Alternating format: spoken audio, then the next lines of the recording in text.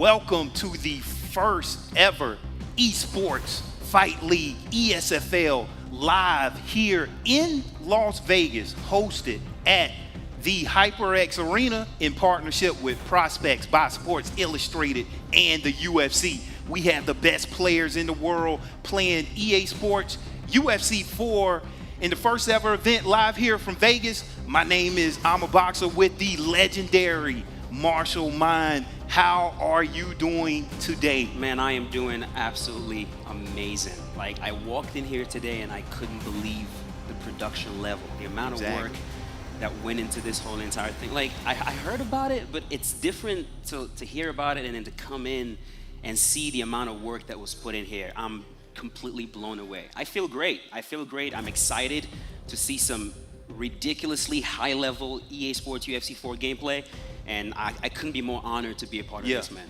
Exactly. Well, the ESFL, they've been a company for 4 years, and we started from the ground up. You talking 200 plus events, over 1,000 hours of competitive broadcast. So it is a lot to really that we want to bring on the stage. And we got to look at the belt.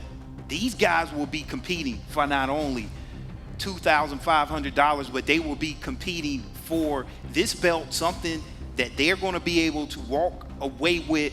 And Marshall, what do you think about this belt? I mean, this hardware, you walk away with this hardware right here. I mean, boy, you're going to have some bragging rights. Yeah, I held this belt yesterday, and this is heavy. This is some high quality stuff. And I think the biggest thing about the belt is, like, to get good at EA Sports UFC 4, it does require a lot of time. It requires a lot of time. Now, there's some players that can get good really, really quick, but for a vast majority of players, you need to put in a lot of time into this game.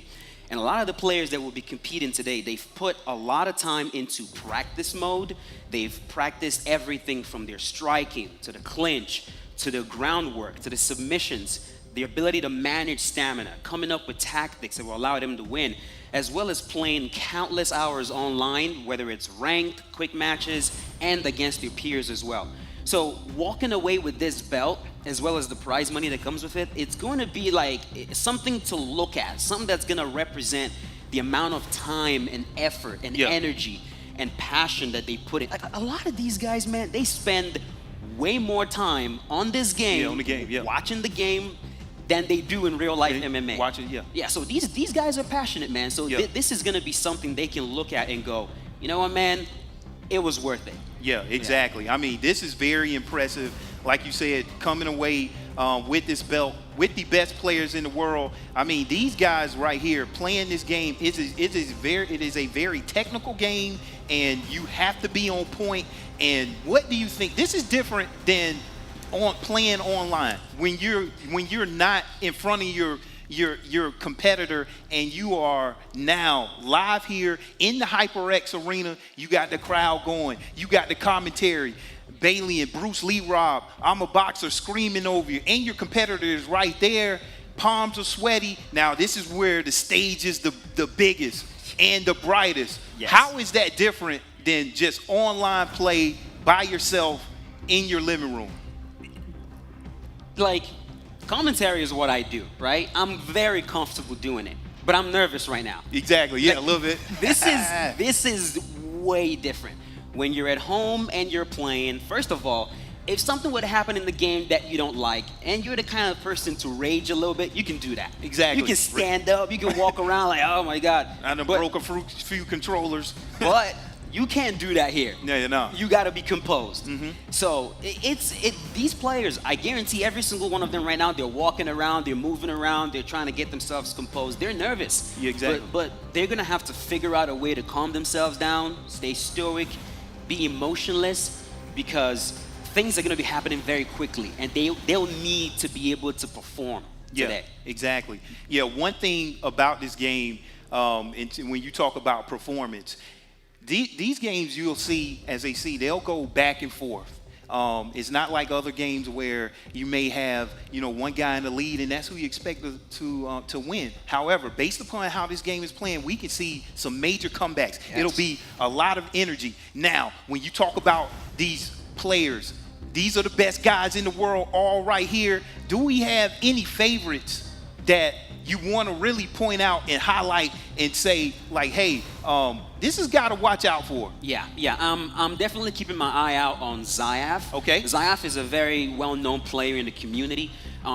He's young and he's ridiculously intelligent. Exactly. Very smart kid. Not just that, he has chosen this game as one of the few things that he dedicates his time to. Like, I've talked to Zayaf multiple times, and he tells me the amount of time he puts into playing this game, like, and studying, not just playing, but studying, lab and stuff.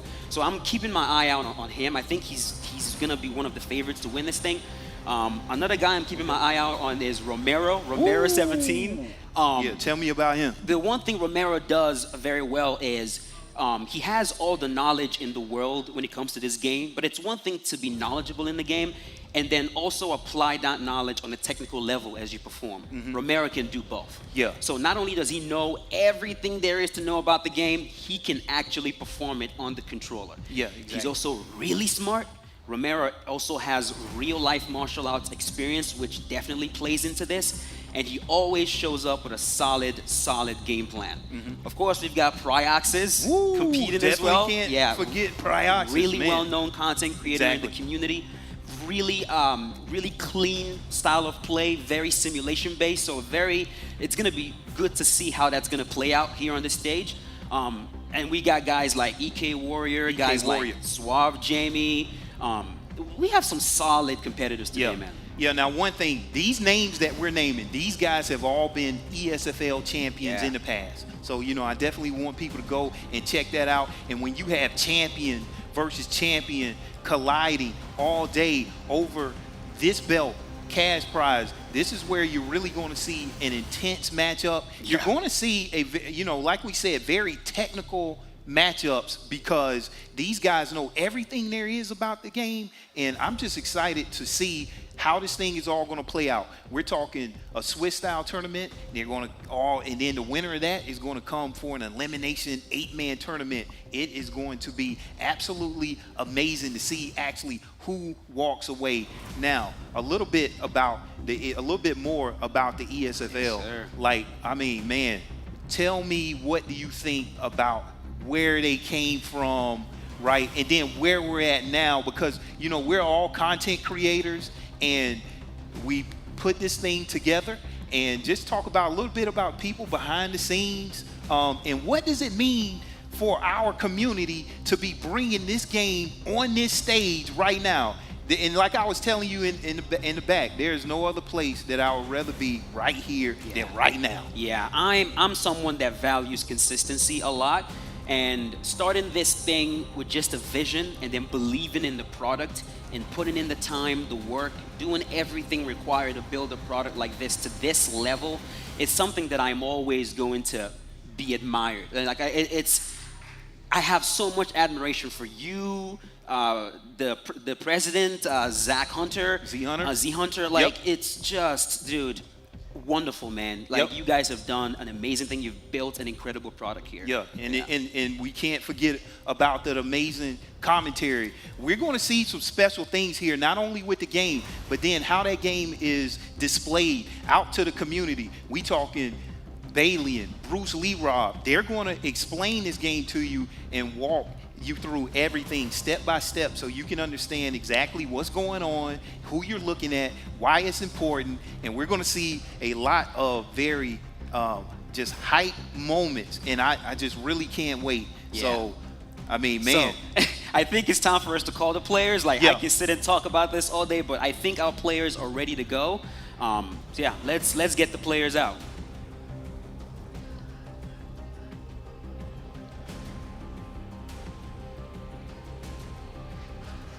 Here we go. All right, so here we go. These are the players walking down the Hyperx Arena. We looking at all of the amazing players. Suave Jamie, EK Warrior. We got EK Elitist coming down. I mean, look at this, man. These guys, get hype for us. I mean, this is a huge moment right now, Marshall. There like, what do you think? Got Hoodie Pyoxis in the building.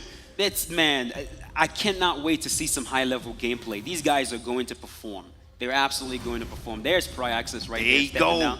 Pry. Looking Let's sick. go. Woo. Nice. Okay. Yeah, I'm definitely going to be keeping an eye out on that guy right there. Zayaf. Uh-oh. Look at there. Romero, We got 17. our main man, Romero, 17. And the rest of these guys, let's see what they can do, man. Maceo, these are the best of the best. Yeah. And look, we even got our main man on the graphics. Boss man, EK Boss Man, the main guy. I mean, these are the guys right here, Dark Side. I mean, they're all here, Marshall. Yes, sir. I hope they've been Noetta. able to, calm themselves down. And the president. Ooh, look at there, Z Hunter walking down right there. There we go. Boiler. All right. And with that, we have started the show out. And Marshall, let's get this show started. Let's get it.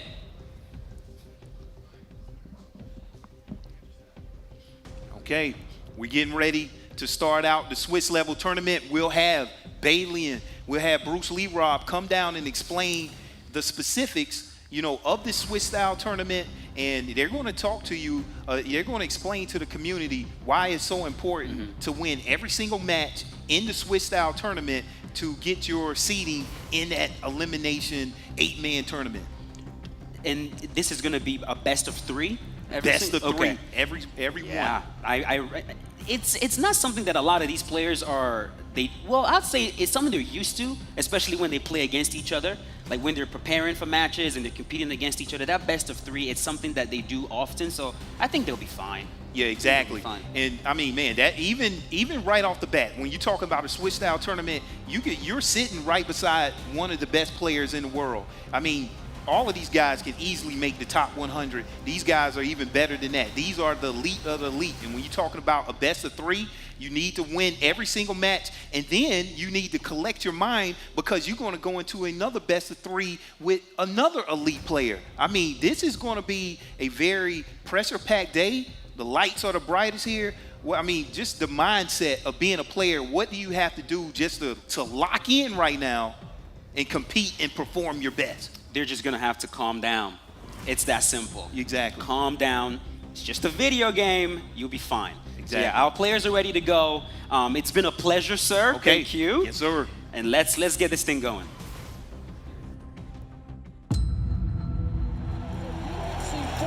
He came back as a beast, but he won the title. It is all over. Tito Ortiz remains the light heavyweight champion. An international event. Wow, it's just amazing. I can't describe my feeling right now. It's too much. Open to elite competitors from around the world. Pra mim parece o Trump tá aqui, ó. Que dizendo bateu bem dentro. Demanding extraordinary skill. Então, Latinos, we did it, huh? Knowledge. Então, muito obrigado a todo mundo, Rio de Janeiro, Brasil. Obrigado, valeu, torcida jovem. And talent. It's a testament that dreams can come true, guys. They really can. Believe in yourself, believe in your heart. And once you get there, don't slow down. Nurtured and honed over thousands of hours. Yeah, is this real life right now? I'm not sure. It's what I dreamed into reality. Oh, that looks good. That looks good. Okay. Brasil! Olha isso aí! Toma Melbourne, wild round, my youths. What up, Bubba? Do you have what it takes to become the Esports Fight League World Champion?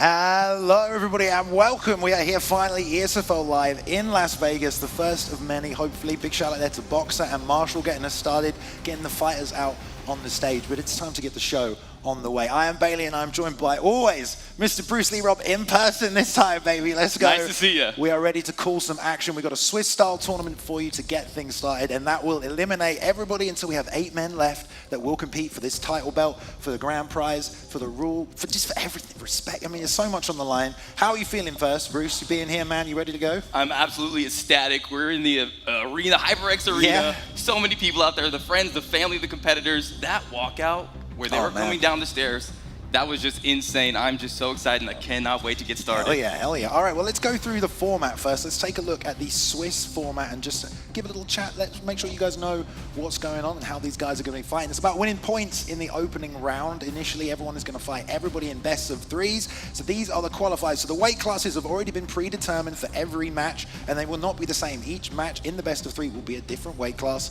And then after that, winning a match will earn you 1 point. So you're going to have to win the entire best of three to get 1 point.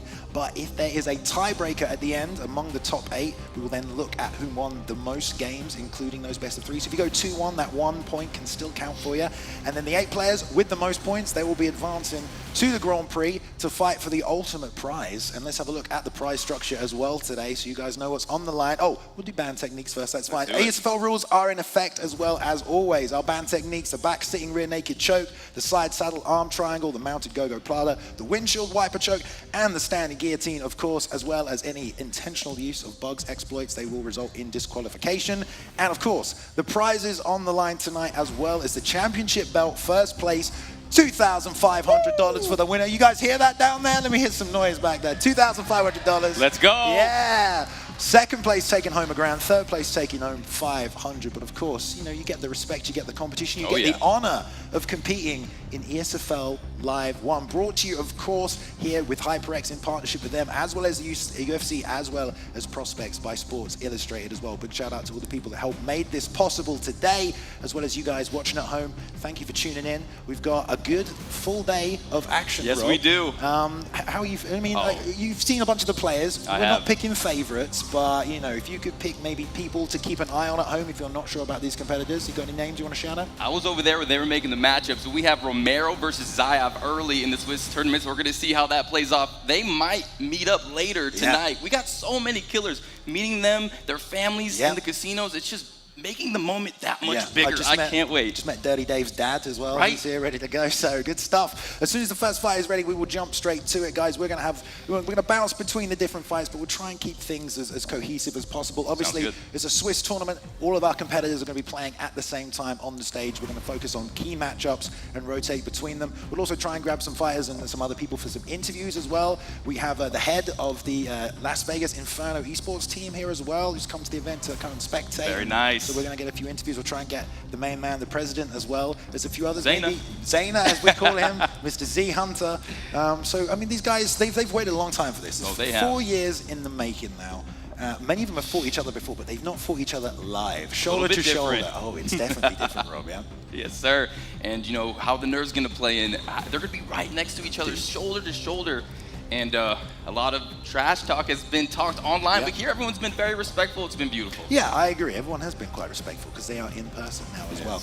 We can see the guys just getting ready on the stage, waiting for the call on the first fight here.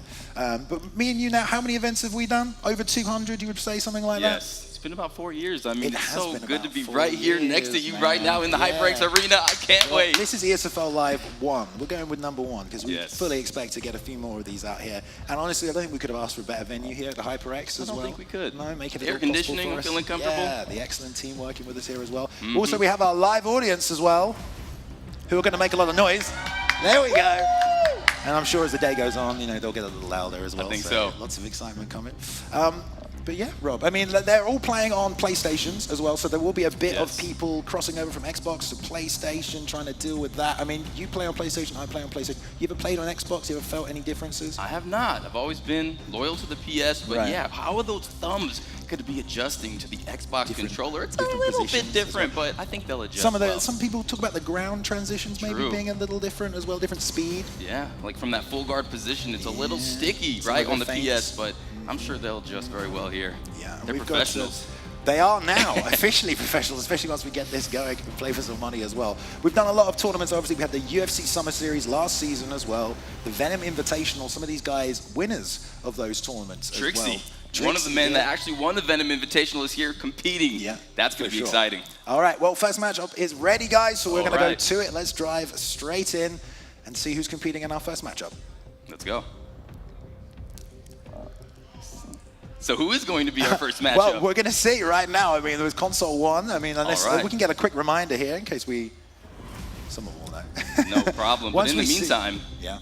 Are you ready for Of course I'm ready, dude. I want to get these cannot fights wait. started. We've been waiting since Thursday. I cannot wait. I cannot believe we are right here sitting next to this beautiful ESFL Well, you've already belt. tried to take that home, haven't you? I can barely lift it up over my shoulder. Oh, here we go. All right, we do have our first matchup here. I think we're going to WebCam and Pablo, but we're not sure. We're going to need some confirmation here, Okay. because we didn't see the picks, unfortunately, which makes it a little difficult here. We'll be able to see him once those names pop up, but we do have Rob on the left in the red against TJ Dillashaw, and once those names appear, we'll be Okay, able so to we've give got Romero in the blue. I believe Zayaf is there in the wow. red. So there we go. First People at home. matchup. Romero with the TJ Dillashaw pickup. Zayaf with the Rob Font. Good work here. So taking the action, both closing straight to the center. Rob trading on the inside. They've got to go best of 3 here. They will get to field. Nice body work right there from Zayaf. Return from Romero. Nice return. Perfect range on that roundhouse. Beautiful. So Romero is Rob Font. Yes. No. Romero's in the blue. Okay, so Romero utilizing his footwork, and he is so good. Ooh, nice knee there by Zayaf to back him up, and a beautiful head kick as well, Balian. Yeah, flicked off the dome. Nice work there by Romero. Teeping now as well. We saw Zayaf command the range nice with that roundhouse early. Slip off the center line. Doesn't land, but the inside calf kick just keeping him honest. Rob Font not great with that switch stance stat. Making sure he takes advantage of that is Romero. Level change there to attack the body. Double jab. Oh, try to hit that switch hook there. Did Romero, but Zayaf ready here, man. Both guys look good. They look fresh. They're trading already. They really do. Both of these guys are favorites in this tournament, and they're matching up so early, and this is such an exciting matchup. A lot of people have these two picked to win it all. Ooh, nice little straight punch and a T-kick as well from Zayaf. Little sidestep on the T-kick, though. Left him vulnerable for a couple of seconds. Stamina-wise, both men fairly even. Oh, spinning back fist by Romero, really mixing it up now. Level changed, and then a nice roundhouse to finish off to the body. That's big damage there, Rob. Zayaf going to have to adjust to that. That one was stuffed a little, but there's a lot of body work being exchanged right now. There is, and that body work by Romero is creating a nice little stamina advantage there. Zayaf, ooh, beautiful block counter there with the straight. Nice. Good stuff so far from these two. Romero trying to take the elbow on the inside. Lovely work by Zayaf there. Straight lead hook to the body, came back up with the lead uppercut there. The teep now out of range. Switch kick misses too, though. Little Both guys bow. going to get the timing. Yeah, there's no delay because these guys are sat shoulder to shoulder right here, Rob. So they'll be, oh, the exchange happens. Caught there. Zayaf, nice right hand lands. Double knees in the clinch. Romero gets rocked a little early, but this is still a first round. Plenty of time to stay composed, Rob. Yeah, there is. Zayaf, though, with the first big moment of the fight. Right now, though, Romero's teeing off, putting on some pressure, trying to pressure Zayaf outside those double black lines. Romero got to watch out because that block cannot last forever. Ooh. Nice straight to back up Romero.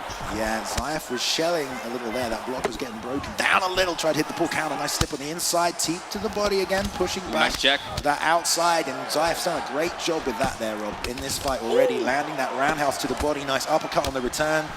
No takedown attempts from either man either right here. Wonder if Romero get that going. Steps on the inside, lands a couple.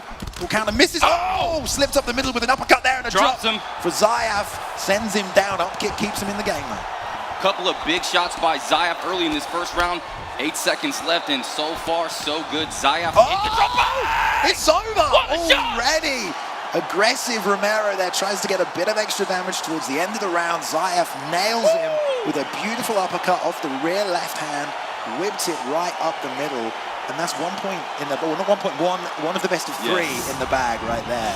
And they went right after that. I mean, that was a 1-round KO finish at the end, and wow, Romero looking good with Rob Font, huh? That was Zayaf. Zayaf, excuse me. Zayaf looking very good. He is looking good. My goodness. Good exchanges from both guys there. Like we said, best of 3. They're going to feel each other out. It's a predetermined weight class. They're bumping to flyweight right now, so they're going to keep the speed high. Figueiredo locked in for Zayaf.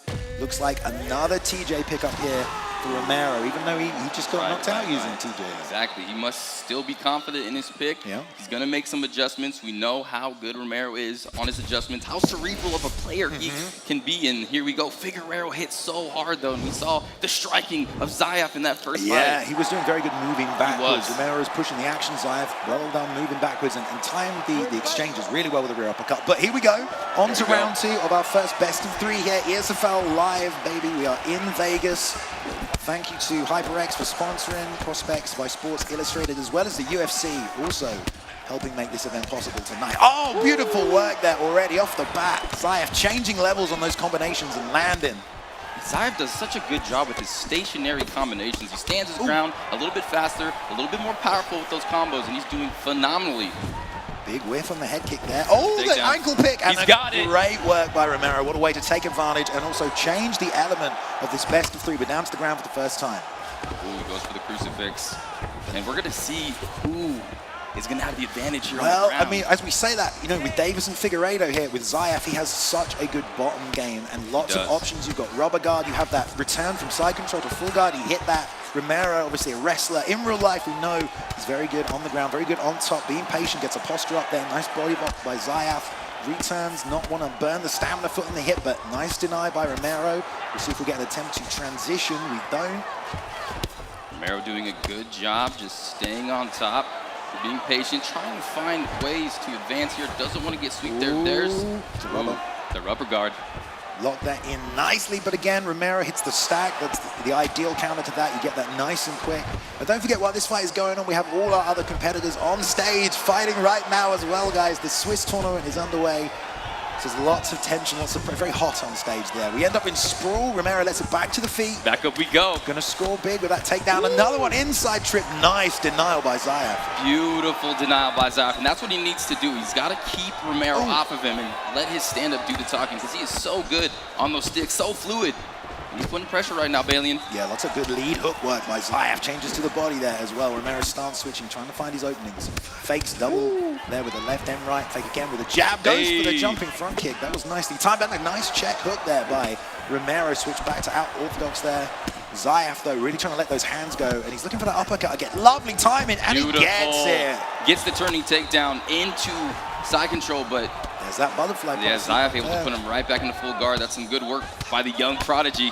Yeah, and Romero only gave up top position here once they hit that sprawl. He wasn't able to do a great job advancing his position on the ground. And you don't get control time. And there is a sweep. Lovely. Well timed by Zayaf. But these guys are so good on the ground right here, man. It's just minimal errors, double fakes left and right there. Another pump there, but nice job. Romero gets the deny, swims under for the Kimura. Nothing happening. So far, so good, and back up. Zayaf is going to elect to go back up where he's been doing so much work, and he is so good with his creativity on the feet. He's got him against the cage right now. This is where he can do some work a little bit out of range with that kick, and there's the dive by Romero, but a little bit out of range. Just out of range after the whiff. That's a nice front kick up the middle. Zayaf saw it, though. Good head work from Romero. We're going to a second round. The first time he took that one. So close. I mean, Romero did get him to the ground, but, you know, Zayaf was hitting him with some big shots. Hard to tell. But here we go, round number 2. Ooh, side kick off the bat there. Takes him off his feet as he landed. Tries to get the slam. The hard leg kick. Yeah, no job on the hip toss there. Both staying in the center. Inside leg kick for Romero lands nicely. And there's a nice knee. That's a great way to counter someone coming forward with those powerful hooks. Zayaf loading up on them. My God. Watch out. That was so close. That left hand. There's Romero, though, answering back with some shots. There's the front kick.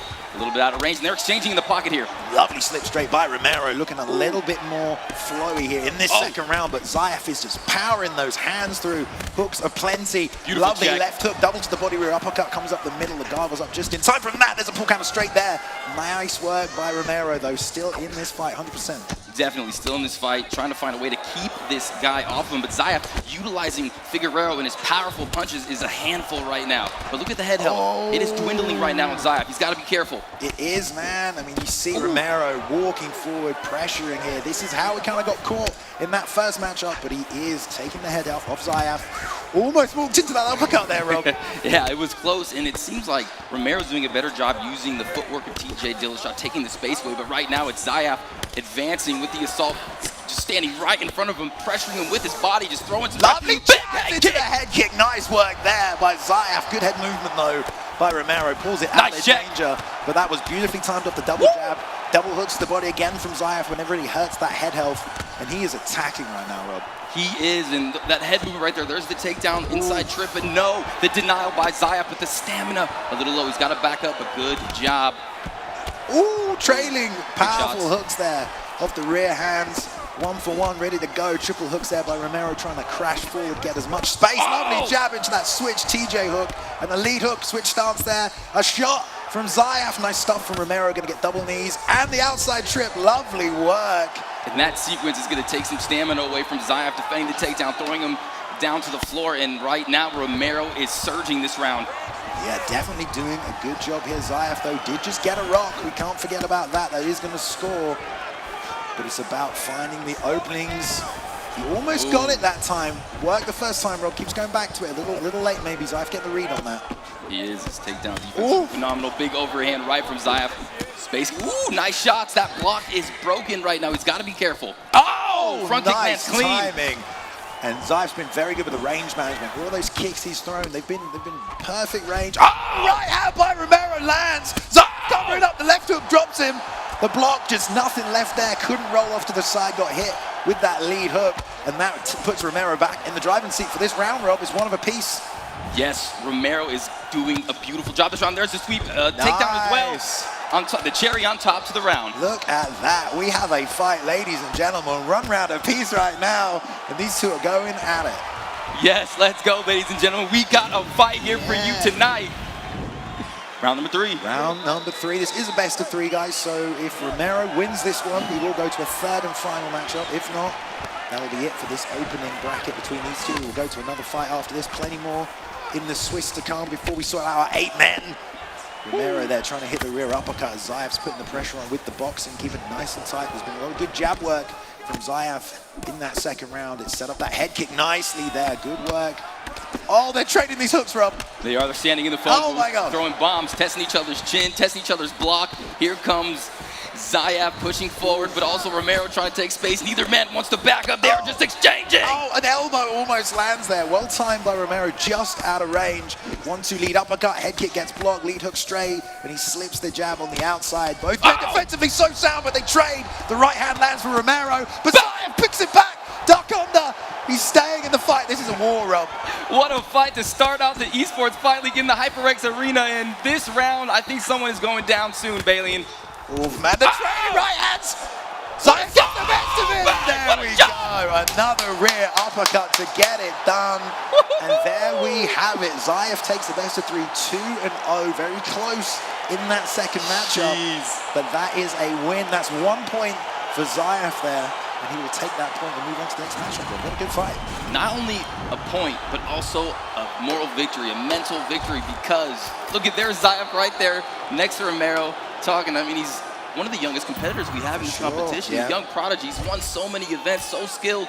And there it is, that first win, and now we can breathe. They can breathe, man, but that, I mean, that could have been the final. And you know what? It might still be the final. You know, you never know. It could be. Get your hardest matchup out of the way first. Not a bad idea. Nope. You know, you're definitely going to wake up straight away. Right. And we saw a bit of the fireworks there, but as good as both those guys are, both defensively and offensively and creatively, they were very willing to trade with each other, right? They went after each other. There was a moment in the second and the third round where they were trying to take each other's space, throwing bombs, testing the block for dear life, and it was amazing. We got a couple of highlights we can show as well if we got them. Let's jump to those.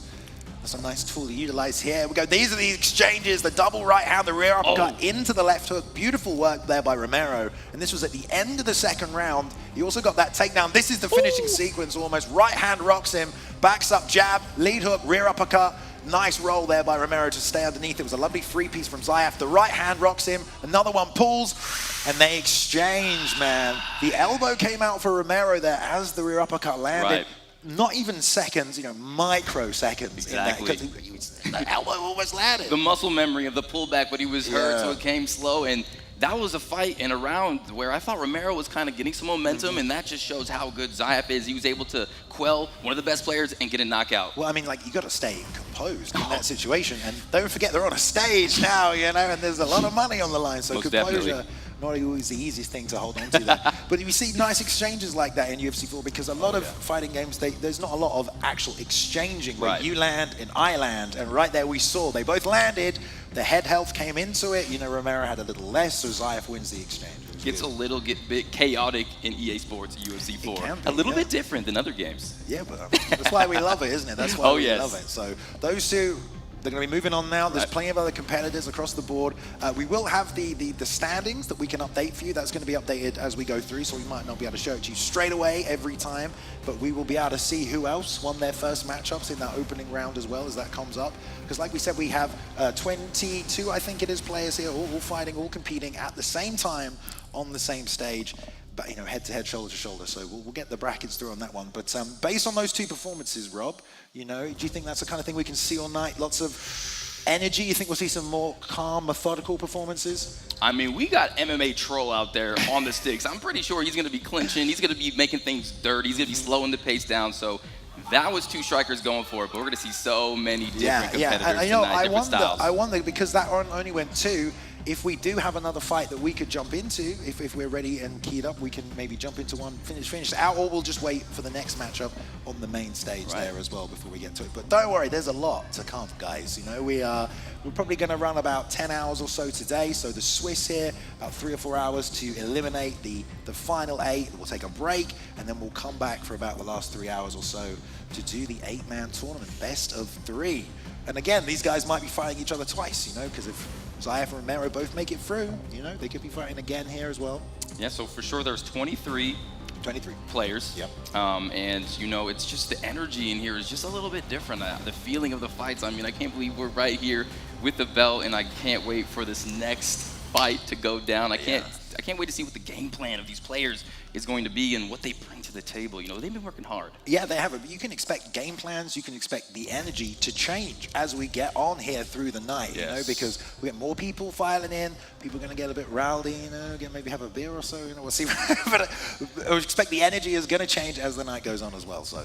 It looks like we got a match on the way here. Oh, we do? We do. Okay, here we go. I didn't hear that, but here we go. All right. We will get the names up for you when we get them. We go MMA Troll and Pyoxis right now. So MMA Troll in the red gloves, Ply in the blue. Obviously, Troll took that first. We're in the 3rd round right here, and what has undoubtedly been a war. Pry's leg health beaten, but he's putting on the pressure right now. Both men have a ton of body health, almost exclusively headhunting. It seems nice little pivot there from MMA Troll. Yes, and Pyoxis has done a lot of damage to the head, but another shattering leg shot right there. Oh, but Pyoxis answers back with a beautiful slip by MMA Troll. Oh, he was so close to going out, but MMA Troll retreating with the head movement like that to keep him in the fight, because Pry rocks him there and threw a beautiful combination to finish. Now Pry touching with the jab, snap, outside leg kick though from the straight. Troll circles back to the center, gets off the cage.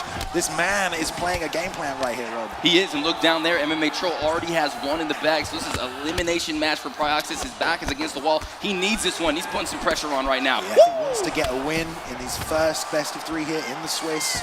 He definitely needs to stay alive, but we don't know. We're in the 3rd round. We will see the judges' scorecards in the next 10 seconds when this fight finishes out. But key matchup, definitely Pyoxis, content creator, you know, legendary member of the community, very skilled, former ESFL champion. MMA Troll, keys in the name, really, but still a high-level player. We're going to see now judges' scorecards.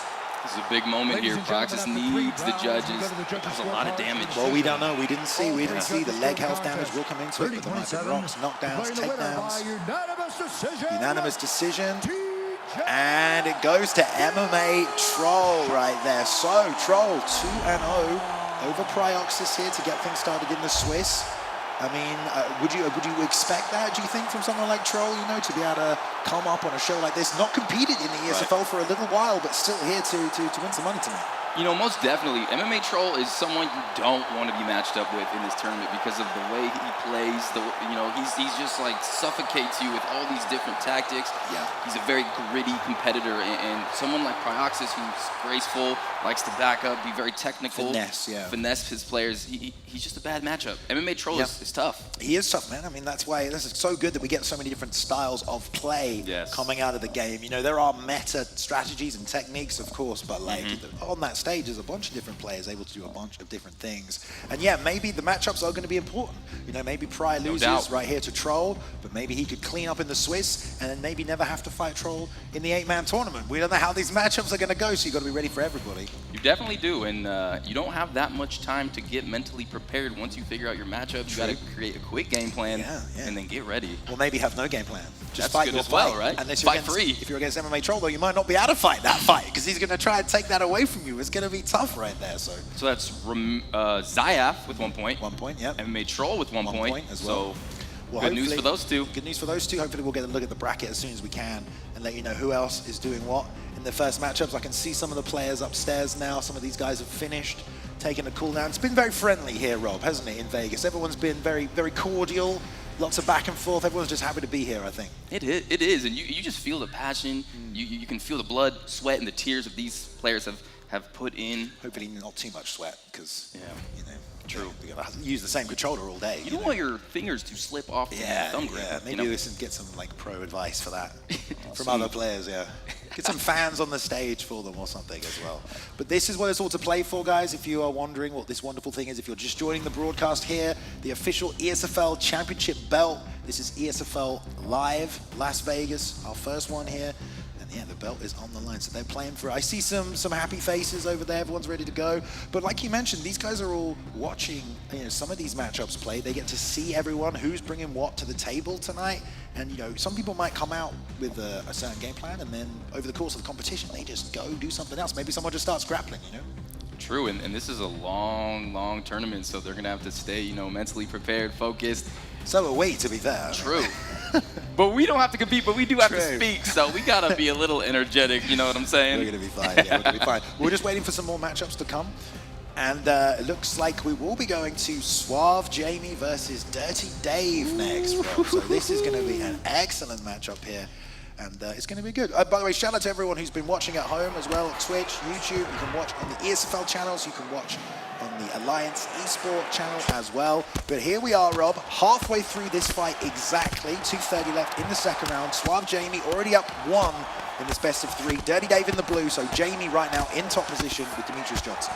And that is probably to be expected because Suave Jamie, all the way from Ireland, has come to compete. He is one of the best players, a multiple-time champion on the Xbox side. And yes, up 1-0 on top in what round are we? Round number 2. Round number 2, yeah. Now, Dirty Dave, very good on the ground. He's got Cejudo. True. Not as good off the back is Henry Cejudo. So it's really about getting that top position.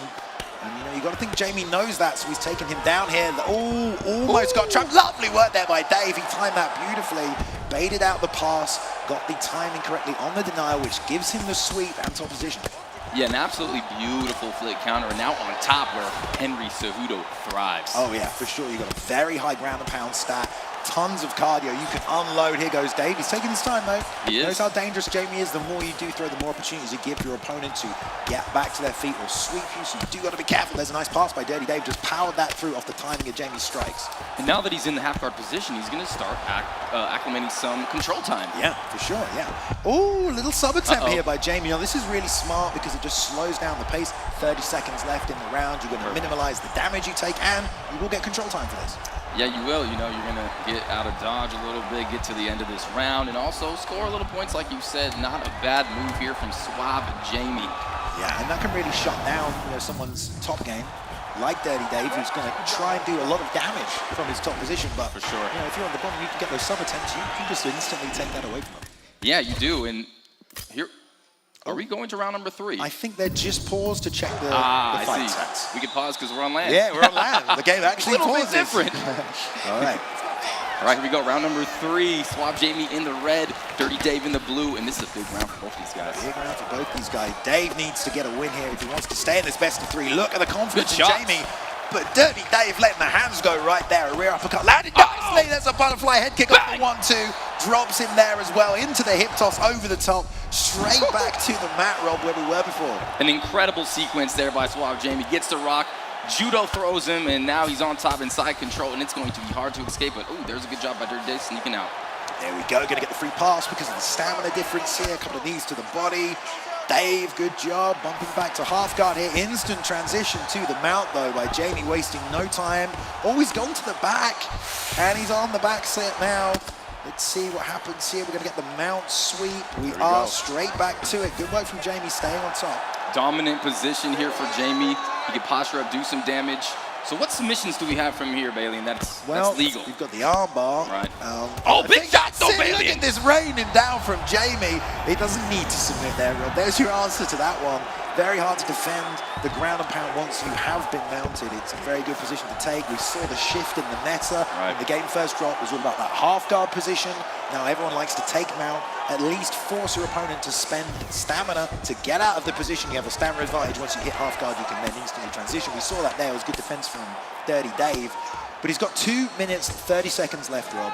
We saw in the second round, you know, he probably lost that one. This is tough for Dirty Dave right here. Yeah, very tough, especially with the experience of Suave. Jamie already has a fight under the belt, playing with house money, confidence, cool, collected, on top, drops another shot, and he's going to go ahead and let him up and drop a body kick for good measure. Beautiful liver shot there from Southpaw. Instantly back on the ankle. Right back down he goes. A little trolley there, I see that, but nice work from Jamie, and also showing up tonight, showed a very well-rounded skill set. Obviously, Jamie very well known for his boxing, but also his ground game. We're seeing that tonight. He's incredible. He's a complete mixed martial artist in there, and this is a good moment, though. Dirty Dave's going to be able to snatch that back, and is he going to hop? Nope, just breaks off. He's going to tee off. Yeah, Dave's got to throw some hands right here for sure. Tries to duck load that right hook, but the uppercuts are coming back from Jamie. Toe to toe. Big right hand. Yeah, and he knows it. Give it a little taunt out there as well. Lead hook straights are coming out. Little paw away.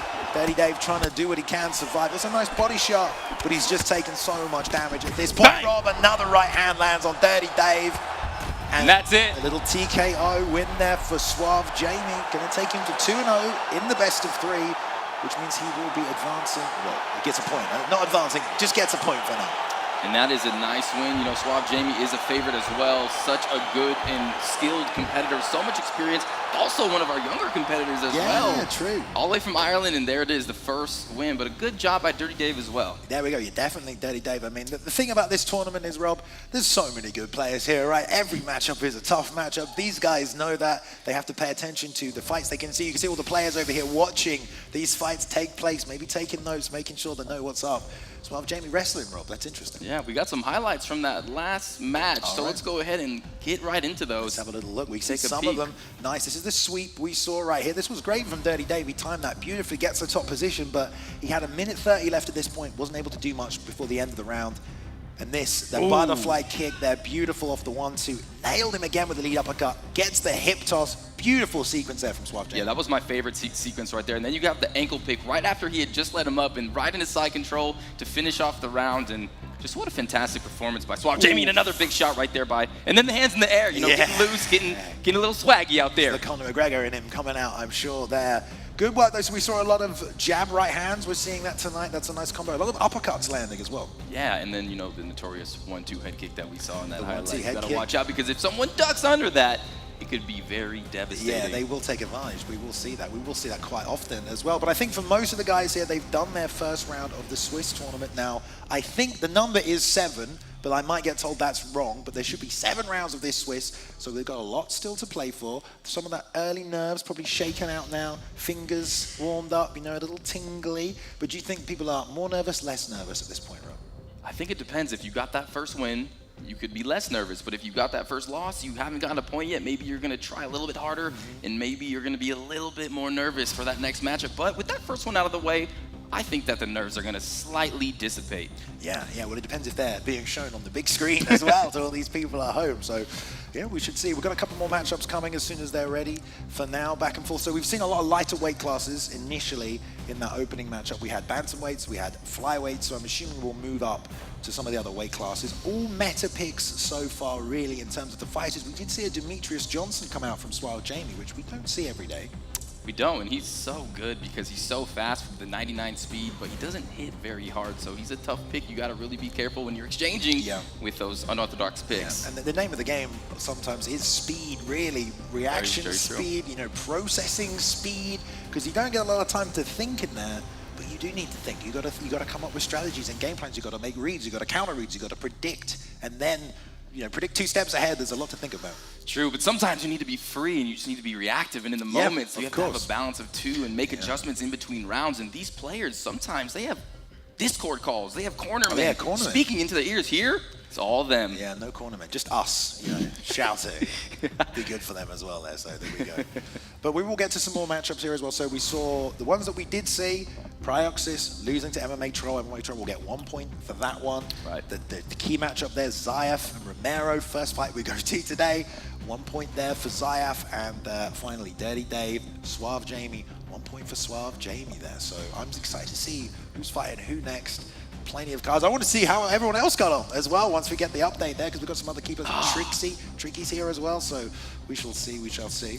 Yeah, so many matchups that I wish I could see, but unfortunately we can't watch all of them. We can't watch all of them. We get to have some sneak peeks, but then later, the top 8, we'll be able to see almost everyone, right? Yeah. Pretty much everyone. And we'll just explain the format for anyone who's wondering why we chose to do it this way. Obviously, a lot of these players are traveling from all over the world to come here to Vegas. We want to make sure everyone gets a couple of fights in. So we have a Swiss, you fight everybody, you get points, most points advance to the elimination tournament. So we don't want to start with an elimination tournament, obviously. Then some people, you get one fight and you go home. That's not fun for anybody, Definitely not. It's so cool that they get to really explore these different competitors and get to match up with them. And get warmed up as well. Yeah, it's amazing. I love that they get best of 3 as well, because that's where you really get to test someone. Because in that first fight, anything can happen in one fight, but in a BO3, you get to make those adjustments, you get to make those early reads, and also swap your picks as well. So it makes it very exciting. Yeah, there's a lot of strategy in this. There is. Isn't there? There we go. Good stuff. All right, well, hopefully we'll get the next matchup as soon as possible here. Yeah, we're just waiting on this one. And what do you think about this belt, Rob? You've picked it up, you've held this thing. It's very shiny. We've got over here, we've got PlayStation, Xbox. This is just the complete champion of both consoles here, apparently. Absolutely dazzling. I mean, this belt is handcrafted by the team, and if I were a competitor, this would be such a treat to bring home to my friends and my family. Bragging rights, pictures. Put it in your Twitch stream, Content, behind you. come on. Yeah, just show it off. There's definitely a lot of people that want their hands on it. We've got to be careful Marshall Mind doesn't take this thing home. He was loving this thing. He was eyeing it. around with it. It looked good on him. I think did. that was the problem. It just looked a little too good there, so we got to go. And what a great job they did earlier to open up the event tonight. Marshall Mind and I'm a Boxer. I mean, they just really hyped me up with that. Yeah, I mean, they talk so much about the community because we have been here for so long. There was no such thing as UFC Esports until we kind of, got the ball rolling a little bit. And hopefully it'll continue to snowball, Got some UFC 5 hopefully coming out at some point next year, who knows? Lots of movement. But UFC 4 has been out a while now. We've had a bunch of different patches, a bunch of cycles. The game has changed a lot. We've seen a lot of shifts in the meta, what's worked, what doesn't work. But what we're seeing tonight is anything can work, It's down to your individual skill set and the matchup, which is fun. It is. It's down to how long you've been preparing, how well you can prepare under pressure. That's what we're going to see here at this live arena is how do you play with the lights on the brightest? I mean, the ESFL, all of our events, we've done some UFC events. Those were pretty high, but nothing to this magnitude. Yeah, for sure. Game 6 is ready to go. I think we got a little audio issue, but I think we've jumped to the fight anyway. We'll just keep the fights moving here. Sure. So we're going to see the matchup here. Let's see this next matchup. I cannot wait. These fights have been amazing, and here we go. All right, so we're in the first round. Obviously, Moreno, Figueiredo, the two pickups here still at flyweight. So these two are still going. So this must have been a continuation of a matchup that's still been playing in this opening bracket. We will get the nameplates up as soon as we can right here. Great work for whoever's playing this Moreno right now. Double jabbing, but already nice reads on the inside. Figgy firing back. Ooh, a little uppercut there, and Figueiredo putting some pressure in a big shot by whichever player is controlling Moreno. We don't know yet, but we will soon. And a spinning back kick as well for Figueiredo on that right side. Lovely work, another lead uppercut there as well. Snap jab, nice head movement to stay in it, trying to get that elbow firing. But we saw earlier, firing those elbows when you're under fire, like Romero did against Zayaf, it's not always guaranteed. I see Rob turning just to I think that might be Focai and CIA webcam. All right, looks like we got webcam and Focai. I'm going to assume Focai is in the red, webcam is in the blue based on where they're sat. Yeah, I definitely have played Focai a lot, so if I could see a couple of his punches and the way he likes to fight, I could definitely tell which one is which. Yeah, I'm going to assume webcam is here in the blue, so webcam on the Figueiredo doing a nice job. Coming back, he was under fire. Focai putting a lot of pressure on early. Level changes off the hook. Big dump. Into the high crotch. You love to see it. That's a sneaky move in the arsenal of Moreno there. Not many people know he has it. Oh, we almost saw that butterfly return there that a lot of Figueiredo players have been using, but webcam not able to pull it off. Good deny there as well as he tried to hit that sprawl. Lots of pressure from Focai on top. And yeah, Focai is such a good striker, but he does have this ground game as we're seeing right now, being able to hold his opponent in side control. And these elbows are nasty, but there's a rollover from webcam. Big shots to the body, working this position. Never a good space to be. We talk about this one all the time. Webcam goes for the stand-up, Focai all over it. Going to continue to punch the body, rotates to the backside position here. Going to get on the back sit, and we'll see if we work from here. It doesn't have both hooks in there, Rob. What's that about? I don't know. It's got a little different sort of technique there. And I don't know. Are you sure that Focai is Moreno? Because CIA webcam, I don't know. He's just more of a grappler, but we'll see. Well, I'm based on where they're sitting. I see. So we'll be getting understood. A shot to the body there. What a great job by Focai then. I mean, he's just showing a full showcase here of all of his skills and his tools in his tool shed. Yep, and there we go, end of the first round. There we go. How do we feel about that first round, Bailey? And we're gonna, I mean, we don't know what the score is currently in the best of 3, but based on the fact these two are still fighting, I'm assuming it's 1 apiece right now. Yes, that would make sense because they have gone this long. And here we go, round number 2, CIA Webcam versus Focai. Here we go. Nice work trying to land that rear uppercut. We're seeing a lot of snap jab work, lovely job. Oh, big shot by Focai. That was such a nice sequence there as he tried to counter the overhand and walk straight into a beautiful uppercut and wilts under the pressure. Look at this onslaught coming out. Oh, my goodness. Stop using that gas tank. The block is still low, Rob. He's still under attack. Focai unloading, but there's a big shot. And the counter by Webcam. Lovely He's still hurt. Job with the rear elbow. Once these guys hurt each other, they're just putting it on each other right here. Want to make sure, take advantage, get more rocks, knockdowns, whatever you can. Nice job blocking that knee to the body. Woo, watch out. Jump knee comes out, head kick gets blocked. There's a pivot on the outside. These two just flowing already. Overhand gets stuffed a little. And we're going for the ankle pick, but he's back up. Going for that clinch, mixing it up in there. Short little elbow. He's got to be careful in the pocket. And a lot of stance switches here from CIA Webcam. Yeah, we're seeing them. Wow, careful there. Pivoting. Oh! Nails him with the left. But the up kick keeps him in it. That body kick, he threw a little too close there. Beautifully timed with the 1-2 right down the middle. Dropped him. And there's the teep pushes up against the cage. Webcam trying to come back forward into this. Blocking the knees now. There's a that lands and the uppercut on the break. Always nasty, Rob. He's doing so much damage, not only with his hands, but also on the breaks and the clinch. There's a nice elbow to the body as well. Webcam needs to be careful because that head health is low. Every shot is going to feel like he's getting hit by Chuck Liddell in his prime. Lovely work there returning though. Webcam trying to stay composed. Hook kick bounces off the block. Ready to slip return. That body shot lands here as well. And you can tell, Webcam has definitely been working the body a little bit more than Focai here and gets that lovely takedown. Yeah, he has. You can see a little bit of the body health damage, a little bit of the head health damage. The stamina pretty even, but on top, CIA Webcam posturing up, gonna do some more damage, just a little couple hits for the body there. Yeah, nice work, short elbows from the bottom. Gonna see, there's no GA meter right now, so these guys can't see the grapple advantage. Ooh, gets the full guard momentum, goes over the top, tries to fake him out, and denies the post drop as well. Such good play right there, look Bailey. at that, he gets the sweep finally because he had enough GA built up. It came off nice and quick, but he's no stamina once he hits the sweep, so has to sit, wait, and reset in this position. Ooh, he is very hurt right now. And Focai's gonna go ahead and let him up. He's against the cages where he can do some real damage. There's the hook. He's moving and grooving, trying to pivot out of the way, but big body shot. That's what you gotta do when someone is pivoting, Bailey. And yeah, good work. Constant pressure, lead uppercut as well. Nice work. Double into the body. Oh, the right hand sat down on it. Team coming out as well. Look at that, back and forth, these two. 20 seconds left in the round. And CIA Webcam is slowly but surely inching his way back into this fight, it seems, but he's got to be so perfect because in this third round, he's gonna get a little bit of a recovery to the head health, but if he eats something big, it could be the end of the night.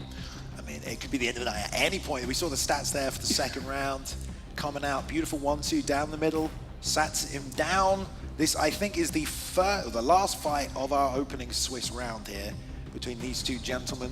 Right. Other competitors are all waiting offside of the stage there, Rob, ready, hungry. They've got their next matchups. It's all down to this. We're going to finish it out here with these two gentlemen. There was a nice single leg attempt there, nice deny there, no counter takedown either. It's back to the center for these two. All eyes on this match right now. Ooh, jab, jab, jab, body shots. And he's backing him up a little bit. Good head movement, but that, but he sneaks in an uppercut there. Did he rock him with a double jab right there, Rob? Yes, he did. It's that 5-star jab on Moreno working out for him. And Webcam trying to find the holes, opening, let that big right hand go that he landed earlier. Nice slip. Getting away from that jab now, cannot just keep eating it on the block, but when you start to play defensively like that, your opponent just walks forward and puts offense on you, and that's exactly what Focai's doing. Nice uppercut though, keeps him a bit honest, but look at this pressure right here. Yes, that's a relentless pressure, using the push, trying to get that space and really pressuring him, and he can't escape. He's trying to pivot left, he's trying to pivot right. But he's tagging him with big hooks. Bang! Right to the chin. The chin with that lead uppercut. Man, the up kick again keeps him in it. I wonder if that's a little, on-stage nerve things. There's a lot going on.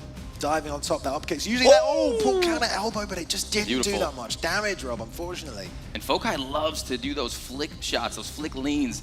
He sets those combinations up so well, and any punch, he goes for that flying knee. Oh, but he tags him with the lead head kick. Oh, not enough to get the drop there, but great work by WebCam trying to find a way back into the fight. Bang. Lead overhand. Shot.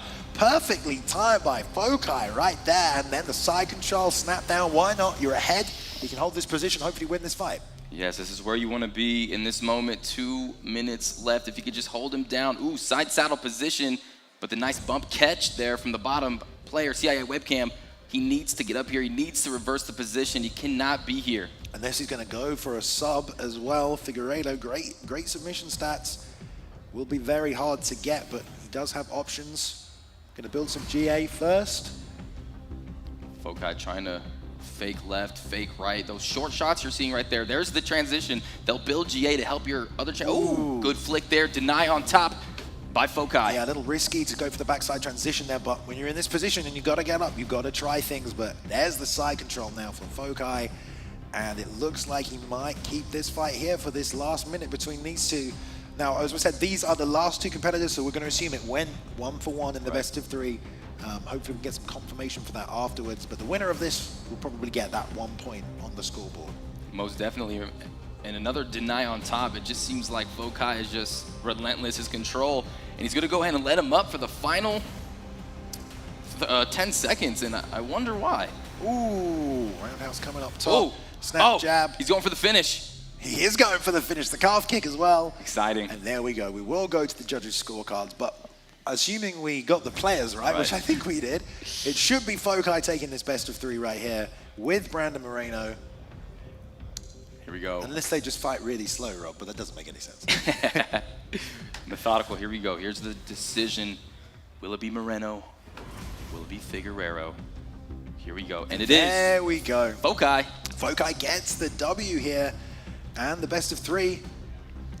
And there we go. And there's a point. And there is a point on the board. Now, hopefully, we will get to see the bracket, so you guys at home can see who's won, who's lost, who's holding on to them points as we go through. Because it is, at the end of this Swiss, the top 8 with the most points that will go through to the 8-man tournament. And if there's a tie, it's going to be down to these matchups where maybe it was a 2-1, you still got that 1 point and things like that. So it's all to play for still, Rob. 1 round down. 1 round down, and it's going to be a great show. Right now, we're going to get into some highlights from that last match. And here we go. Ooh, that was the big slam that started it all off. Yeah, man, we saw that. That landed. That was right at the start where we tuned into this one. Body work, counter with the clinch. Nice deny there. Fake thought about coming forward. Ooh, there's the beautiful. That was a huge shot. It was a hook that we saw there. Not a 1-2, but a beautiful wind up on that rear hook. Look at that. Cody Garbrandt, just loading the right hand, lands it on the chin. Lead uppercut, drops in there. Up kick, keeps him in it. Very phonetic pace between those two right there.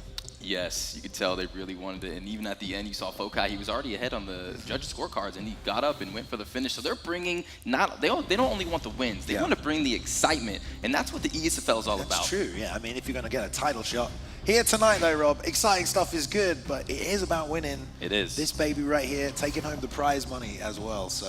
I mean, if people want to stand up, they can. I mean, it's up to them. That's the best idea. You're going to play for keeps right now, you know?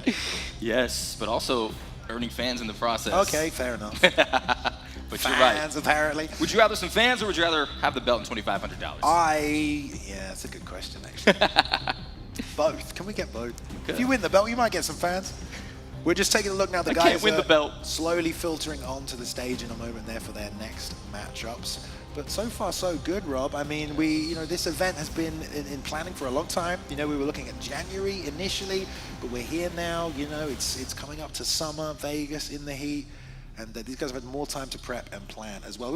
We had different people sign up throughout the course. Had more time to get adjusted to it, and it wasn't until we showed up here that we had a few surprise players make their way down as well. So this tournament has gone from being solid to being absolutely stacked with some of the biggest names in the sport. So some of the best players are here. I mean, there's so many. There's elite players. This is just one. This is the biggest tournament that we've ever had. It is the biggest tournament we've ever had. Yeah, history in the making. History in the making.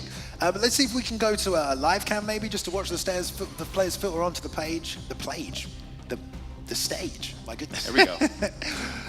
Yeah, that would be great. It's so cool to see the players, see their faces, see what sort of emotion they're feeling. There you go. There's Zayaf, the young prodigy. Looks like he's getting matched up Bang Bang, is against Bang Bang. Oh, great fight potentially there. We got Davikon over there on the right looking for maybe, no, not Trixie. He's moving past him right here. Oh yeah, we can hear Noetta walking by, the beautiful beard. Yeah, all the way from Sweden, that man with the beard right there and the hat, traveled far. representing tonight. There's Suave Jamie, very casual with his shorts on, chilling out. Suave Jamie all the way from Ireland, Bailey, and he's traveled far for this tournament. There we go. Ooh, there's Trixie with the Venom Invitational hat that he won. He's representing. From the Venom Invitational. So yeah, there we have Bang Bang versus Zayaf. That's probably the matchup we're going to go to. So I'm going to guess that Bang Bang also probably won his first opener there in the Swiss, went 1-0 there. It looks like Davikon will be up there on the next side.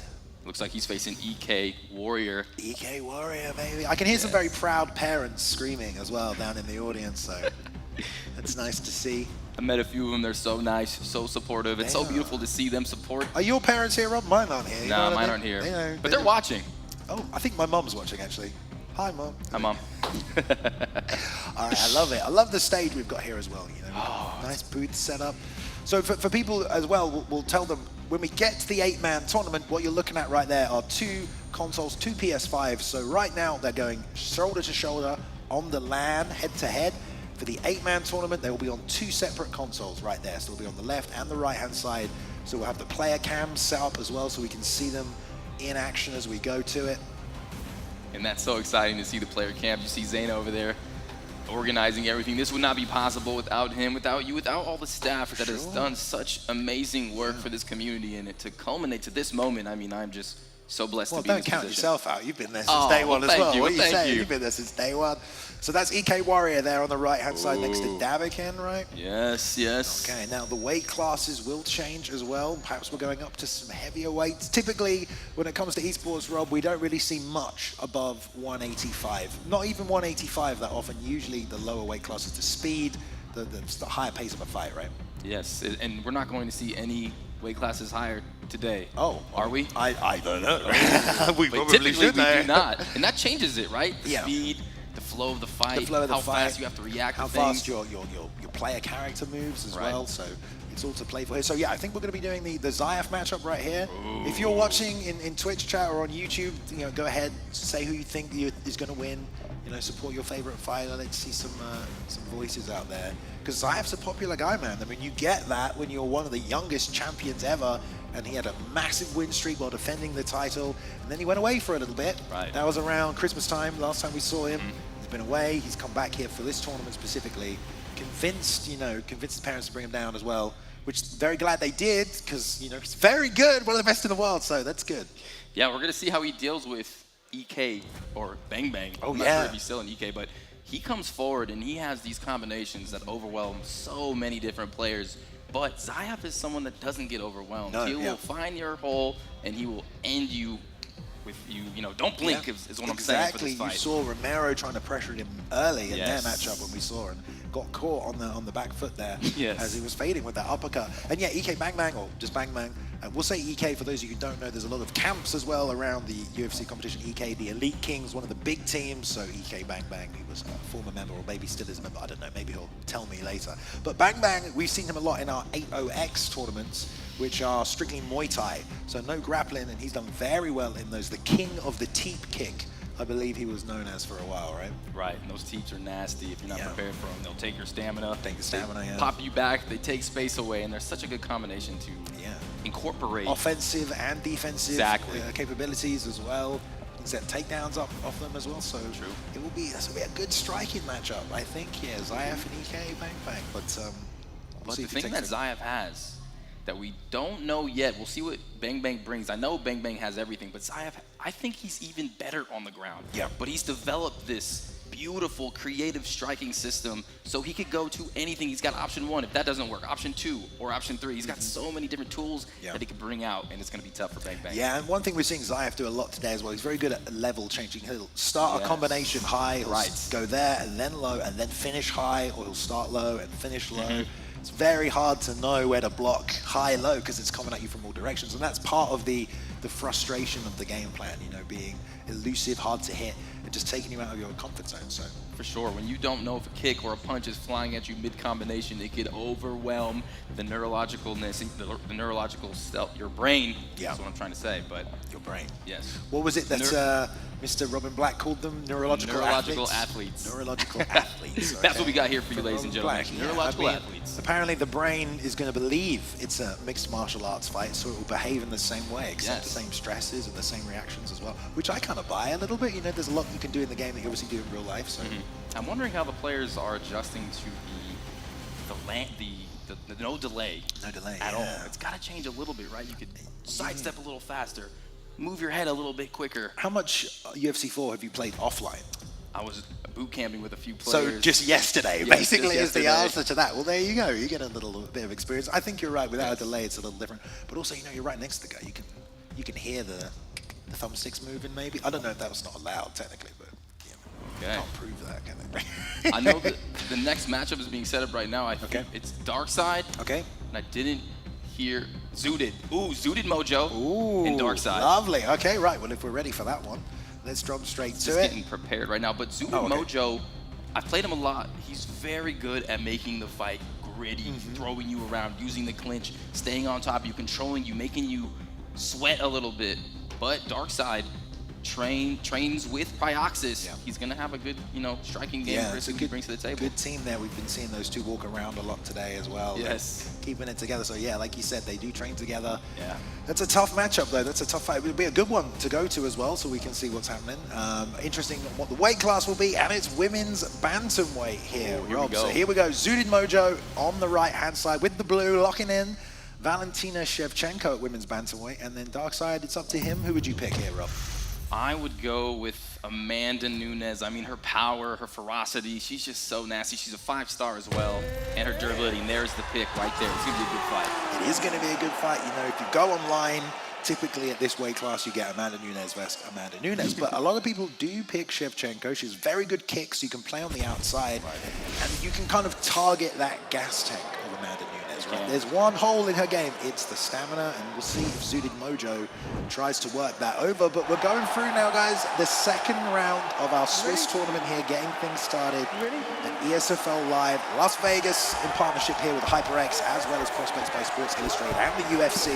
Big shout out to all our sponsors. They're helping make this possible already. A head kick off the bat by Zooted Mojo. Going to look out for that. We mentioned the kick switch stance. Now working the body too. Good work so far. Yeah, good work so far. And Zooted Mojo is one of those players that I was surprised came through. I was very excited to see him. I've seen him on the ranked OWC, the online world champions, and already he's working the body well. Catches that kick against the cage. Picture perfect. Suplex, and there it is. Beautiful work by Zooted, and not even giving Darkside 1 second to be offensive so far. No, and this is what Zooted Mojo, this is his wheelhouse. Once he gets you to the ground, good luck getting up. And I haven't seen him fight in a while, so I'm very excited to see what he brings to the table tonight. Gonna roll to sprawl here against the cage. The cage get up is an option. The longer you wait, then the more damage you're gonna take. Nice work. Didn't wait too long, waited long enough to create opportunity. Nice knee to the body. We're seeing that a lot now. People trying to defensively land those knees to the body in these clinch positions. They break, lots of pressure, and a lovely turning roundhouse to outside. Yeah, you cannot eat too many of those turning side kicks to the body because they hurt. They take a lot of stamina. Right now, some pressure from Darkside. You know, some in and out movement. I'm liking it.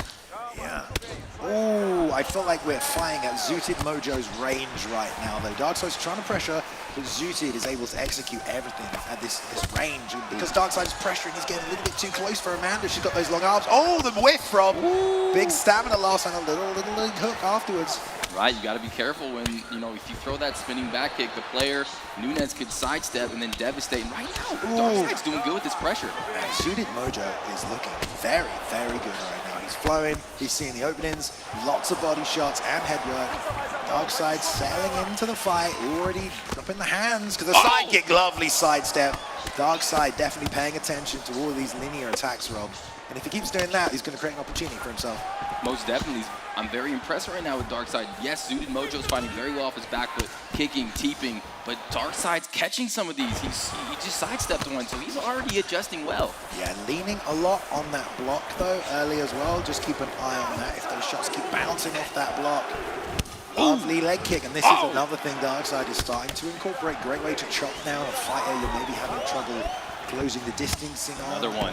Landing a few things, double straight over the top as well. Nice job switching on back to the southpaw with knee and lands that side kick. Does Zooted back to Orthodox, looking for that lead hook to the body on that liver side there. So we can see Zooted's game plan a little bit here. Again, nice catch, throws that kick, another tee.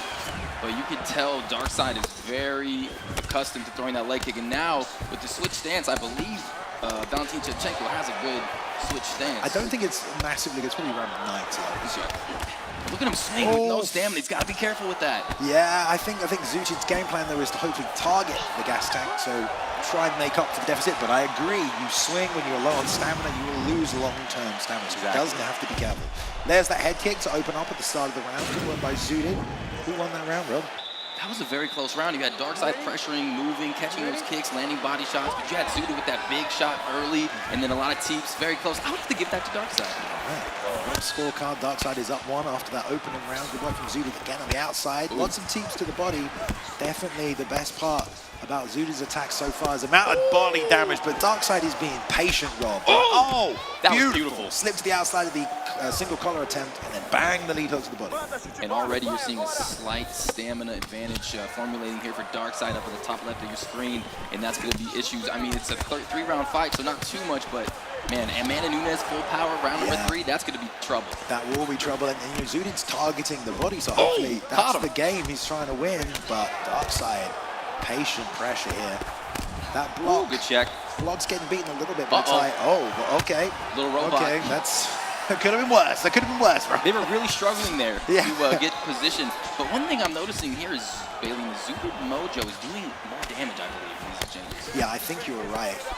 You know, Valentina has a lot of power. Those kicks that land, they land hard there. Like those knees, all the teeps as well.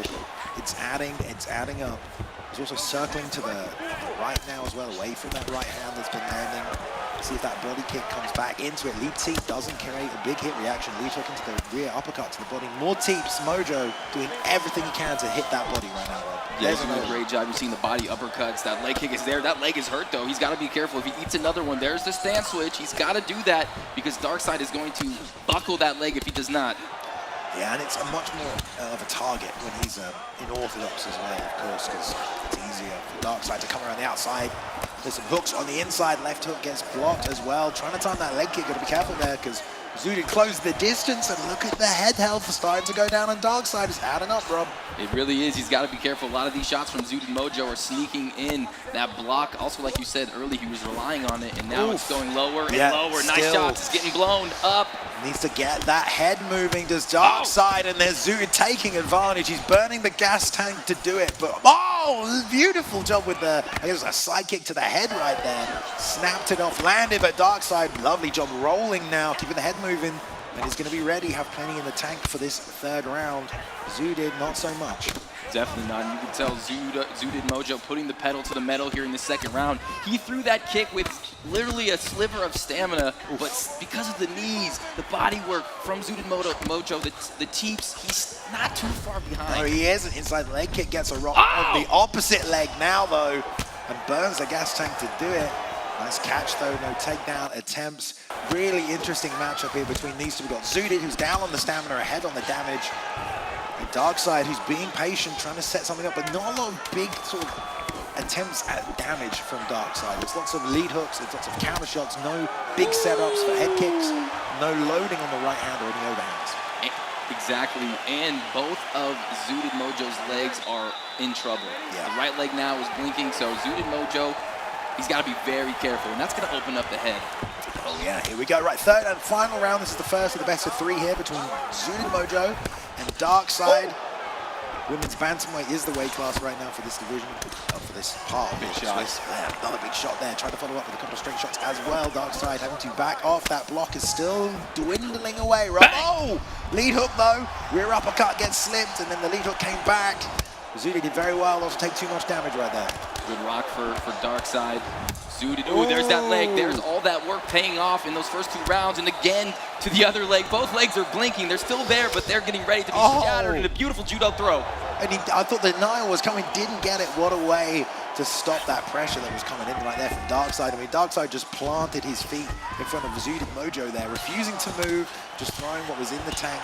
It gets the lovely trip though to this Mojo. So we're on the ground now, top position control. Who is up in this fight though? That's the question. That is a tough one. You got the leg damage from Darkside. He's also hit him in the head, but then you got the body and the head health accumulation from Zudid Mojo. And now you got him on top in third and final. I think if whoever takes this round takes the fight. Tried that sprawl attempt right there, didn't get it. Nice job, snap down. Top position control for Valentina is very high. You've got a lovely crucifix. Elbows are very high level as well. Big deny. There's lots of damage, and there is a big deny, and here comes more elbows. Vicious 230 elbows. left. This is a finishing position, Rob. Another deny right into the crucifix position. This is where it gets scary. It's not looking good right here. Nice bomb, though, gets out of it. A couple of shots to the body. Another deny, though. This is great work from Zudid on top. Zudid is surging right now on top. That's like 9, 10 unanswered elbows, blood splurting out of the face of Amanda Nunes. It is getting leaky in there. Oh, he takes him out as well. I was about to say good work getting back to half guard, but straight into the mount on a return. They bump back here. Darkside has 1 minute 50 to get back to the feet, land some damage. Can't bank on the fact he's up by 2 rounds. That block hanging in there by a thread. And this 1 minute 31 seconds, Billion, is going to feel like forever. You know, Darkside hasn't really solved the riddle, how to get to his feet. Zudid Mojo, this is why he is so dangerous. His ability to control his opponent once he gets to this position. Yeah, there we go. Fakes the knee on belly there. Oh! Couple more elbows. And this is real tough. This is always a good litmus test we find when we get to the ESFL. If you get put in side control, can you get out of it? Because a lot of elite players will win the fight there. Darkside, though, back to the feet, Rob. Final minute, first round of this best of 3. They're swinging. That right hand got a little caught up right there, but this is a big moment. 36 seconds left. Anyone can take it, and Amanda Nunes still has some energy. Nice right hand, though. Going to the body. Oh, gotta be careful of that uppercut. A wheel kick as well at the end. Look at Mojo coming forward. Goes.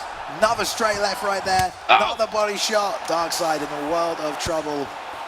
The patient approach led to a lot of damage being taken in that one, and you gotta think it goes to Mojo, but we will see, Rob.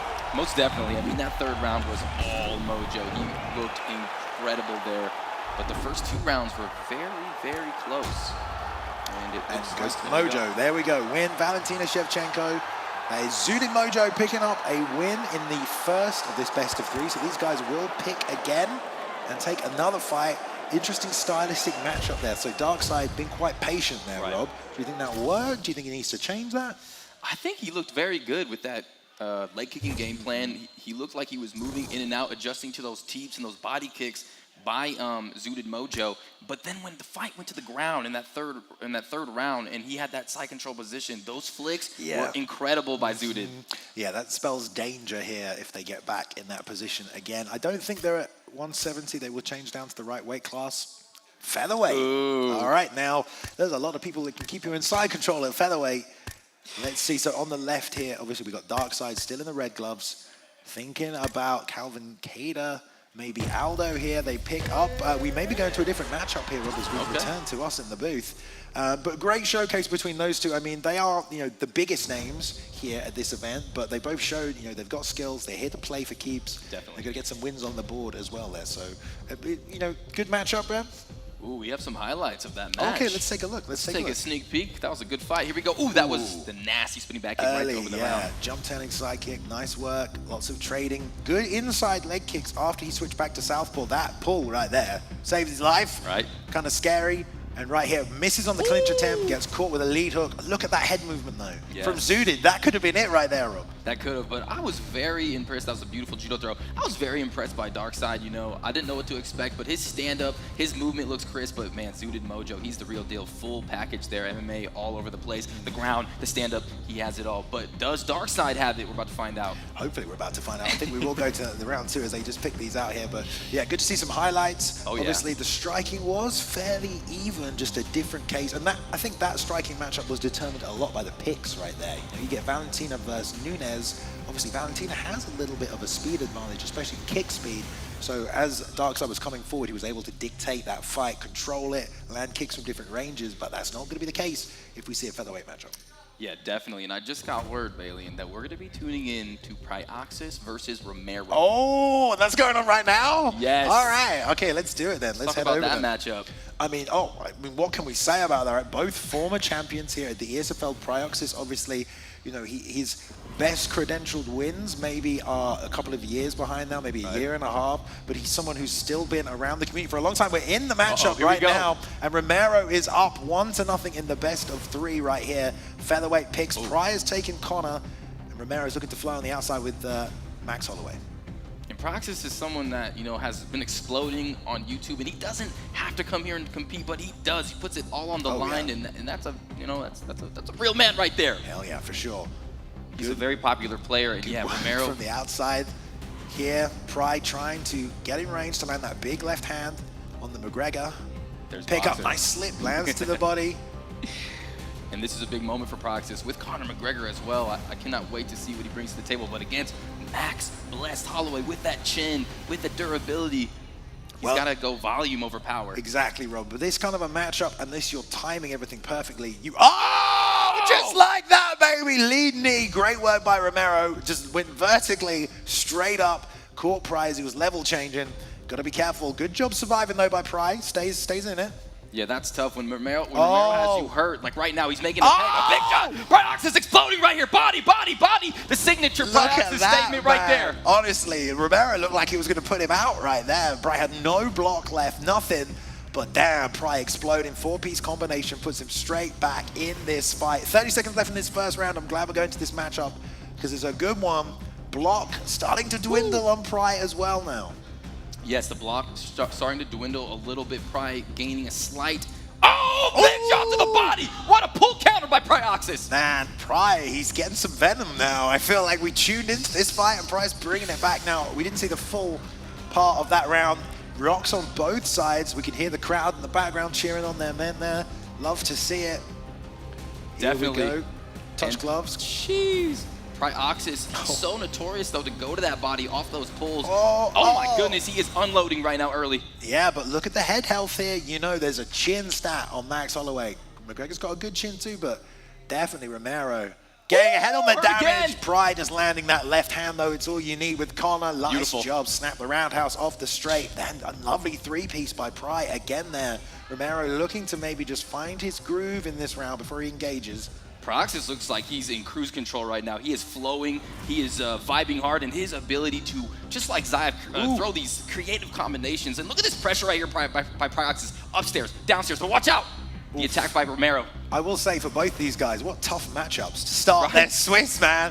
Oh! And we went to the body and then look at that though. Up kick keeps him in it. My goodness, these two are exchanging right here. And the decision-making for Pyoxis to duck the head kick, have the wherewithal to go to the body again. I mean, Romero's in some trouble right now. Yeah, Pry's starting to find a groove for sure. He's really executing at his range. Nice dark under there by Pry as well. Rear uppercut though, Romero, that worked very well in that matchup against Zayaf. But tough start for both these men. Yeah, we were just saying in the Swiss, some hard matchups between them. Nice job there. Level changes, hits the body as the lean comes over from the straight. That sucked a bit out of the gas tank. Oh man, it is not looking good right now, but a beautiful spinning back kick by Romero. And Pyoxis is doing so good with that straight to the body, and that's opening up the head damage too. So now he's kind of equaling out the damage to the head and to the body. Pyoxis looking phenomenal. Another level change there. Hits the body on the rear teep as it comes up. Pry doing such a great job. Chaining all these combinations together. Down he goes. Lead hook as Romero tries to spin. Another up kick keeps him in it. But look at this here. I mean, the body health, the head health, it's going down for Romero. He is playing Max though. You get a ton of recovery, you get a ton of cardio on Max. He can still maybe hold this together for the rest of the fight. Very true, and he has done damage to the head health of Conor McGregor. Unfortunately, in that third round, I mean, look at his stamina. Oh no. Pyoxis has a clear advantage here going into round number 3. But we have 1 minute left in this round. You would agree based on the stamina. He's lost a ton just from the rocks, the damage he's taken. Teep out of range though. Some nice little combinations followed up by Romero trying to chain the 1-2-1-2 together. Walk straight into a left hand then, reaching a little bit. Oh, a big whiff though. And then his own body. Oh, this is where Romero goes crazy. Pyoxis is able to survive, but barely. Man, both men able to survive when under extreme threat here. And you can tell all of these rocks are only happening when there are like little mistakes being made. You know, it's these unforced errors They're trying to initiate their offense constantly, but you get two guys as good as this, they can't always hurt each other. It's about waiting for someone to make a mistake and then capitalizing. But that was just after the bell, I think. It's a good way to end the round there for Romero. And yes, even though Pyoxis seems like he is in a slight lead right now, anything can happen. One little mistake, Bailey, and flying knee. we already saw him land one earlier. And the spinning back fist. Pride definitely wants to get a win here, though. You know, he went 0 for 2 in his opening matchup. He's down 1 now. He definitely needs a win. This is a final round potentially of this matchup. If he cannot pull out a win, he's definitely dominated that second round. Romero coming forward, nice job by Pride there, landing straight shots. Romero trying to push him to the cage, changing jabs. Both men are hurt though, Rob. They are. Both men are very hurt. Romero to the head, Pyoxis to the head, Romero to the body, and the head, a big left hand by Pyoxis going to the body. Romero recognizes it, blocks well, barely misses, and needs the straight lead hook combination. Here comes Romero. We talk about the little mistakes there. The roundhouse missed and he swung it right back, and the left hand that Pride landed there was absolutely beautiful, but Romero taking it straight back. The momentum changes in this fight non-stop. Lovely, rocked him with it. Beautiful liver kick from stationary, enough to the body, and then up top. Now Pride going to try and close out the show. Romero against the cage, left hand lands. The ground and pound against the fence, into the full mount position. Romero's going to do some defensive genius right here. The ground and pound for Pride. He's still in it, Rob. Barely survives by the skin of his teeth, trying to escape. And there it is, half guard position, but Pyoxis in control right now. Oh, almost hit the get up there. Man. What a fight. I know, what a fight. I take a little breath right here for that one. We got 2:40 left in this third round though. And yeah, if Pride can maybe win this round, which looks like he's doing, then it looks like we will go to that best of 3. It looks like it. We're at the midpoint of the fight, and we've seen Pride right here getting some really good denies. Okay, they're going to roll over him because he's against the cage. He could get a fast get up. Pride recognizes this, tries to go left, but a good deny by Romero. Nice deny by Romero, back to the feet. Here we go. 2 minutes left. I mean, I'm at the edge of my seat right now. Me too, because they're both so vulnerable. Yes. You know, anything could happen. Double hooks for Romero doesn't land. There's that liver kick again. Didn't rock him this time, but their body health is already flashing. And there's so much damage to the head and body being caused by Pride. There's a nice knee. That's going to do a bit more. Tries to point back with a jab. There's the knee. Nice work by Romero to throw it. Wasn't timed out. Down he goes. Big shot. This could be it, Bailey. Probably. Hammer fist, and that's there we go. Wow. Pyoxis comes back. He keeps it alive for the best of 3. He's got to be happy with that one. I want to see a stage reaction to that man down there. Clawing it back with the best of 3. Great matchup between those two. I know the fans at home love that one. Oh, you know, both of these guys, Romero and Pyoxis, have huge fan bases, but Pyoxis with his back against the wall against one of the best players in the tournament, able to bring it back, and that was with his Conor McGregor. Yeah, man, yeah. I mean, props to people, the meta pick right of this. there. There we go. Pride and Romero sat next to each other on the end of that one. On the left there. Some good respect. There's Davi wrapping up. I don't know if he's been cleaning up. We've not seen any of his fights yet. Whew, what a series. I wonder if we're going to be able to see this third and final fight between these two. Oh, yeah, we will. Jump on over. I mean, so many potential I exciting know, matchups. that's the only problem. We'll take a couple look at these highlights here from this fight as well, because they were a good one. See if they get that left hand. There was the wheel kick, body, and then the hook up top. But the instant up kick there as well from Romero. Timed that really well. Fakes a jab, steps in, gets hit with the overhand. Powers back through, tries to spin. So Romero kind of got caught there twice. Didn't reset after that first damaging shot. And here we go. Left, that was just after the left hand, and then boom, comes back with Romero there. Straight lands, double shots to the body, uppercut on the break as well. Nice work. And there's the left hand that crushed him right at the end. Just no head health left, couldn't stay in the fight. And there we go, Pride takes one. Pride takes one, and Romero did not make it easy. I mean, even though he was ahead and doing these amazing, fantastic combinations to the body, devastating, he ducks the kick, goes to the lead, and then bang. Still, Romero is there. He's so hard to finish, and here we go. We're jumping into another matchup here. Here we go. This is it. So this is the final of the best of 3. We're at welterweight now. Luque being picked up by Pyoxis. Romero locking in Edwards. 2 fighters we have seen a little bit in the ESFL, not necessarily the meta at 170, but both able to do a lot of things. And Pride, interesting pick with Luque, with a lot of chin. Oh, a little 4-piece on the inside there, and those elbows. Romero already taking a big chunk of head damage. And Luque can hit hard, kick hard, and you know, we all know that Pyoxis loves his Rafael Dos Anjos, so kind of similar, right? Similar. You have a similar skill set in terms of the Muay Thai techniques, obviously orthodox, not southpaw. And you know, RDA is a bit faster, a little bit quicker with the kicks especially. But this is going to be a tactical matchup right here. I mean, 1 for 1 for both guys. definitely want to make sure they don't make any mistakes. We saw how the mistakes literally led to those sequences. It's about basing out the mistakes, Rob, really, more than anything. Nice work to the body there by Romero, level changing. There's the leg kick, big miss. Also faking the straight right there. And we'll see if Romero takes this one to the mat. Good. Definitely a lot of spacing here on Balian, minding their P's, minding their Q's, being very defensive. I'm liking, nice leg kick though for Pry. Feeling out process. Yeah, Romero trying to return some hooks on the outside. The block is getting touched up just a little bit. Pry looking very good, trying to stay at that optimum range to land those leg kicks, to land those Muay Thai techniques. Whoa, straight lead, up, straight lead, uppercut there. Pry just fires it off, blah, blah, blah. Yes, ding, ding, ding. There's the teep kick you were talking about earlier. That creates so much space, but a nice little sneaky uppercut sneaks in there for Pyoxis. Yeah, Leon is very good, but he's, sometimes you can't always compete combination punching with people. It's about landing those singular shots at the right time. And I think Pry has a little bit of advantage inside with these combos where uppercut just bounces off the block. Romero being very stationary here, though, doesn't want to give up too much ground in these exchanges, just plying the feet and throwing back. And the amount of reads both of these guys, utilize. Pyoxis and Romero both are so good at adjusting. Beautiful back sway, just barely gets out of the range. And look at the damage right now from Romero. Man, this is such a great fight between these two. I mean, two of the best players in the world here trying to feel each other out, trying to force the other to make mistakes. They've already fought twice. Outside leg kick gets a hit, reaction slip, but he doesn't throw the right hand. That would have been beautiful there for Pry, but he's being a little defensive. They exchange, but look at the damage. Like you said, Pry is losing that head health.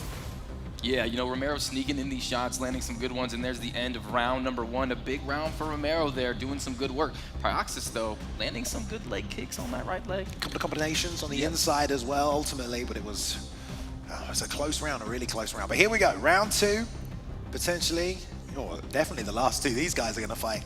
Yes, sir. Romero switching orthodox. Beautiful, applying the feet, rear uppercut, lead hook lands for Pry. Watch out. Romero stays in the pocket, though, does not hesitate, does not back up. Ready to go.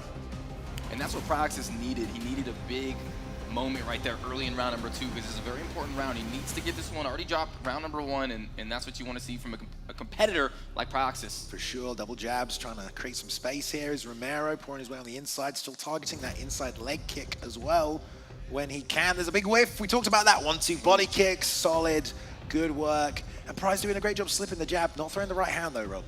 I wonder if earlier when he did slip, it was a mistake that he didn't throw it, but yes, he's making that read. Oh, that was a heavy kick right there. Damn, took the base out completely. And that's probably the most damaged part of Romero's body right now is that lead right leg, switched orthodox to deal with it a little bit. Oh man, Pry's timing those exchanges really well. That's how he got that rock early, just timed the rear uppercut, lead hook real nice there. And that's what he's looking to do, waiting for Romero to come in. He's trying to find it. There's that uppercut again. Yeah, he is. And Pyoxis is doing such a good job standing his ground, but here comes Romero, both kind of just spacing well. Look at him, he's coming for him. Uppercut, hook, good movement there. Sidestep to alleviate some of that pressure. Yeah, it's just a pressure game backwards and forwards here as they trade. There's the big right hook though, bounces off the chin. The 4-piece from Pry trying to keep him off. Outside leg kick lands. Spinning elbow though, nothing lands. Short on that elbow too. And again, he didn't throw the right hand. Interesting. Maybe he's just setting something up. Devious Pyoxis, we never know what's going on. Another kick. He's devastating. Luque got some nice kicks, but there's a nice shot by Romero to back him up. A little bit of a stun. A little bit of a stun right here, trying to pressure there again with the little 3-piece on the inside of the lead uppercut. Man, they know what's on the line. Look at them taking their time, being patient with this one. 1:30 left in this second round here. This is the final of the best of 3 between these two. Outside leg kick lands nicely. There's another one. Yeah, Pry commanding that space really well. Sitting at a good range, flicks to the inside body kick as well. There's the knee. Great work so far. And a little bit of an adjustment here from Pryce. Standing in a more kickboxing range, utilizing those leg kicks. Good punches from Pyoxis. Good decision to throw the hands as well as Romero's trying to set up the kicks. Double jab, outside leg kick as well. Nice work with the double jab. Lots of slipping as well from Pry, always ready. See if Romero makes the adjustment to the lead hook. He did, and he landed it right there. That was a beautiful combination there from Romero to back up, get some of the steam back from Pyoxis, who's been doing so good with the kickboxing. Head movement, but it catches him on the way to the left side. I mean, down he goes. Romero just put the pressure on him, broke through the block, and this could be a finishing sequence right here. After all that good work we talked about, man. The stack guard, such a tough position to get out of. So much damage comes down on you. And Romero just was waiting. The block was low, the head health was low, despite like the competitive nature of that back and forth. There they are now, man. There they You got to are. feel for that one. What a close matchup between those two. Such a fantastic matchup right there. Pyoxis doing an amazing job. Romero's such a tough competitor, and he made an adjustment. You know, probably brought out that kickboxing, putting the pressure on the leg, and then you saw that lead hook straight, and that was all she wrote. Yeah, man. Down Yeah, he goes. let's take a look at the highlights of that one as well. Good stuff. There we go, the exchange. There's that rear uppercut lead hook that rocked him at the start. And although that overhand nearly landed as well. Knee to the body there by Romero. Good job. Double jump outside leg kick. This was good. Slip there from Pry. Doesn't throw. There's more slips. Yeah, right there, man. Yes. I think Romero started to get the read on the slips. He was throwing those lead hooks. And right here, this is just a tough position to be in. There's a full gas tank on Romero right there with Leon Edwards. Leon's got good ground and pound as well. Yes. Tough matchup. Extremely tough. And being in that position underneath against a guy like Romero, it's so hard to know if the frame or to move your head into swivel, and Romero's such a killer.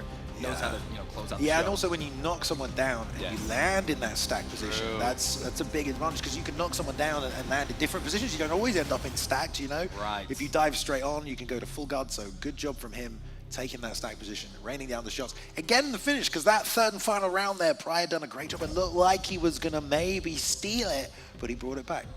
And that's a point for Romero. That's one more point for Romero. Oh, sorry, it's 1 point for Romero because 1 point for Romero. Zayaf took that first point in the first matchup. Exactly. Unfortunately for Pry there, there's no point so far on the board, but against MMA Troll and then Romero, those are some tough matchups. But we said it, Rob. This is all tough matchups. There ain't any easy fights, We're not fighting. No easy money here. You got to work for these points, but Yeah. having one, Romero's going to feel good, but I still believe Pyoxis is going to be able to compete because how he showed in that first fight with Conor McGregor, or the second fight with his back against the wall, he could handle the pressure. Yeah. So I can't And wait to see how also, he flourishes. he did take one round there, right? So that is a point because if we get to the final 8 and then there's a bit of a tie, those one rounds you've won inside best of 3, they will count to whether you're going to go through or not. So that's important. He did get those 1 rounds in there as well. And hopefully we'll get the bracket at some point for the update as well. But I'm looking, I'm still seeing a few guys on stage still fighting. So maybe there's a matchup we can jump to. There's more people pouring in right now as well. The crowd's getting. Can we get a little cheer from maybe the audience? Hear the crowd. Yeah. Woo! All right. Let's go. Good stuff, man. Everyone's very excited. Very excited. Pretty good. That's a good volume for the amount of people here I'm right happy now. I'm with proud of the crowd. So this Swiss round has been women's bantamweight. There we go. Hey, there's the crowd. That's Trixie's mom Trixie's down there mom and his brother. And his brother. And then we got EK Warriors family up there behind him as well. There we go. All right, good stuff. All right, love Very it. good stuff. Let's say our family's on here, so we're good. But yeah, this round of the Swiss, we had women's bantamweight, then featherweight, then welterweight. So that's like a killer's row. There's a lot of like OP picks in those weight classes. You got Valentina, you got Shevchenko, and then you got Connor, and then maybe Volkanovski, who's very high. It'll be interesting to see if anyone picked up Volk because we see Volkanovski has a very high win percentage in the ESFL. Exactly. Maybe haven't seen him here, and then they have 170 if it gets that far as well. So I'm surprised that we haven't seen as many mirror matches as we're usually used to. Yeah. Right? A lot of different picks. Cool selections. we said, you can pick whoever you want. Right. Apparently people don't want a mirror match. That's fine, And okay, so we have WebCam versus, was it Trader? I'm not sure. I'll double check here, but there we go. There, Dray. There we go. Dray the gentleman. There we go. All right, cool. So there's still 0-0 guys, but looks like they might be deep into this fight. Can't see the rounds actually behind. Oh, there we go. Third and final round. Here we go. So they just started the third round. 0-0 so far. So these guys have been warring this out here, Rob. They're still on their first matchup. Yeah, in the third round. And you see the damage, okay, you can't really see it's dynamic, but there's the takedown. Beautiful job by CIA WebCam, and this is where he could do a lot of work. He's so good. You already see the denial there, Balian. Yeah, here we are still, guys, in Vegas right now. ESFL Live. Our first live event will be brought to you by Prospects, by Sports Illustrated, as well as Hyperx and the UFC, of course. And we're getting deep into this Swiss now. Second round, these two men, they will be doing a best of 3. Yeah, great deny snap down. Good top control from CIA. Now, you talked about his grappling earlier on in that matchup that we didn't see against Mojo, but right here, dominating this position. Dominating this position. He's got a lot of head health and body health damage implemented, and there he goes right into full mount, Balian. Oh, and the deny as well. This is not good. Oh, he's going to hit the armbar. Uh-oh. I believe this is the armbar, right? Yeah, okay, he was setting up. All right, might be a mounted triangle, actually, my bad. But locking up the wrist, there we go. It's a mounted triangle. Massive stamina advantage right here for WebCam. It's neck and neck, it's 50-50. Usually we say 50-50, he's gonna finish it. It looks like he's gonna get it. He's doing a good job swiveling, being very cool, calm, and collected here. And this will be our and the first... stamina advantage too, you gotta think about. Oh, we had a full gas tank of stamina advantage Our right first here. submission. First submission for CIA webcam, ladies and gentlemen. That Exquisite. deserves a round of applause, that one, I'm telling you, just to get it in. And there we go, Dray the gentleman, unfortunately dropping that first round. Taking advantage of that mount position. You talked about webcams grappling. We're getting to see it right there, Rob. Yes, you know, CIA webcam, we've seen him in so many ESFL events. Now we're getting to see him live, but his ability to download what his opponent's going to do, and once he gets you to the ground, he makes minimal mistakes. He is an absolute killer, and we're going to see how Dray deals with him in this second fight. So featherweight is the next fight here, or the next weight class.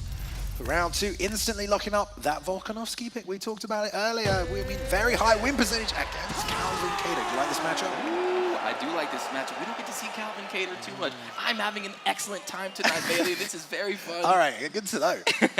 So yeah, 1-0 to webcam. Yeah, we don't see a lot of Calvin Kattar. Right. Great boxing, really good rear uppercut, lead hook, devastating combination. Great jabs and great durability on the Calvin Kattar pick. But with webcam, with Volkanovski, we just saw how that fight ended on the ground. You've got to expect that takedown is coming. But here we go. This is the second round of the best of 3 between these two gentlemen right here. First round, there's the double leg attempt. Nice work, good hips by Doctor.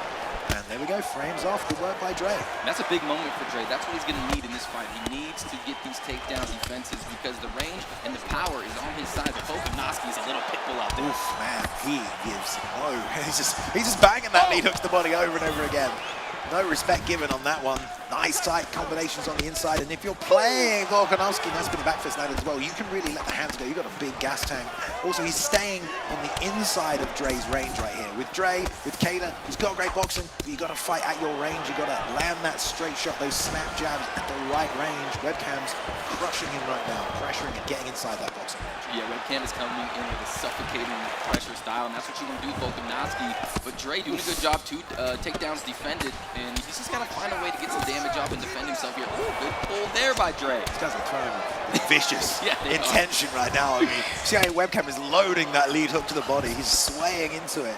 It's missing. Oh, beautiful. Yeah, stepping, moving forward and right. Hook there, over the top. Excuse me. Yeah, slip hook. There we go.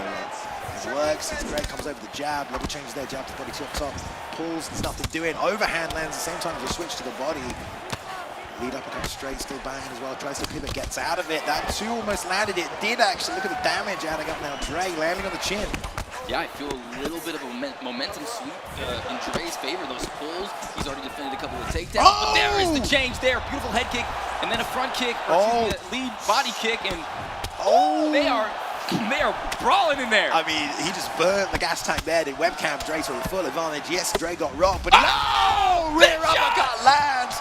CIA webcam on top now.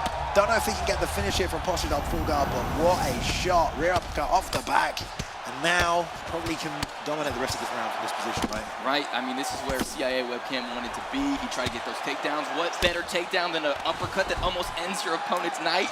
True, very true. Gonna hit the hips there. Nice deny on the posture up. Good job denying that as well. Look at all of these denies. This is good for Dray. I mean, we talked about the ground battle probably going towards webcam. We saw a tap. But Dray here getting all these denies, doing a great job. Yeah, that is very impressive, and that's what he's going to need to do because he cannot let his opponent webcam get any sort of momentum here on the ground. But ooh, he kind of gets a nice play there, right into side control. He can do a lot of work here. Ooh, that's a nice elbow there, dropping it down. 30 seconds left, going to work the body. Oh, he went for the get up against the cage, snapped him down. Right there. Tough it is, but he goes straight to the half guard. Not much time around him, not taking any extra damage. There will be a posture up though. Volkanovski has some good ground and pound. Oh, it nice just keeps coming, Rob, doesn't it? You can't stop it. He had the stamina advantage, and he had Kattar's head held blinking. Those are some rocks right there. Oh, yeah, good work. There's the lead hook there. Was going to follow with the rear uppercut, but these guys do not want to see the highlights there. Just straight through, back to the fight. Round 2 here, so if webcam can get this fight done, he will get a point and move ahead in this Swiss. Lovely job, staying tight like we said earlier. Good catch, lands the knee though, Rob. CIA webcam's doing a phenomenal job getting on the inside of Kattar, taking away the range advantage and just cracking him. There's a spinning elbow, lands clean. Tries to duck that right hand again, doesn't get it. Snap jab sticking out, trying to maintain that range, but it's just a little too close. Lovely job catapulting himself into that body hook. But there's a nice roundhouse. A little too close though, got stuff. Got to be careful he doesn't get hit as well. Ooh, that was nice. Dray's trying to throw some offense here to keep him off it. Rear uppercut lands though, full counter, but doesn't throw it. Rob Shannon, no, and there's the head kick. The ground and pound surely to get the finish now from the top. WebCam trying to put him out. Oh! He slips to the back, Rob. Slips the straight shot. That allows him to get the sweep to the back position. A little bit longer. Is Dray going to survive here? But so much trouble he was put in by WebCam. Oh, man. But he rides it here to the backside position. We need to see how much head health WebCam has, though, because, you know, we'll see how even it is. I think he's doing pretty good on the head health right now. Not too many shots. Yeah, doesn't look like he's taking any damage, unfortunately, there. He is durable. He is ready, and this fight is in, I mean, he's in the driver's seat right now. Wow, good frame. Straight away. Some patience being shown by Dray from top, side control. Give him a taste of his own medicine, maybe. There's the instant hit to the sprawl. We'll see if WebCam goes to pull guard, if he tries to hit something else from him. Slowing down the side a little bit, right in the side control. Throws him over. Yeah, that's a nice animation. You don't see that every day. Good. Oh, short shot there from the top. This is great work from Dray controlling this. I mean, it's a shame he couldn't get the fight here earlier. Right. Because he took a bunch of damage. He took that head kick there. Uppercut at the start of the round as well, but there we go. Now he's going to be able to posture up here, do a little bit of payback damage for earlier. A couple of good shots land nicely for Dray. On the ground here, showing some skills. Deny that one. Short shots from the side. Digs the underhook. And he's going to roll him. Gonna get the sweep in top position here for WebCam. If he can get just a little bit of ground and pound off as well, it's really going to carry over into the next round. Both fights are very high recovery stats. They will regen some head health before the third and final round. So if they did take a lot of damage, like Dray did, he will get a little bit of it back. But WebCam, man, he's looked dangerous so far in this fight.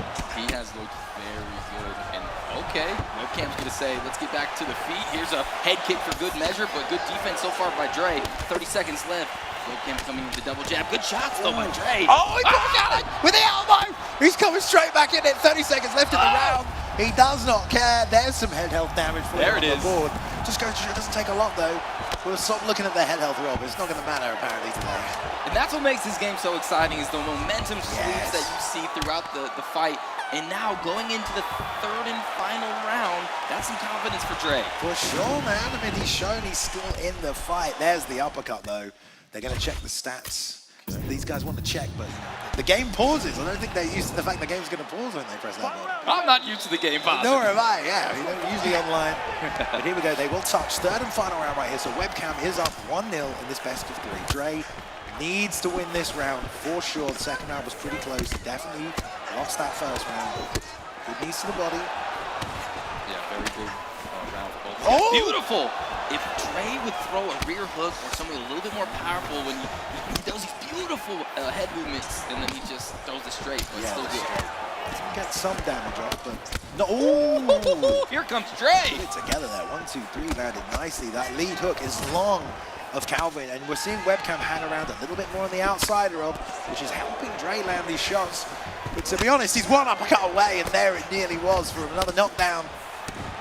Yeah, now that WebCam doesn't have a full tank of gas, he can't just come forward and throw these blitzing combinations. You know, he has to be a little bit more methodical, and that's allowing Dray to open up here. Yeah, nice shot to the body. Dray's being patient. You can see he's waiting for those openings. He's landed a bunch of those switches. There's another lead hook to the body, though, in return for WebCam. Level change. Beautiful. Well read by Dray. Good stuff, double knees and the uppercut on the break. As we always see here. Oh, double pivot there from WebCam. That was really nice. We took the center with it as well, and there's a couple of combinations breaking through that block. There's not much left on it. There's that slip right hook one more time as Dray stumbles backwards. Good recovery time on Kata, but this is getting close to the finish here, Rob. It is, and that's another slip right hook. WebCam is digging into that a lot. And, you know, Dray, though, impressing me because he's been defending the takedown every single time. Now going for a takedown of his own, Balian, and he gets it. Sucks it right out. That's great, but already taken the rock this round. Right. Possibly down 2 rounds. He needs a finish. I mean, it's all good if you're taking too much on the feet. You're worried about it. He's inside control. He's going to get some damage off, but he needs a finish, if you ask me. Definitely. If he could get a lot of damage off, maybe, but you're probably right. A finish is something he's going to look for. Takes the back. We got the arm bar here. We got the top mount. He just went from half guard to mount. Now he's on the back. That was great from Dray. He just swam through those positions beautifully. WebCam unable to stop it. Gets the deny there, though. Oh, denies the full guard My return. goodness. They're staying here. Dray on fire right now in this back position. Yeah, definitely. We've got to show up to this tournament being able to fight wherever the fight goes there. WebCam finally gets it, but he follows him to the back. All right, fair enough. Going to roll through the full guard, though. 1 minute left here in the final round. Here goes Dray. Hopping on over to half guard. 45 seconds. The time is dwindling. And oh my goodness, there's WebCam sneaking on over to the back position. Just a complete exchange there now. One man on the back, the other one on the back. Gonna roll back through the backside one more time. Tries to sit up, not happening. Hits the switch though. Sneaky. And if he can posture up and do some damage though, gets the second hook in. Denied there by WebCam. No stamina left, so he's gonna get switched back as well. What a back and forth exchange here. These sequences on the ground. Most people would posture up to try to do damage. He went with, you know, the step over to the backside position. Still, WebCam is still able to read that and deny. Yeah, he did get the deny on that as well. All right, ladies and gentlemen, after 3 rounds, we go to the judges' scorecards for decision. The judges scored the contest 30-27, 9-28, and 30-27. So one judge had all 3 rounds. Probably going to go to WebCam there. And there we go, Volkanovski. Another win for WebCam. That's going to take him to one more point. CIA WebCam. Excited people in the crowd there for WebCam. I like it. They're excited. He's got some fans out there for WebCam. And I don't know how many times WebCam has won, but yeah, we definitely know he has 1 point. We've got at least 1 point there. Yeah, they do the situation. There they are on stage. WebCam standing up. Good fight between those two. I mean, what a comeback as well by Dray. He did really good. You know, he got pressured a lot. He got beaten up a fair bit, but he was able to find a way back. And also, we weren't, you know, talking trash on his ground game, but we're saying WebCam had the advantage. But then we saw when it came down to the grappling, Dray was able to take the fight there as well. Just wasn't enough ultimately. Took a bit too much damage in those first 2 early rounds. One judge gave him 1 round, but it wasn't enough to take and keep him alive in the series, unfortunately. So. Definitely, and let's check out those highlights and talk us through them, Bailey. And here, right, that was the uppercut that started it all. In the first round as well. That was nasty. That was the uppercut. Not that much ground and pound to follow, but taking that damage early. And you can see the low head health, rear uppercut, lead hook. That's just beautiful timing. And that's what we talked about, him crowding him as well. You know, that's right on the inside. Jump knee doesn't land. Ooh, bam! What a head cut. Head kick there, excuse me. A lead uppercut into the straight, into the head kick. Almost finished. Yes. That kept him in it right there. That slip. That was in the second round. Ooh. Right hand there over the top, the slip hook. We saw that a couple of times. That slip hook was money for CIA WebCam throughout the fight. But yeah, Dray showed a lot of good skills off of his back. He showed that he could compete with CIA WebCam, who's phenomenal on the sticks and on the ground. And he showed when he started running out of WebCam, when he started running out of stamina, he wasn't able to blitz and come forward. Dray was starting to find his moments in that. Yeah, and WebCam was backing off a little bit because he'd taken some damage, which created space for him to get those hands going with Kato. So ultimately a great matchup. They've all been good matchups. Nobody's showing up here to lose, have they? They're all putting on good performances, good shows. And that's probably going to almost be the end. I don't see anyone else still competing, so it looks like the end of the second Swiss match there. Wow. I think me and you will do one more round of the Swiss, then we'll take a quick break, change things up in the commentary booth after that, so we'll get some more in. We've got some other people coming in. You saw Marshall Mind and I'm a Boxer. We're here early on. I'm going to go try and grab an interview with someone after this as well. Get maybe the main man from Inferno Esports is here as well. We've got the Prospects by Sports Illustrated guys as well. Maybe get a quick interview with them. Obviously the main man, maybe get the president. We'll see who's up for an interview afterwards. Zayna, as he is otherwise known here as well. But we've seen a bunch of weight classes now. Nothing above 170. I don't know if we're going to see some of the heavier weight classes later. But what do you think of the picks so far? We know Pyoxis and Romero, we had Luke and Leon Edwards. You know, not necessarily all meta picks. All the picks have been really interesting and fun as well. It's almost like they're being more creative than usual with these picks, and maybe they've been game planning for this event. Yeah. And have we seen one mirror match yet? No. This is incredible. No but maybe matches. Because we haven't actually watched those matches. Maybe that's true. Had the mirror we haven't seen every fight. But also, we just saw a 145 fight without a Conor McGregor pick, okay? That's true. We had Calvin Kattar instead of McGregor, which is crazy. I mean, so exciting. I mean, I feel like there are probably more holes in the ground game of Conor maybe after WebCam tapped him. You don't want to grab Conor McGregor straight away there. That sub-defense is pretty suspect, but that's nice to see. Lots of back and forth matches here. And it's nice to have the highlights as well, right, Rob? We can go to that. talk you guys through them at home. But we don't know how many people are tuning in for this event, but when the event started, there was a lot of people, showing up for the community. So I don't know how long you've been watching the ESFL, or maybe this is your first show, but definitely there are people who have been here since we started about 4 years ago now. So we hope you're enjoying that event at home as well. Obviously, if we can we go show the prizes again one more time, just so people at home know what's on the line? We just get the prize graphic up just to show, so we guys can talk you through the prize pool. Yes, we know one prize while we're waiting for that. This beautiful ESFL handcrafted belt. Handmade. Absolutely dazzling. Someone's going to bring this home, but also, Balian, what else? Well, I mean, if we don't show it, I already know. But there we go. So first place tonight, guys. They are playing for $2,500, as well as the ESFL Championship belt and all the respect in the world, obviously. Second place, you still take home $1,000. And third place, $500 as well. So there's lots of prizes up tonight. It's definitely, it's high stakes when there's ever a monetary tournament, but if you do these tournaments online, this is in person. There's a belt on the line as well. This is also the first live event, so if you win that, that'll go next to your name forever. You'll hear us mention some of the credentials of the players. There we go, shot inside the arena, guys, as they're lining up. Big shout out, by the way, anyone you see on camera with a purple shirt, those are our volunteers today. So we had plenty of volunteers for this event. Thank you to all those volunteers showing up. The Hyperx staff has been unbelievable. The production is just incredible here. I'm so appreciative, so happy to be a part of this. And, we have seen these fights for over 3 years now. We know how exciting these fights can be, but now we're able to share this. Got to be some new people out there like, what is this? This is incredible. Yeah, and I think we had some of that when we did the summer series that went out on the UFC YouTube channel, and we had a bunch of people come and say that they'd never seen an event before. But yeah, we got to continue to raise the bar in terms of the production and the show and the stakes, which we are doing, but also, spread the word and build the community.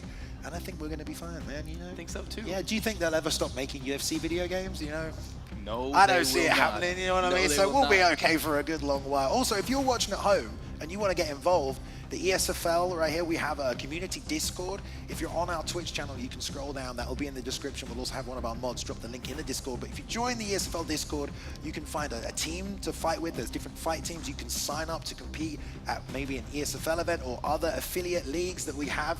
We run ESFL shows every Sunday, 2 p.m. Central. There will be an ESFL. Actually, I should say that we're actually just taking a seasonal break right now because we just finished the season. This is the finale. This is the finale at the end of the season, pretty much. So we just did ESFL 150, which is a big show.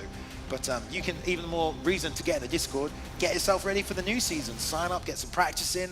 We have scouts in there that you can try and arrange a fight with, and they'll scout you out, see if you're ESFL ready. Oh, yeah. But definitely, if you're not a part of the community, sign up. ESFL, Esports Fight League, maybe. It's exciting. And I got to shout out all the players who have traveled from so far away. Some from Sweden, some from Ireland, some who live in Vegas. It's just, they are the talent. They are bringing this game to another level. Their skills, the way they showcase their gameplay, it just continually gets better and better every time I call with you. Yeah, we've learned so much about this game just by watching. As well, if you want to get better at the game, definitely just watch some ESFL events. These are the best players in the world, pulling all the tricks out of the bag. You see something new. We've probably seen something new every single fight tonight as well, It's always happening. But yeah, definitely big respect to all the players, and they deserve it. They deserve a place to showcase their skills, and they deserve to earn some money because these guys are good, man. It's entertainment, So yeah, and the crowd being able to see, put a face to the player's name, it's gonna change the dynamic a little bit. It's gonna create more fans. I already know meeting the players in the casino, getting a little insight on their history of their life, or how they got here, it just makes it a little bit more special. Talking to their parents as well. Or talking to their parents. Fan support, people in the corner, brothers and sisters as well. But yeah, it's a big opportunity. Everybody definitely came here to play, and now we're getting into it. 2 rounds of the Swiss down. I don't know if we confirmed if we're doing 7 or 6 rounds, but I'll find that out just to make sure. It depended on how many final signups we got here today, 23 players, so we're going to get the math right on that one. But we're getting into it now. After this, we'll be about halfway through. So most people would have played each other, and we'll definitely see some of these matchups when we get to the final 8-man tournament as well. Yes, and I don't know if you guys can see, we got a ESFL color scheme that they set us up with. Yeah. And then the music, if you've seen an event before, the ESFL music is in the background while you're walking in. The speakers are blaring. This event is insane. Yeah, there we go. There we are. It's about to get better as well, because we've got our Swiss and then 8-man tournament later on tonight as well. We're going to make sure everybody knows what's happening as well. So, favorite fight so far, Rob? that is hard. I would say the Pyoxis versus Romero matchup, seeing Pyoxis win that second one, then Romero come back in that third one. The Conor McGregor, was it Max Holloway? Yes. Yeah. That would be my favorite matchup so far. Yeah, backwards and forwards, man. Like, throws on the back foot, but gets the rock. Yeah, because Pyoxis had him in so much trouble to the body, to the head, but Romero was still able to, he was able to find a way to make the fight so dangerous until the bitter end. That's what you gotta expect. That's usually what we get with the high-level players. You know, I think you get to the point where offensively, you know, there are a lot of very good players in the world, but it comes down to the survivability, you know, and the composure under fire, being able to survive, being hard to finish, and then being able to come back and still win the fight. So. Indeed. I wonder how their thumbs are feeling right now. Probably good, the intensity. I see some of them drinking a few beers, so I think they're loosening up a little bit. Yeah, loosening the fingers up. So. But we have some competitors that are of age, and some that, you know, their parents brought them, so, you know, they can't, but it's been pretty fun to watch. It depends what kind of vibe you want to go for when you get Loosen on up the the thumbs stage. a bit. You know, I mean, does that work? I'm sure it'll impair you somewhat, but whatever these guys are professionals. They know what they're doing, I think. They do. Well, you know, and the belt's on the line. It is. Here we go. It's a beautiful belt. Looks like the players are getting set up right now, and we can actually see the matchups from here. Oh yeah. Ooh, we haven't got to see K Young Butter. They good. We haven't gotten to see Trixie. No Trixie on the screen, yet. so there's a lot of players. Got for the gold hat. Who do you see down there, Ruben? Tell them. I see a lot of people. I see Noetta matching up with Davikon. I'm seeing, there's Dray at the back. Oh, Pyoxis is fighting his boy, Darkside. We saw him earlier fighting against CIA webcam, with the brotherly love. We're doing Suave Jamie next as well against Suave Jamie. Someone that I did hear it, but I was too busy listening to you actually say. There's Zayaf. Is it Zayaf? There we go. Got the headphones Suave in Jamie right now. Look at, he knows he's on screen. Hey, there throws we up the go. peace sign. That's what you mean about building the fan base. Against Suave Jamie? Yeah. I love here to we see go. it. It's a big matchup here. Oh man. He's ready. Cheeky so Irishman exciting. there, yeah. They're on the PS5 as well for this one, so they're gonna get ready, man. And Zayaf has 1 point right now. He's got his earbuds in. He's ready to go. Yeah, I wonder when we will be able to see the point value. Is going to be at the end of the Swiss system? Yeah, possibly. Yeah, we'll so take, the audience can. We'll take our little break after this round, and then we'll come back and we'll get you all those updated scores. But ultimately, it is going to be the top 8 who get to go through to that 8-man tournament based on those points. So there we go. Beautiful. So I guess we can talk about this matchup here. Yeah. Zayaf versus Suave Jamie, and this is something. These are two titans colliding. Legends. Two of the young legends coming together. Yes. Live. Yeah. I mean, the game UFC 4 has been out for about 2 years now, but the actual series since UFC MMA, the first one, I mean, was that about 2013, something like that? The first one came out. I'm not sure. The point is, a lot of the mechanics have stayed the same. Right. You know, things Especially like the the grappling, exactly. So, if you're an older gentleman like ourselves, we've been playing this franchise for a while. These two younger guys, you know, they haven't had as much time maybe for the entire franchise, or at least they started younger, but they're still here. They're still some of the best in the world. It doesn't matter. So they put in so much time, and they're both confident young lads, and they're getting ready. And Zayaf has a point. I'm pretty sure Suave Jamie also has a point. We saw that fight. Yeah, he fought against Dirty Day. Yes. So both gentlemen have a point. So this is a big. Whoever wins this one, I mean, that's a big point in the bag, right? Yeah, 100%. Yeah, I mean, this is such a great matchup. So both former champions. Right. You know, we've seen them a bunch. Dominant. Both dominant.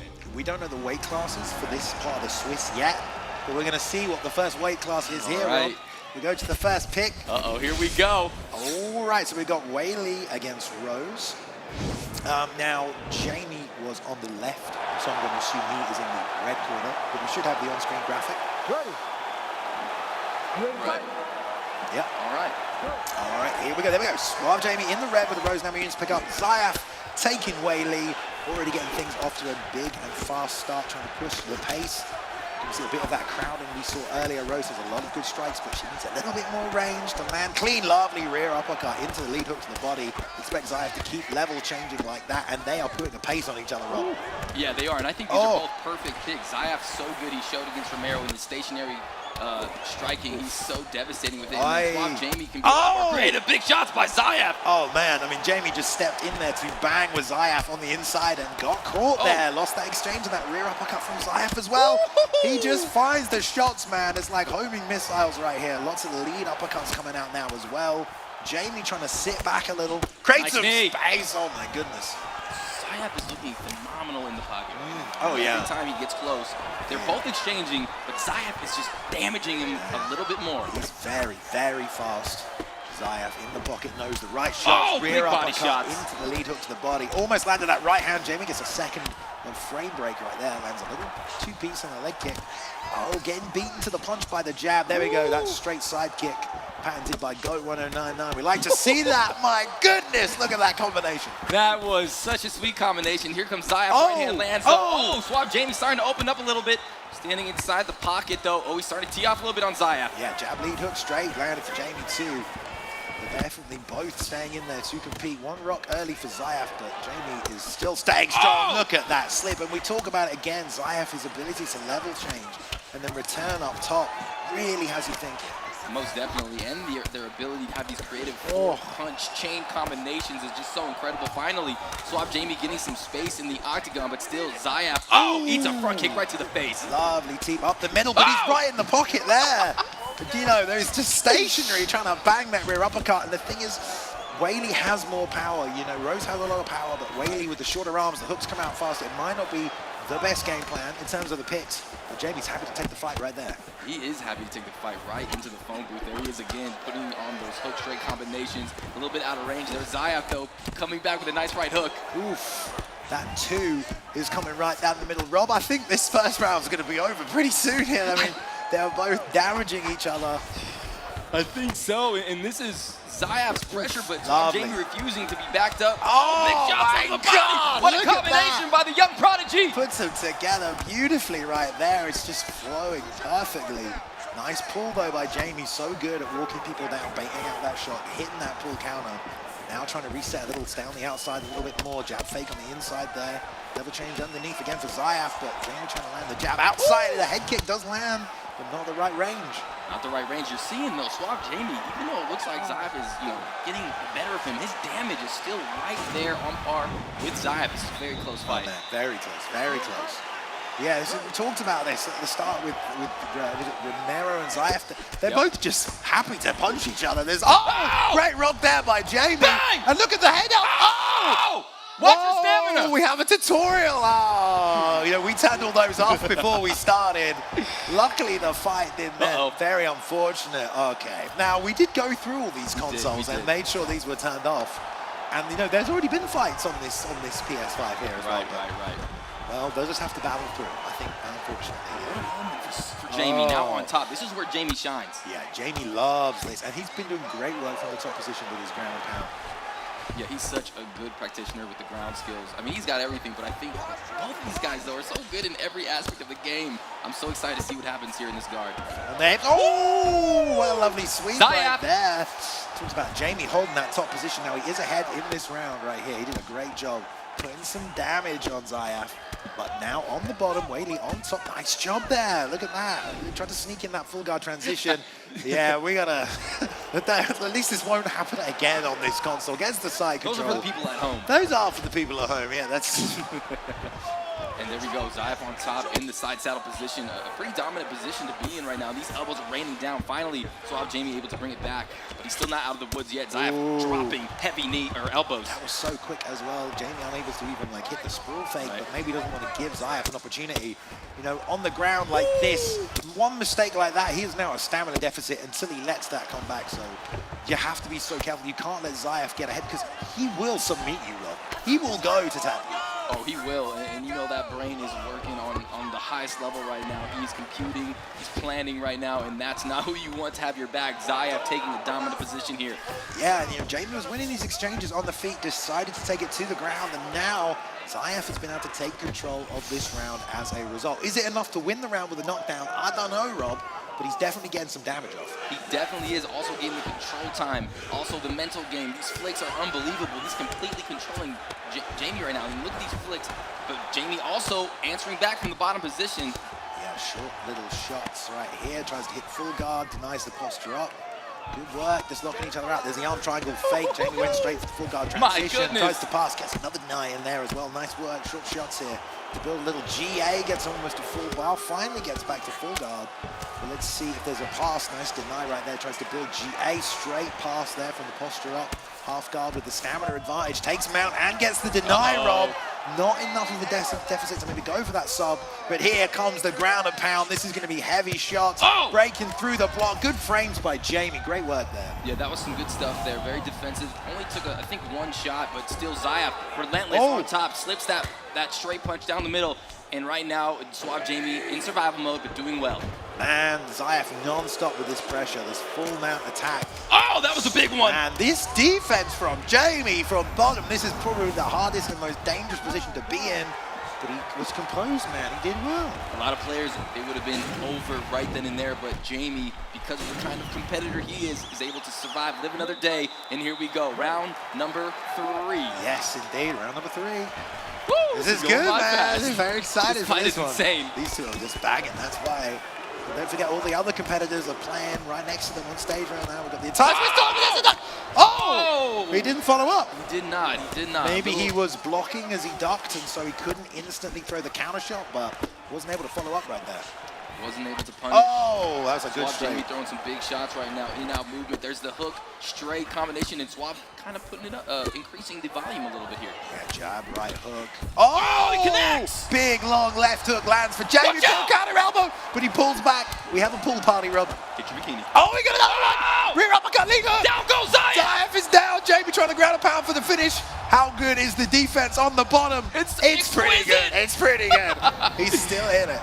These two young guns are incredible, putting on such a good fight right now, but there's the, oh my gosh, lovely backside. My goodness, Zayaf. Backside over the top right there. Jamie expecting something else, and he gets the second hook. No, the half guard. No, we end up in backside. Right, okay. Tough position here. We are going to stay back to the backside control position from the bottom here. And again, they're matching each other with these transitions constantly. They're so good at not only reading what's going to be, thrown at them, but also reacting so fast. And there it is again. Zayaf finds a way to get to this dominant full mount position. Time and time again, there's a deny. This is getting scary now for Zayaf. It is 2.5 minutes. Good slip, though. Flip. Jamie just too good with the defense on the bottom. This is kind of the point maybe where you think about, I take it back! He's going to get the finish! There we go. Just when I was about to say maybe he should try side control, he gets the finish, full mount, ground and pound from Zayaf.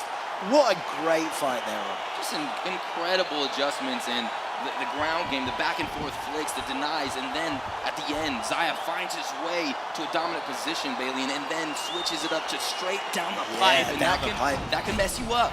Oof. I mean, that was intense stuff right there. Jamie almost having Zayaf out, a couple of times in that one. Remember, he dropped him. We thought it was going to be over. Ground and pound defense on point for both guys. We talked about, offensively, these guys are all good, but their survivability is what really separates it. At the top level, Zayaf able to get some ground and pound together. Lightweight. Our first mirror match as well, potentially, Rob. There we go. Dustin Poirier versus Dustin Poirier.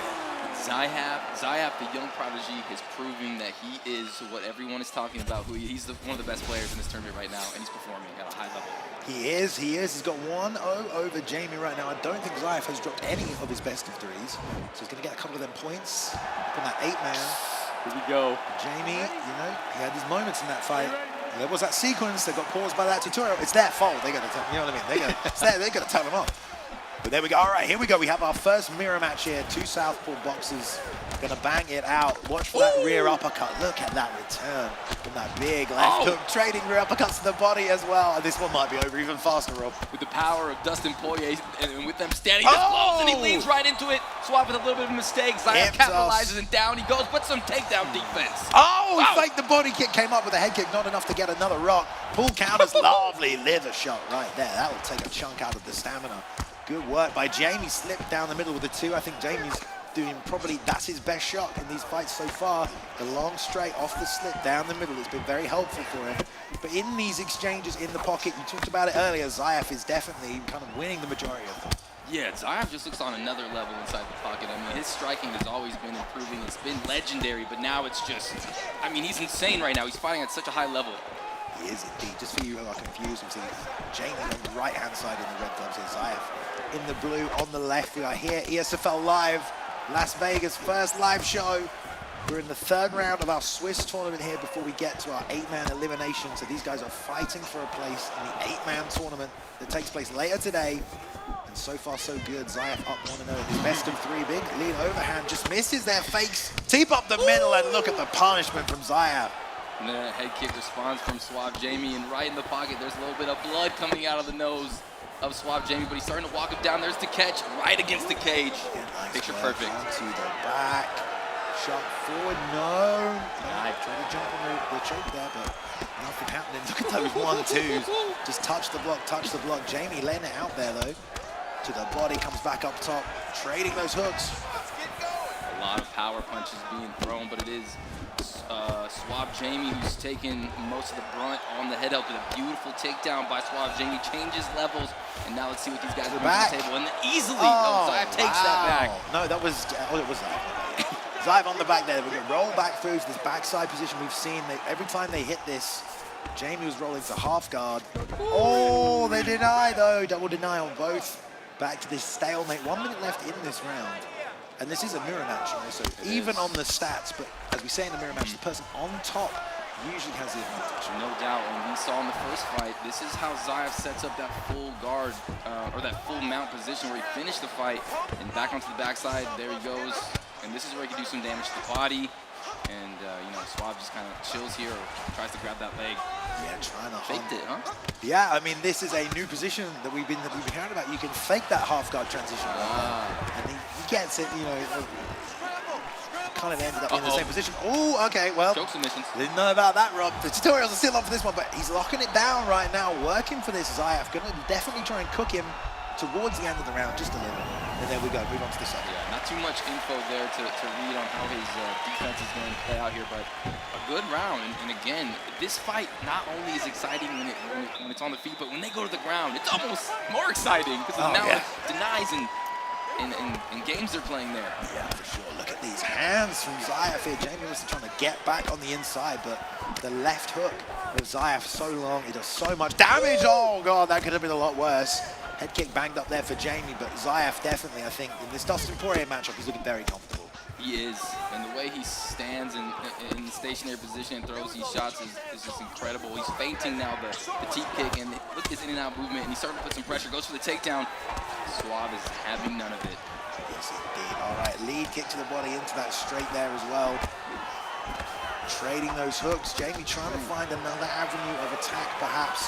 Coming right down the middle, he's just getting him into trouble. There's a nice teep.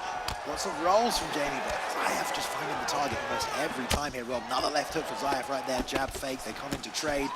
Inside the pocket there. Double jab to the body, but just out of range. There's a snap straight lead overhand lands for Jamie. Zayaf with the head movement, though, keeps it on a swivel, keeps himself in it. And that was what, you know, Suave Jamie needed, a big shot. That straight over or lead overhead is hard to pull off, but it is nasty if you can. And you saw the devastation of the shot. And there's Zayaf trying to go for the body. And throughout this fight, Zayaf who's doing more damage. And there's the takedown. No. Zayaf able to deny that and then get his own takedown. Phenomenal. And that is why it just pays to be a mixed martial artist in this game. At any moment, ready to take the fight to the ground, take advantage of every opportunity. And we're back here in this back control position that we've seen Zayaf like to go to a lot in this tournament so far. Yeah, he loves this spot. This is where he sets up that top mount. This is where he gets, nice little denial there for Zayaf. And then Suave repays the favor, and this is a very important position. Man, look at these guys. Incredible. And there is your backside transition. No attempt for the mount. Yeah, went for the posture up. Nice deny right there.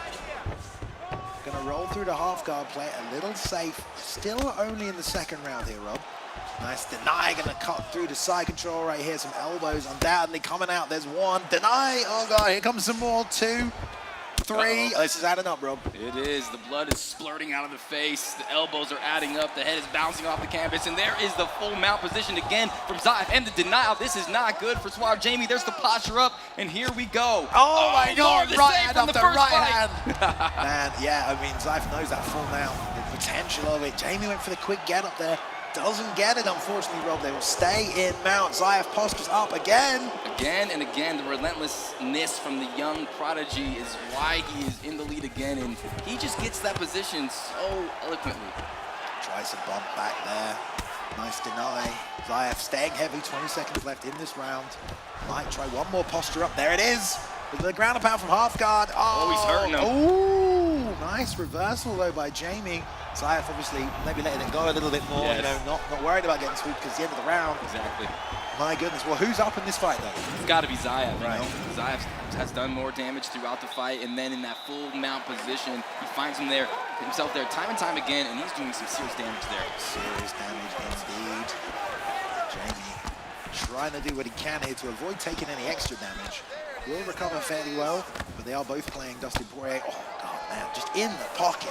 Zayaf is a sniper right here, rolling through, landed big hooks. I hope other players are paying attention if they can to what Zayaf's doing on the inside. Yes, the only thing Suave Jamie has going for him right now is that stamina advantage, so he can let loose here in this third and final round with some good combinations. But right now, Zayaf is all over him, but a beautiful combo there by Suave Jamie. Yeah, straight lead hook, straight, landed nicely, got him hurt. straight, landed nicely there as well, doubling up to the body as well. Man, Jamie's trying to do what he can. He's trying to walk Zayaf down, but even on low stamina, man, the guy's just so cerebral in that pocket. And there's the hip toss. Good work by Jamie. There we go. Suave Jamie able to defend that into the orthodox position, plodding forward. He knows he needs a finish, in my opinion, to get there, and you got to think he's thinking the same. To me, it looks like he's trying to get that pull counter. Right. You know, he's walking him down. He's trying to bait that pull counter. Oh, even time the uppercut. That's nice work by Jamie. Look, standing right in front of each other. Little push to break up the action. There's a nice straight that lands right there for Jamie. Fakes the takedown even. And Zayaf is low on stamina, so the activity is going to be a lot less this round. If Jamie can... Oh! Overhand right crushes him. Not enough to get a rock, though. Yeah, I'm on the edge of my seat right now with both these guys standing with their blocks down, and there's the takedown again from Zayaf right in the side saddle, and he loves this position. Oh, man, good deny. And he's going to lock up. A joint submission. I believe, yeah, this is, I think this is like a straight armbar. Does it become a Kimura, though? I'm not even sure. Hey, you let it go.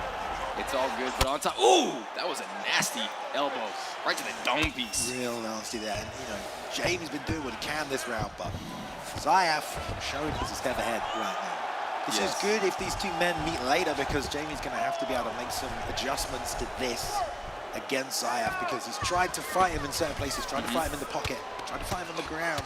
He's had a bit of trouble.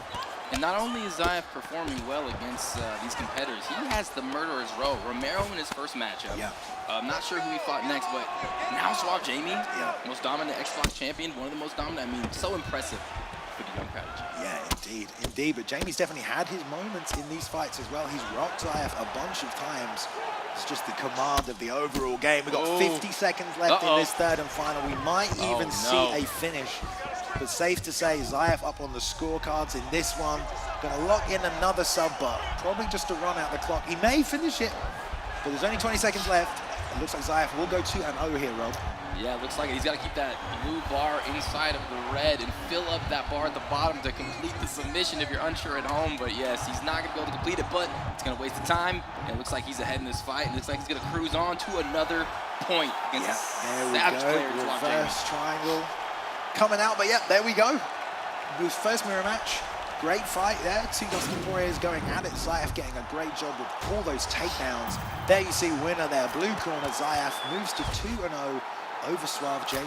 Yes. And he will take him to the next round of the Swiss. With more potential opponents, there we see on stage there, Jamie probably talking to the boys back home. Sorry, lads, tough matchup there against Zayaf. You know, maybe they have a little communication. If they're watching at home, maybe they got a little bit of advice for him. But we have some highlights, so let's jump to those real quick. This is that full mount from the first round here. Complete domination from that full mount position. Landed so much damage whilst postured up. Jamie, though, had great defense, but eventually it sneaks through. And then we get it in the third round, the finish in that first one. And that was because he slipped to those straight punches after the hooks. And there's a big left hook for Zayaf, and he was just comboing that right into the takedown. And Suave was able to deny some of them, but just Zayaf's mix-ups are so good. And then another takedown here off the denial, low stamina. Look how low his stamina was, and he still got that. You know what I mean? Maybe Jamie just wasn't ready for it. but he gets it done. Key matchup right there. Suave Jamie, we talked about being a potential favorite, and there's a lot of the boys back in Europe. There we've got Ed Parker, people like that trying to cheer Jamie on. Unfortunately, he doesn't get it done right there, but hopefully we'll still get enough points to make it to the 8-man tournament. True. But what about Zayaf, Rob? I mean, Zayaf has been perfect so far from what we have seen. I mean, his ability to stand inside that pocket and just do more devastating damage, and also watch out because he's gonna judo throw you. He's gonna take you down, and then when he has you down, he's trying to submit you as well as beat you up. Yeah, so it's a triple threat in every aspect, full MMA, which is what you want to see. You'll be able to flow wherever the fight goes, especially if it's a mirror match as well. How long have we got left on this? We still got some people here. Noetta versus Davikon is up next. Yes, and we're going to jump right inside of this fight. It looks like who's on top there? Davikon. So I'm going to say, oh, there we go. Noetta here in the red, representing KM, the Kingsman tonight. That's his team. This looks like an intense fight. Dabby up 1 round. Noetta low on the head health though, definitely. Compared to Davikon, who's not worked the body at all, but Noetta is in top position. Lots of concentration, building a full bar of GA here. And hopefully doing what he can to try and swing this fight back. We didn't see the first round. But regardless, we know that if Dabby gets a win here, he is going to take the best of it. No doubt. It looks like Dab already has one, like you said, 1 win, and he's underneath right now. But look at the head health on Noetta. It's very low, so this is a big moment for Noetta to get something off, and we're seeing some grapple advantage. He's going to roll him over. Beautiful job by Noetta, or by Dab. Yeah, Dab got the deny on the posture up, loaded it with a couple of shots, get the GA, hits the sweep. Nice work there, beautifully. And then back to the feet for Dabby, where he's done a ton of damage. And again, this is another Dustin Poirier mirror match right here. That lightweight, we see that maybe being the medic. Oh, Noetta, lovely level change. And there comes the combinations to block his low. He's on it. We've tagged into this fight. Noetta wants to make it count. Yes, he does. Go to the 3rd round. But Noetta maybe stealing that round there. We didn't see the whole of it. Getting a little confidence, having some success, going into that 3rd and final round. Yeah, right now for these two, His back is against the wall right now, Bailey. And he needs this round. He needs to do something insane. And let's see what he got. Yeah, Dabby looking for that pull counter right there. I mean, talk about Davikon. This is a guy who often has shown up just out of nowhere on short notice and just beaten some of the best players in the world. So in terms of this tournament, he is a live dog, ladies and gentlemen. Oh, the elbow on the pull counter. But there's one coming back there for Dabby. Doesn't throw it. But Noetta not counted out. Another straight left land zone. And the jab sits him down. Ground and pound from the top position. Can he defend, Rob? He can't. And there we go. Davikon gets the win, 2-0. Some round of applause from the audience down there. Good work from everybody. I know Davikon's dad's out there and he is excited for his son. I love seeing these parents come to support their kids. Oh, it's so exciting. Beautiful. But there we go. Dabby 2-0 over Noetta. Tough fight, no doubt. Noetta got that pull counter. Tried to pull right there, but the jab, beats him to the pull. And there we go, wrapping things up. There's Noetta with the hat. Little clap on the back from Boiler. Dabby talking things over with the president right there, Mr. Z Hunter. So it looks like there's one more matchup going on here with the next round of the Swiss. We might jump to that, guys, but if not, we'll take a short break after this one. Because got some highlights that we can get into. Oh, well, let's do that then. Let's check out those highlights. I know we're going to want to see them again. So this was Noetta coming back here at the end of the 2nd round with that beautiful flurry, really put it on Dabby. Right. And we hadn't seen the fight to that point. We did know in the 3rd round, though, was also played for. Noetta unloading right there. That was so nice. Pull counter, staying in there, gets pulled. It's not enough to finish Dabby. He tries to pull counter again, gets met with a jab, sat down. And this position here, this neon belly ground and pound, so very difficult to defend, right? Very difficult to defend, and what a win for Dab. You know, sometimes I get his name wrong, Davikon, but today I'm nailing it, Bailey. Davikon, right? Yeah, that's right. Yeah, Davikon. Yeah, well, I mean, again, he's a bit of a dark horse here. I think Davikon is a very quiet guy, but former ESFL champion. Former ESFL champion as well. Right. So we've got Elitist now as well, taking on, I think it was Zoom. Okay, there we go. So let's jump over and catch the end of that one. This looks like the final matchup at 185. So these guys have obviously gone 1 for 1. And Zoot Mojo, there we go, just the end of the round right there. So both 1 point apiece here. This is the last matchup of the Swiss before we go to the next round. Here we go. So this looks like it could be 3rd and final. Second round of this fight. Yep, and we know that EK produces some exquisite killers, especially on the map. Both guys have had their taste of victory, and now we're in the 2nd round. EK Elitist utilizing Robert Whitaker against Zooted Mojo, who we saw earlier. And he is looking good. Oh, what a sidestep. What a pivot. Yeah, good job right there. Lots of pressure from EK Elitist. Just 1, 2, not combinations, but just individual shots. Oh, that's some nice knees from Zudid. Also, props to the Israel Adesanya pick up here. Because we know the meta in this weight class. Robert Whittaker, spinning elbow lands right on the temple. He eats it though, jump spinning back kick as well right there. Zudid definitely taking advantage of those spinning techniques because they do a lot of damage in this game, Rob. Yeah, when I was seeing Zudid Mojo getting ready to walk out, he looked confident, he looked excited, and right now he's put on a performance. Beautiful pull uppercut into the uppercut as well. Look at Zudid here. And like we said, it's all to play for. These guys are one apiece. We're getting to like the 4th round of the Swiss after this. Everybody needs as many points as possible. And both guys know this. So Zudid putting it on Elitist right now. Repping that EK team this evening, the Elite Kings. There's a few of those guys here. Head honcho Bossman is here tonight as well. Definitely meeting some of that fam. Nice work right there. Adjusting to the lead body kick with the stationary footwork of Mojo. 3-piece doesn't land. The 2 powers back through that hook that would have landed on the block. But done a bit more damage. Hip toss is denied though. Very close fight. Yeah, an interesting attempt to put EK Elitist on the ground. I'm seeing Elitist also do some good stuff with his side steps. He avoided the clinch, but the range right now, I think this favors Mojo. Yeah, I think so too. Just depends on where the exchanges take place. The double jab straight, just out of range right there. Both men about halfway down on that gas tank as well. This is where you have to start being careful of overthrowing because the damage you take at low stamina happens a lot sooner because you get the low stamina a lot sooner, obviously. But spinning elbow this time, block, snap, jab. Ducks underneath, nice knee to the body knees there. Are so nasty. Oh, he blocked that one, but good job pre-blocking that roundhouse that was coming. Most definitely, and you know Zudid Mojo is looking for that spinning back kick, that spinning elbow. Oh, good shots, and the knee as well. But EK kind of tags him with the jab, backs him up a little bit. Yeah, the high, lovely inside calf kick right there. But high-level techniques on both guys, so even those jabs can cause those hit reactions right here. Good job attacking the legs of Adesanya as well, because they're very open targets. But it's the hands on the inside for both men they want to be careful of. And it seems Zudid has really relied on that block. Going into that 3rd round, you see that green bar just getting evaporated right now by the power of EK Elitist coming forward, dropping some heavy shots with the head movement, keeping them alive. Double jab 2 lands nicely right there as well. A lot of slip straights from either guys. Oh, that is dirty! Gotta love that Mojo's mixing this up right here, making everything work for him, have all the weapons, why not use them? Nice roll underneath, can he capitalize? No, he can't. Double jab 2, nice job avoiding by Elitist. He's thrown that a few times into the 3rd and final round. And they put a lot of energy into those first 2. They are not gonna have a lot of stamina going into this 3rd and final round, so they have to be very economical with their decisions out there. Yeah, they do indeed. It's 1 round apiece for these 2. There's no one else on the stage. This is the final of this 3rd round of the Swiss.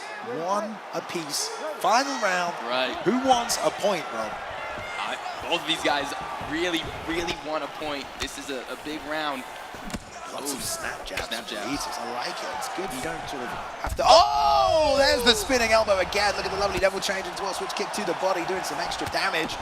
Almost thought about continuing to advance, but holding the attack to regain some stamina. So many duck unders by Mojo right now, really working for him. Sets up the spinning elbow as well. Let's see if Elitist can adjust away from the snap jab, get that uppercut going. So far, the movement of Zudid Mojo is keeping him in this. He's got the range. Uppercut lands again.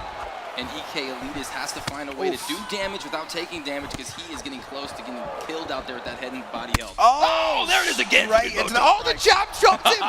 On top is Zudid, gonna get some ground and pound off. Not gonna overthrow though, take his time with it. But man, that's gotta feel good. Gets a drop early in this round. That is so sweet for him because Zudid Mojo now on top. He knows he has his fight in the bag. He just has to be careful, and he has such a clear advantage in the stamina, the head health, the body health. So now he just needs to cruise to the finish line. But UFC is a dangerous cruise. It is murky water out there. It is murky water. It's not the easiest or smoothest of sailing. Given the matchup, builds momentum. Will he hit a transition? He does not. Gonna stay calm, but EK Elitist has got to do something. He does. 2 minutes 30, the clock is ticking down. You know, unless he can sweep or submit, he has to get back to his feet, foot on the hips, builds momentum on the far side, but Mojo is ready. He's locking it down, following those hips, gets a post drop himself, but he's gonna let him back to the feet, Rob. Oh, he's pretty confident. He wants that finish. We're at the midpoint of round number 3. Uh-oh. EK Elitist back on his feet. What can he do? The stamina is dwindling, though. I love how Mojo's been using that knee to stop the head movement of Elitist when he level changes under. One thing Mojo is doing, that double jab 2, If Elitist gets the read on the two coming off the double jab, he can slip and land a big shot, trying to slip the jab there with the right hook. Nothing doing now, really. Trying to throw what he can. Oh, the front kick lands, but he's low stamina, Rob. Yeah, that was a nice front kick. He needs that, but he can't capitalize on these moments because he has no gas to really, go for the kill. But Suited Mojo, he's got a bigger gas tank. Ooh, the spinning elbow. Mojo. I mean, we didn't see how the first round went. The second round was close from what we did see. Third round definitely going Mojo's way, though. Every time one of those knees lands at this point, I'm just like, oh my goodness. He's doing a lot of damage against the cage. Trying to get out of the way. EK Elitist barely hanging on for dear life. Yeah, now he's got the fatigued animations. Ducks under. Body hook lands. No stamina left from Mojo, so we can't finish him off here. Oh, he's 30 seconds. there. They're training, though. Big left hand comes out. Elitist is waiting for that one shot. Oh! Bang! Big knee off the overhand. Good night, sleep tight. And there we go. Zooted Mojo gets it done. There they are. Well done to the pair of them gentlemen. Last one's through for that Swiss, writing them scores down. Close matchup, 1-1, but Zooted Mojo with another good performance. Rob, he's looking really good tonight. He is. He is. Not a lot of people knew he was coming to the tournament, but he's here and he's taking it by storm. The dark horse, baby. He is. One of many. There we go. Right, that is going to be the end of this round of the Swiss. Let's take a quick look at those highlights from that fight as well, from what we did see. Loaded up on the body hook, didn't throw it, faked it, baited something out, hit the pull counter, then worked him over in the clinch. Great work by Mojo. That's thinking a step ahead right there as well. Knee, again, great use of the knees of Adesanya. They're so long. Spinning elbow, lead hook to the body, back to the lead hook to the head, ends with a switch. Lovely work. Straight, roundhouse, jab sits him down. Great work by Mojo. The accuracy, man. Especially with Israel Adesanya, keeping that range, utilizing those teep kicks. And there's the knee to end it all. Nasty finish. Completely insane. Cold, out cold as well. All right, we do have more of the Swiss coming up right now. A bunch of best of threes have taken place. We've got some points on the board for the gentlemen, which will hopefully have the standings. When we come back, we're going to take a 5-10 minute break right here, rotate some commentators. All right, guys, so stay tuned. Don't go anywhere. There is more ESFL Live coming your way.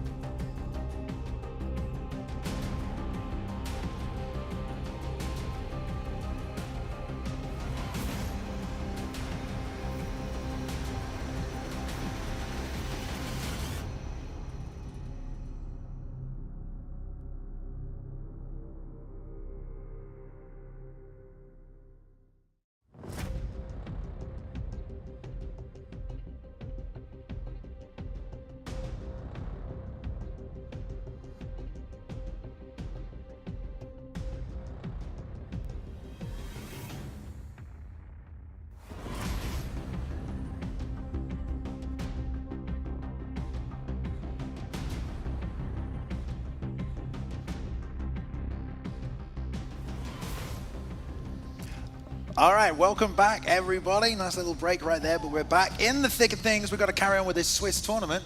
And we've got Mr. Armor Boxer back in the booth. You've been out there in the crowd, sir. What's the energy like out there? Man, the energy is wild, especially when you're seeing the best fighters in the world and just seeing a live event where everybody is responding. It's crazy. Man, I love it. I want to be out there because everyone's having a good time. I think we're going to jump to Zayaf and EK Issues as the first fight we're going to get to. We've seen Zayaf a bunch already tonight. He's been cleaning up. Don't think he's lost even a round from what we've seen. There might have been a couple of close moments. Yeah, he's a problem. I might be wrong about that. He may have lost a round. He has not lost a round. Okay, there we go. But you've seen him fight a bunch tonight. How do you think he's looking? Man, Zayaf is looking just immaculate. Okay. He's looking perfect out there. Just like you said, if he hadn't lost a round, I mean, he's doing his thing out there. We're seeing some high-level stuff from Zayaf. People need to be on notice. I think they are if they weren't. We have the scoreboard as well for you guys, so let's take a look. There we go. So with 0 points there on the left-hand side, EK Bossman, dark side, tough matchups right there for those guys, I'm sure. 1 point. There's a bunch of guys sitting there at 1 point. Got a couple of wins over some people. EK Elitist in there. Dray we saw. MMA Troll with that. That's the win over Pyoxis at the start there. Dirty Dave picked up a point. Prize got a point there as well. 2 points. So that's 2 wins so far, guys. Bang Bang, EK Warrior, Jamie's on there, Cheery's on there as well. Noetta, picked up 2. WebCam, Romero still on 2. So those guys are all battling out basically for the 8-man position. But 3 guys in the top. Davikon, who we talked about being a dark horse. Yes. Zayaf and Trixie. Yes. One thing with Davikon, I have to shout out Davikon. Davikon's dad actually told me just how much of a competitor that Davikon was. I love it. I mean, he started out really early, even doing some pinball like competitively, and definitely want to shout out. And I see it right now. His competitive nature, it is playing out right now. If you're on that, titles on the line. Yeah, titles on the line. There's a lot going on. If you're over there in that 3-win column, I mean, you're doing your thing right now. Can't wait to see how this all shakes out. All right, let's jump straight to the first fight, guys. Let's get straight back into it. The picking stage. So this is Zayaf. And there we've got Zudid Mojo right there. So we're going to EK Elitist, but that's probably just him logging in on the accounts because we're all sharing. So Zayaf and EK Elitist. Okay, Zayaf, EK Elitist. Yeah, I'm looking behind us. So I think Zayaf here will be in the red corner. But we'll get the nameplates up on the screen here. Jan mirror match. Not a lot of mirror matches so far, Boxer, but certainly bantamweight, he is the go-to pick. Yeah, definitely. This is the meta pickup when you're talking about a mirror match between Piotr Jan versus Piotr Jan. These guys both have 95 power in both of the speed and the striking. Let's get to it, baby. Yeah, and this is a matchup we've called a bunch before. We talk about that force of nature perk, If you get ahead on the damage, you're going to take less damage. But so far, Zayaf has been immaculate in the pocket. That's where EK is happy to take this fight right now. Issues trading on the inside. Zayaf making it work, jab into the lead hook. Level changing, nice catch with the lead hook, though, by Issues. He's stopping this forward pressure. Yeah, definitely. I like both what they're doing right now. They're able to huge ready. Right hand there by Zayaf. Could this be it already? My God. Oh my goodness. The grab out of nowhere. Out of nowhere. Dude, that's not even 60 seconds there, dude. I was not expecting that. That is why you got to be careful about going downstairs. You end up taking a huge uppercut there, get you in trouble. And whenever you're on your back, Bailey, you need to figure out how to block down there. If you're going to put out your guard or if you're just going to cover up your face. And if you guess wrong, it can just be a quick night. What do we even say about that, man? Like, that was just a clean sweep right there. We said Issues was fighting on the inside, happy to take that fight to Zayaf, but Zayaf landed that uppercut that he's landed a lot tonight. That uppercut is money. The timing on it is perfect. Drops him, and the knee on belly position there with the finishing sequence. Me and Rob talked about that. It's hard to defend from that position, right, when the strikes are coming in. Yeah, it's hard to take. So, but if you're EK Issues, how right now do you just clear your head? Let's get right back into the fight. You have to, right? Yeah, you have to. Man, I mean, that's a tough way to lose straight away. He knows how good Zayaf is now, though. Exactly. If he didn't know before, now you know. But also, it's right at the start, so the gas tank on Piotr Jan is massive. So when you're getting that ground and pound finishing sequence, you can throw a ton of strikes before you run out of gas. Right? Exactly. So it's also that played into it. But here we go. Okay. On to the second of the best of 3 right here. Zayaf already one up, taking that Stephen Thompson pick to defend the title with that pick. We've got that Leon Edwards on the opposite side.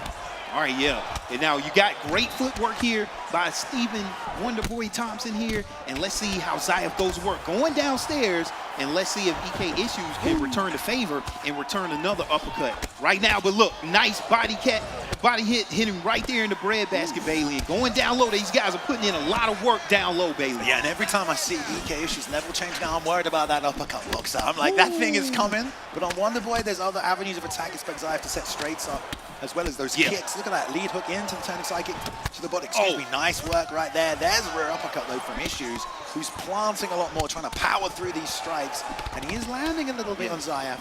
Yeah, with Stephen Wonderboy Thompson, you do have a nice outside range, but yet you see right there, he missed that side kick. You have to be careful, because if you throw that outside of range, then you can return that combination right there. But look at Zayaf returning the fire, Bailey, and right there doing a great job with that straight to nice Leon knee as well. Yeah, and Issues hit the pull counter there, but didn't follow up with something. Maybe a little hesitant, worrying about those return shots from Zayaf. Already been cleaned by him. That's a nice catch on the body kick. Did get the block up there for the jump knee, so doesn't take too much damage. Zayaf has to find the weapons that are going to work. Lovely head kick right there. Huge head kick there, Bailey. Fake the roundhouse to the body, came up top with another head kick. Both times though, Issues able to get the guard up, but he's got to be careful now already. Yeah, right now his head is hurt, and he needs to be aware of his head health right now, but he needs to collect himself. And that was a nice overhand there by EK Issues using Leon Edwards, but you got to watch out for these spinning kicks in the outside game of Stephen Wonderboy Thompson. And Issues is planting the feet right now. You know, he's trying to trade, but it makes him a target to be hit, and Zayaf is teeing up on that chin. Yeah, now one thing that I'm seeing with Zayaf doing, he's switching positions here. What do you think he's doing right here, Ben? I mean, he's trying to find different angles, I think. You know, he's got a lot of kicks coming from different sides. He's doing turning side kicks, switch stance there as well. It makes it a little harder to read. The side kicks coming out. Yeah, so whenever you're throwing that side kick and you're switching those positions, then your opponent has to make sure to circle to the opposite side. So it's just a lot of mind games being played, a lot of meta going back and forth. Look at there, a side kick right to the face, baby. Nice interception though. Issues landing a nice 2-3, and then a big hook on the other side of it. Blocks the body, another lead hook up top. Much better for Issues now, finding his nice counter shots. He's being a bit more patient. He's not trying to force this offense. He's just punishing Zayaf now. But he has taken a lot of damage. There's a big left hand. Huge rock there. EK Issues pouring it on. Let's see if he can put on that pressure, but but gets rocked right back, Bailey. Look how much body damage that EK Issues has taken. He does it! And the left hook lands. Zayaf down. Left hand. Look at that.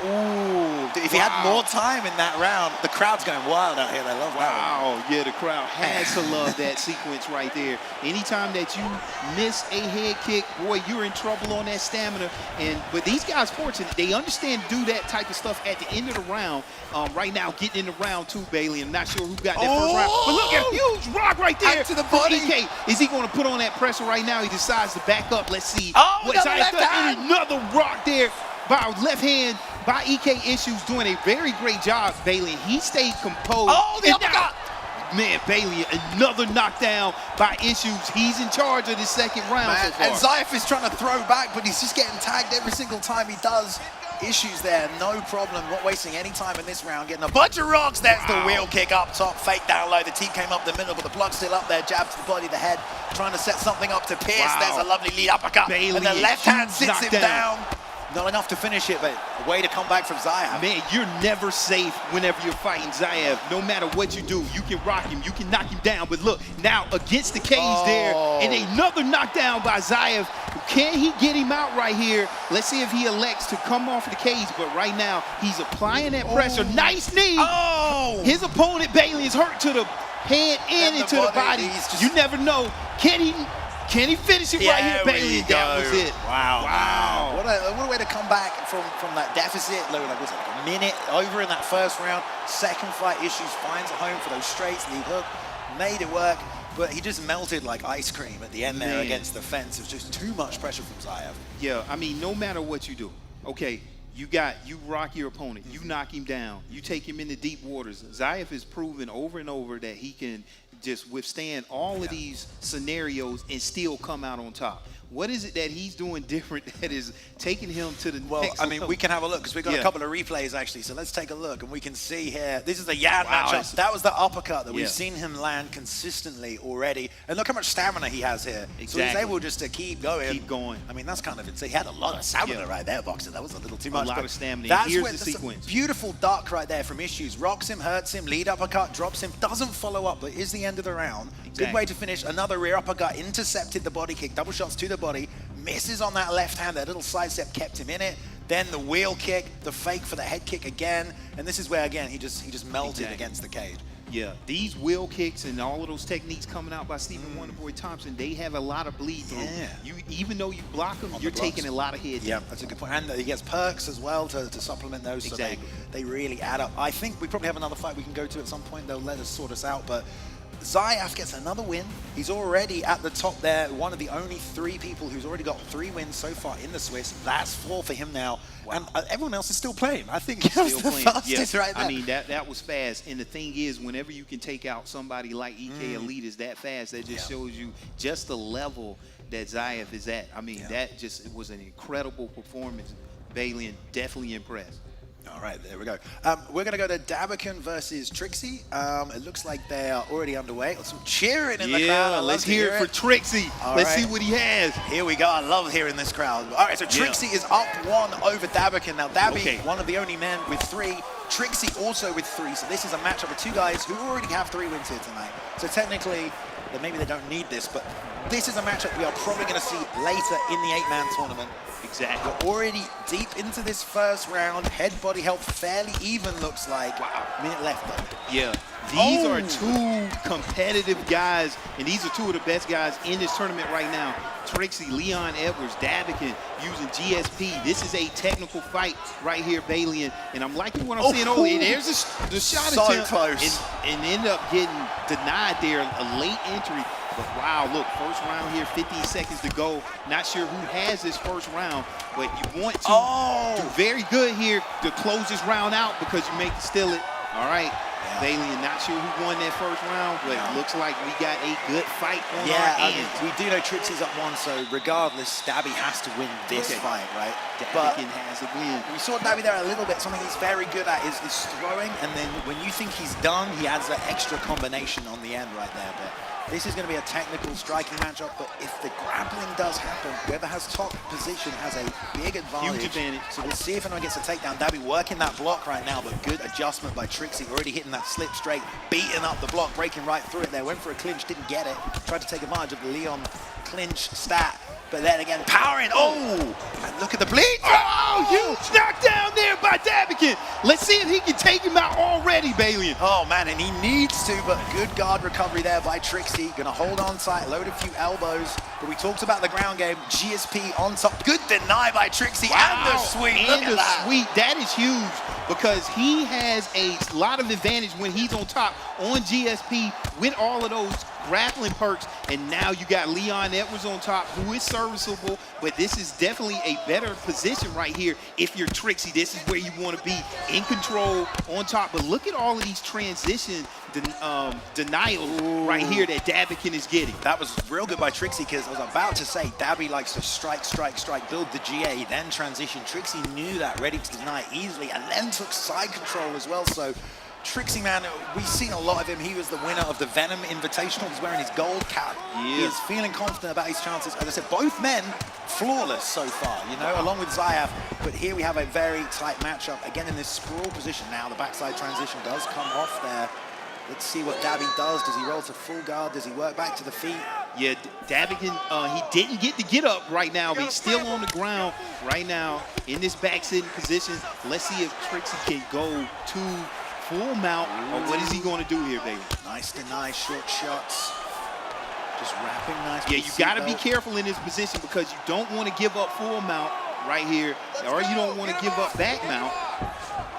So right now, they're in half guard, and man, you have a lot of control time that you're giving up right now. And it's adding up. Dabby trying to land the shots to build the GA, but like I said, Trixie's already read that game plan. He's just going to throw his shots back. Davi can't get ahead on the grapple advantage if Trixie is also landing these short punches. So by exchanging these strikes, he's just holding top position. It's making it easy for him. And this is something Leon does in real life, just dominate that half guard. Now posturing up, two shots to the body, trying to get some more points on the board. We're ending this second round here, though. Is Davi winning this fight? Does he need a finish? Oh, wow. Yeah, now, yes. I would say you definitely need a finish. You don't want to leave nothing up to the judges. Always going to but deny you got that. another round. But look, we got a reversal right here. You only got 23 seconds left. Can you do enough damage here to turn this thing around? I'm not sure. But you want to get as much damage as you want. But look, he elects to get up right now. I think he needs a finish. I love Trixie's game plan right here, though. He ain't standing up. Yeah, that's very smart. There is a massive pile of blood in the field. Wow. Someone is bleeding. I didn't see that. Man. Okay.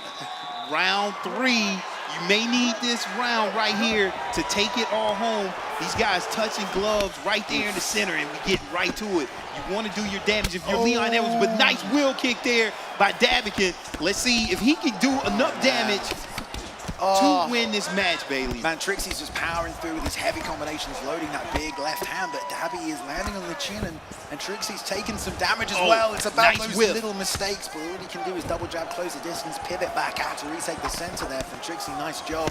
As Davi's trying to put the pressure on, looking for that finish boxer. But Trixie is so good with those boxing combinations. Yeah, he is. And look, now I want to see if he pushes him against the cage and looks for this takedown, or he may want to elect to stay up if he feels that he needs to get a finish here. But GSP has enough tools to get the job done. Right now, these guys are just exchanging shots. Nice interception, wheel kick. I see the head health that's blinking there on Trixie. Can he hold on, Bailey? Man. He's trying to, he's letting that straight lead uppercut go. Nice slip from Davi there, but Trixie was getting good at that because there's so much double jab work coming out from Davi. There's a nice 1-2 though, beats him to the punch. But Trixie's trying to play defensively. He's seeing that head health flash as well now, Davikon, so that wheel kick or something big is probably coming. Yeah, Davikon is doing a very good job right now in keeping this controlled pressure on Leon Edwards. In a huge knockdown there, and he poured on the pressure against the cage. Will he get the takedown? And he got it. Okay, 2 minutes, 30 seconds left, Bailey, and to get this fight under control. Yeah, the problem is, if he stays here and wins this round, will he win this fight? We don't know. It's very close, so he probably still needs to fight a finish. Exactly. I think you need to go for the knockout here, Bailey. Like mount or something, right? Get some ground and pound off. Yeah, if anything, I would be looking for GSP and Trixie to get in that crucifix position where you really can do damage. Okay, ends up getting into half guard. Yeah. You can do a lot of damage right now if you get the posture up. Now you're in the top sprawl. You can score a lot of points here, but you can't finish. And this is why he gets back up, because he's going for the finish, baby. Yeah, he needs to find a finish or something right here. Most likely. You know, Trixie's done obviously very well to take that one off Davikon. We didn't get to see that fight. You know, we've got a lot of fights to cover. We can't go to them all. But we are seeing round 2 of their best of 3. That head kick was set up beautifully by Trixie, but Davi saw it coming. He's got less than a minute. Slip straight from Trixie. He's still putting that pressure on Davikon. He's got to pull something out. All right, Bailey, this fight is going down to the wire. Huge knockdown here. Can he come back? We took 25 seconds. Can he do it? He's going to do it. Oh, he did it, man. Look at that. That was absolutely insane. To do what you need to do, to stay focused in that fight and come back and get the damage that you need and finish it off on the ground, Bailey. Look at them there on stage. Trixie thinking about that one. Had it in the bag maybe, but someone like Davikon being that aggressive is so hard to negate, especially if you're being defensive, you know, because a good defense is a good offense. Exactly. If you take a step back, you can give that avenue for your opponent to come through, but great job by Davikon, and that's why this man is, you know, one of the best champions of all time. Hey, this is why they told me backstage, Bailey, and how competitive Davikon is, and we are seeing it play out right here. And now 1-1. It's 1-1. Yeah. This right here is the fight for the winner of this round, and we're talking a heavyweight fight. We don't get a chance to see this. Stipe versus Stipe. Even though it's a mirror match, you get a chance to see who's going to be the best player. 1-1 mirror match. We can't ask for nothing. I love it. Nothing else. The stage is set. I expect, based on how these two are fighting, they will both be in the 8-man tournament for the shot at 2,500, the shot at the ESFL title. and they'll get down to it. But, here we go. Okay, we saw an early stance switch in the southpaw. Not sure what that was about. However, these guys here changing a couple of shots. Big head kick there by Davikon. Trixie doesn't want to take too much of those, but Trixie has a lot of tricks in his bag. And let's see him get into it right now, Bailey. A huge rock there by Trixie. And we see that control aggression. He knocked it down. Wow, Go Bailey. for the finish here with ground and pound knee on Bailey. We Seeing talked this- about how dangerous this is, how hard it is to defend. What a Davikon there with beautiful defense. Tons of stamina left on Trixie to keep pounding away, but it was a perfect, I think it was either a slip or a frame, reverses position. Exactly. A great defense there by Davikon to be able to understand if his opponent is throwing a straight or a round strike and block the strikes that he needs to stay in this round. Because look, you can get anything like this, these guys a are so sweep, get in reverse. Now you have 3 minutes and 11 seconds to turn the tide and get the work, Bailey. Yeah, great framing there. I mean, he tripled up on that hook from half guard. Maybe wasn't thinking too much about it. That's the only window Dabi needed to get that frame on the third shot. Got the reversal, the Kimura sweep. Now he's on top. Has suffered a knockdown though, so unless he can do a lot of damage, he's not going to be able to do too much. But again, this is the counterplay to the ground game. Dabi likes to build GA by landing strikes to make transitions easier. Trixie is exchanging strikes to stop that, and Dabi's going to take it back to the feet. Wow, we've seen this. Davikon, get well. That was a stand-up. Okay, didn't do enough in the refs, and the judges and the refs stood it up. Okay, now they're back to their feet. It can be anybody's ball game at this point. What's going to happen? Is Davikon going to be able to do enough to really mount this full comeback, or is Trixie going to show us he has more tricks up his sleeve? Can't wait to see. Right now, these guys are showing a lot of respect. Yes, definitely to each other, because one shot can end it all. Yeah, we've seen head kicks from Davikon coming out nicely as well. A couple of 1-2-3s from Trixie that landed beautifully. That lead hook on Stipe is not a joke for anybody involved. Keeping that 1-2 double jab coming back from Trixie. Just trying to find the shots. There's that lead hook again. Yeah, exactly. I don't know how much you want to try to go downstairs right now, because you haven't been putting in any damage thus far. So look at that huge pull counter there, slightly off and missed. And it's a chess match right here. The last 47 seconds here in this match, this could go either way. I still expect to see maybe another rock or a knockdown, even though we're getting ready to end this round. This is tight right now, baby. Yeah, both men using that straight right that Stipe has as well. It's just such a right there. It's a very strong technique. You got a ton of hit stun on it if you land it. And definitely, as the fight wears on, it's about landing those low-risk strikes that are going to really shut around. There we go. It's the third. I feel like at the end of that round, both fighters wanted to collect themselves. They stayed, they stayed safe. And now I think we're going to see some fireworks coming out here in the start of the second round. There we go. This is the third round, isn't it? I believe it is. On the round 2, my bad. Round 2. You're good. Yeah, I was wondering the highlights that we saw that great exchange at the start. What happened in that round? Huge pull counter. Return with an uppercut by Davikon, but he has to be careful here because Trixie's still able to get a lot of head damage off Bailey. And this is going back and forth, back and forth. I have no idea who's up. Now we see a clinch attempt and with a takedown attempt, and then that gets the late denial here. Davikon still on his feet, doing what he does best, Bailey. And great job by Trixie, ending with a leg kick as well. That's just to change the target up. You're probably not going to accumulate enough damage to make a difference. Leading with the rear uppercut, but it landed on the chin of Davikon there, who's trying to find an avenue for attack, being patient. And we know Dabi, he just lands one big combo, swings the momentum of the fight. He's looking for it. Trixie again with the lead hook, pouring 1-2-1-2 on the inside, gets the clinch, swings under here, gonna work the head. Uppercut on the break and the lead hook. Lovely work by Trixie. Rear uppercut against the cage. This is gonna be a big Can Trixie do it? I hear the crowd going crazy out there, Bailey. They love it.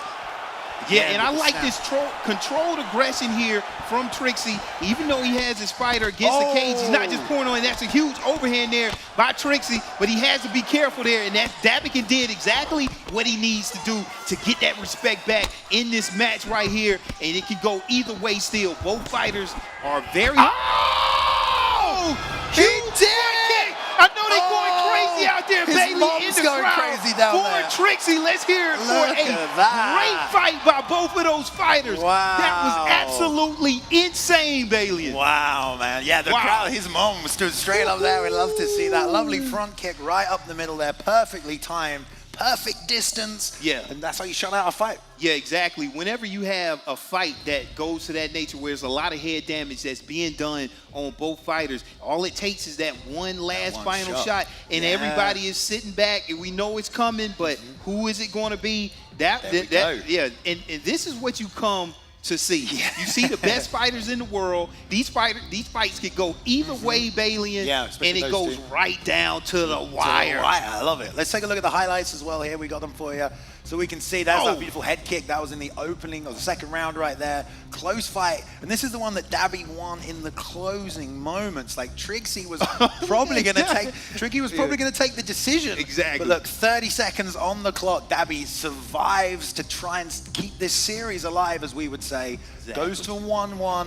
They take the mirror match at heavyweight with Stipe. And, you know, we saw a good performance from Trixie. Ooh. And then right here, the last match, the heavyweight match. I mean, this is where it was all on the line. Yeah. And, man, just pulled it out of the bag, got it done. Man, yeah, there was some great crowd reactions off that one. Trixie got some fans. There are still a few people getting through their Swiss round 4, so we'll bring you another fight. But so far, you've been watching from the crowd. I mean, what's your favorite fight you've had so far? Fight of the night, if you had to pick one. Man, I think, I don't want to say fight of the night yet, but it actually started out with the very first fight. You're talking about Romero. You're talking about Zayaf. That was a epic matchup. Went back and forth. I mean, but Zayaf right now is doing what he has to do. What do we got here? We've got EK Warrior and Bang Bang. Okay. So they are second round of this best of 3, one apiece. Wow. And this is Warrior in full mount right now with Daniel Cormier. That's not against Andre Bishop. That's not a good place to be. Hey, now, quiet as kept. EK Warrior, people are saying that he could be a dark horse of this tournament. So let's see if he can get this. He's about to get a submission, but Bang Bang is denying right here as well, doing a great job despite being no stamina. Obviously, EK Bang Bang, or just Bang Bang. I keep saying EK Bang Bang back in the day. He's taken Andre Bishop, who is a character from Fight Night. So fantastic boxer, not good on the ground. Terrible position to be in full mount against EK Warrior, but Bang Bang's hitting these denies, tries to get the half guard. Great job by Warrior holding this top position, going to posture up. Here comes some ground and pound boxer. Wow. Okay, the ground and pound by Daniel Cormier is top notch. And that's what we expected, Bailey. And when you talk about Daniel Cormier on top of Andre Bishop, it's almost nothing you can do. EK Warrior, I hear the crowd out there going crazy. Let's hear it. A good job for EK Warriors. Wow. Yeah, man. That's one apiece as well. We got to see just the closing moments. What a close matchup. Both those guys are in a similar place in the bracket as well. They're battling it out for that 8th place. There they are on stage. Gonna walk off Bang Bang there, taking a little sip. You know, whatever he's drinking. Maybe not too happy with that performance, but what a great finish from EK Warrior. You know, I'm surprised to see that pickup, Andre Bishop. But that just shows you, if you pick that, you must be very confident in your hands. I like to see different pickups outside of the meta pickup. Yeah, we've seen a few. You know, it throws things off, makes things interesting.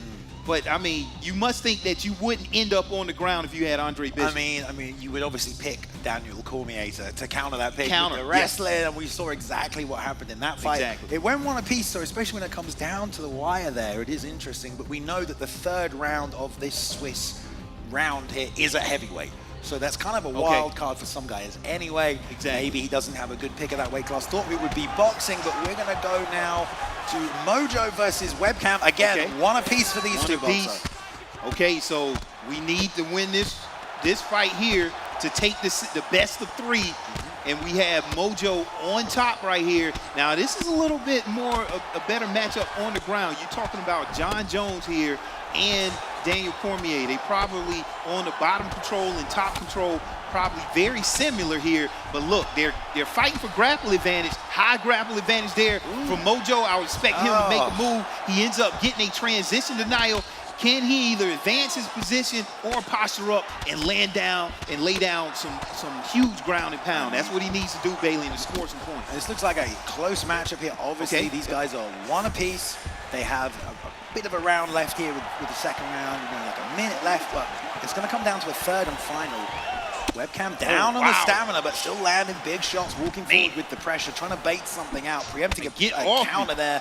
Look at the body damage that's been absorbed, though. Oh, from both men. Double hooks to the body by WebCam. Great job. Level changing, but that's the elbow. You knew it was coming. Yeah, those strikes just come out of everywhere. Anytime that you're fighting John Jones, if you're John Jones, you want to stay on the outside. However, if you have Daniel Cormier, you want to kind of get in close and do that damage. Showing respect right there. Man, this is a meta matchup right here just because of the two fighters and where they are strong at in their positions. Round two, both 1-1, Balian. It's no time to touch gloves right now. It is time to get to work. Yeah, and again, both these guys, middle of the bracket. They need a point in this Swiss tournament. There we go, jumping roundhouse. WebCam just out of range on that. Mojo, the one under attack right now, but it was WebCam's pressure that led to that rock. At the end of the second round, level changed into that reverse elbow. So he has to be careful level changing as he advances because Mojo's looking to counter. And Mojo's looked so good tonight as well. Lovely job, WebCam to the body. But here come those knees. Yeah, those knees are very dangerous coming out from John Jones. Now, if you're WebCam, he's doing a good job at throwing those combinations on the inside. But I want to see if he's going to be careful because if one of those body strikes get intercepted by an uppercut, it can be a fast night. Nice wheel kick there from Daniel Cormier. Got to watch that stamina. But Mojo up on the stamina advantage right there. Huge rock right there, and he's pouring on the pressure, Balian. Nice job, knee to the body. Perfect timing. Again, as WebCam's coming forward into the strike, which obviously means it does more damage if you run into something your opponent throws at you. And unfortunately for WebCam, he's got to move forward. He's got a shorter reach. He's got a pressure. He's got a box on the inside. But right now getting met. Oh, there's a wheel kick. He landed the wheel kick. Another body shot. And it was clean too, Balian. He thought the shot was coming down low, but it came up high. But getting a huge knockdown there for Mojo. And then we got a camera switch here. Another jumping kick there from Daniel Cormier. You got to think that he's spending a lot of energy here. Only a 3-round fight, but you still got to watch your stamina. There we go.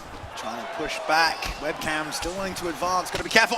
Working that body, man. Double hooks to the body. Finished up top. Yeah, lovely work. Yeah, you got to be careful here because you're coming up at the end of this fight and your stamina is low, your body is hurt, and these guys, anything can happen there. Huge right hand.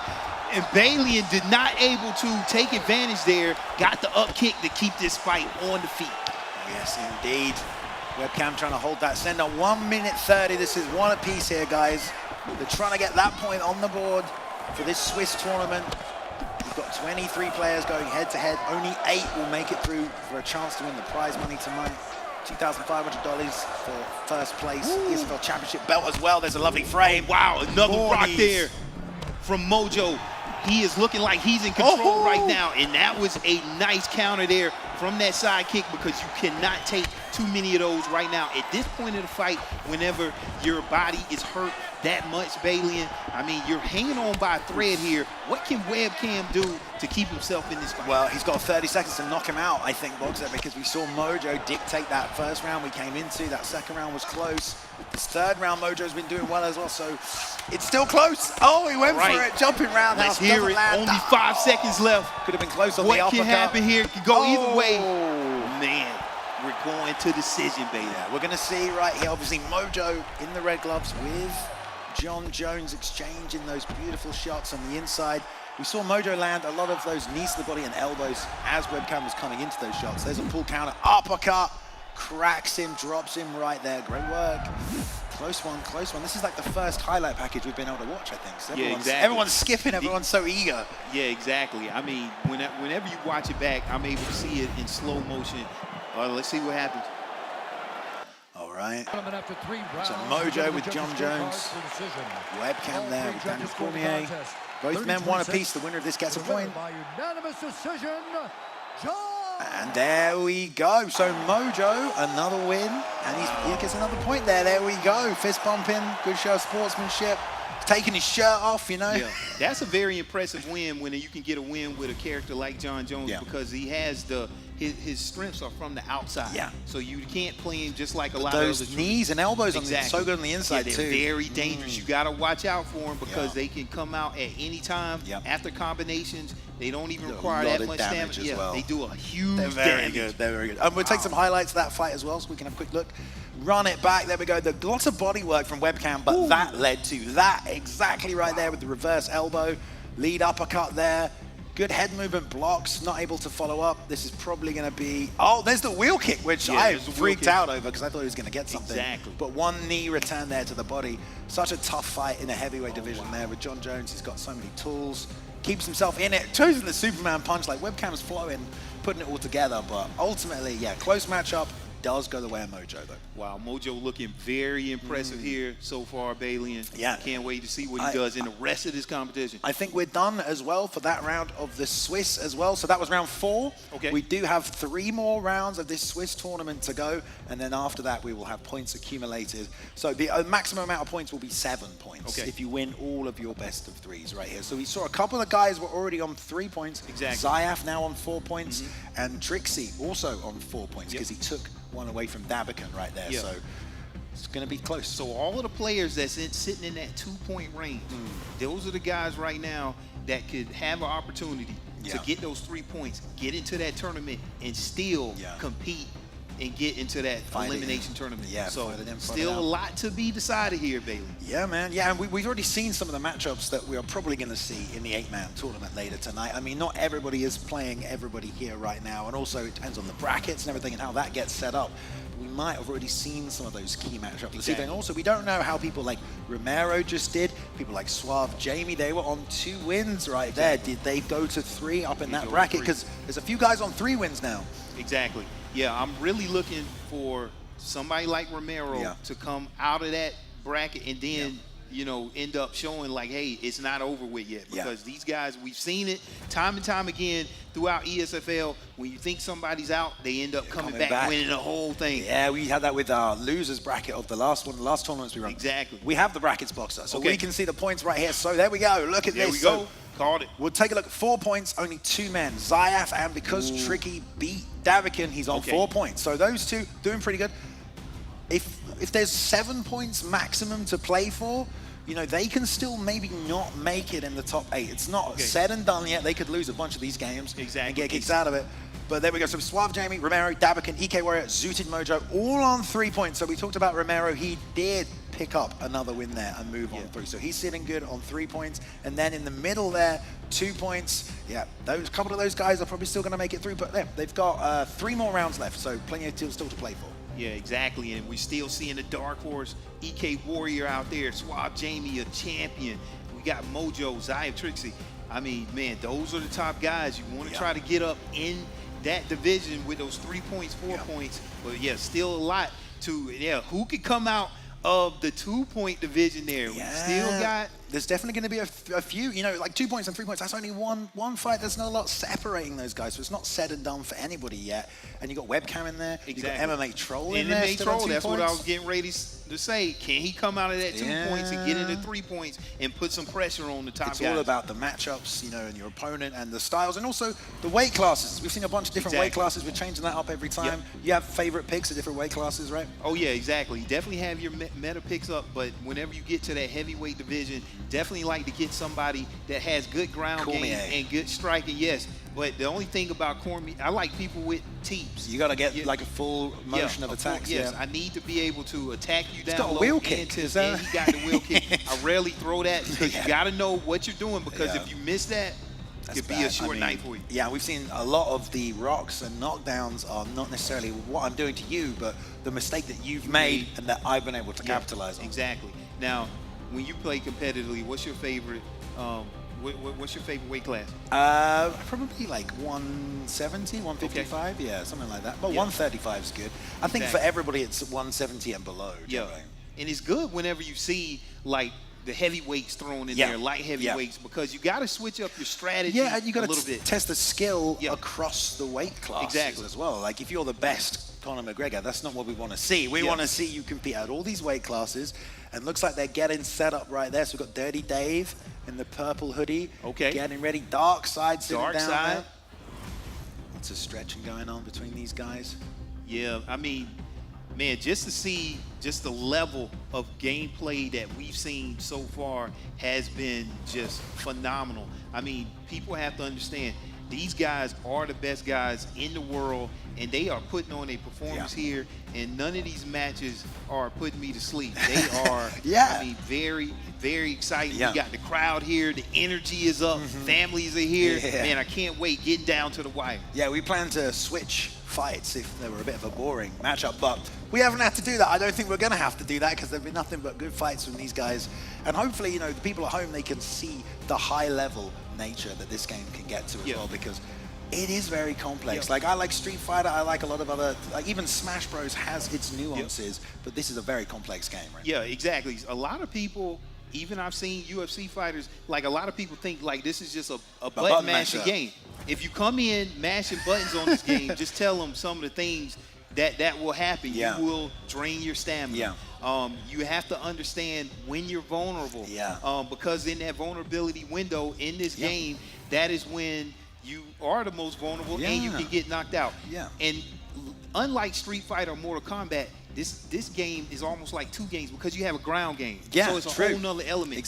Just because you're good at stand-up and the clinch, submission. So you have to be good at not only the stand-up, but the ground. And these are totally different games. And they seamlessly transition between one another. Different mini games as well with the submission games as well. And like, you know, if I'm losing the stand-up, I can take you down and completely dominate. So and you should know because we had an event where you fought an esports competitor from NFL games, right?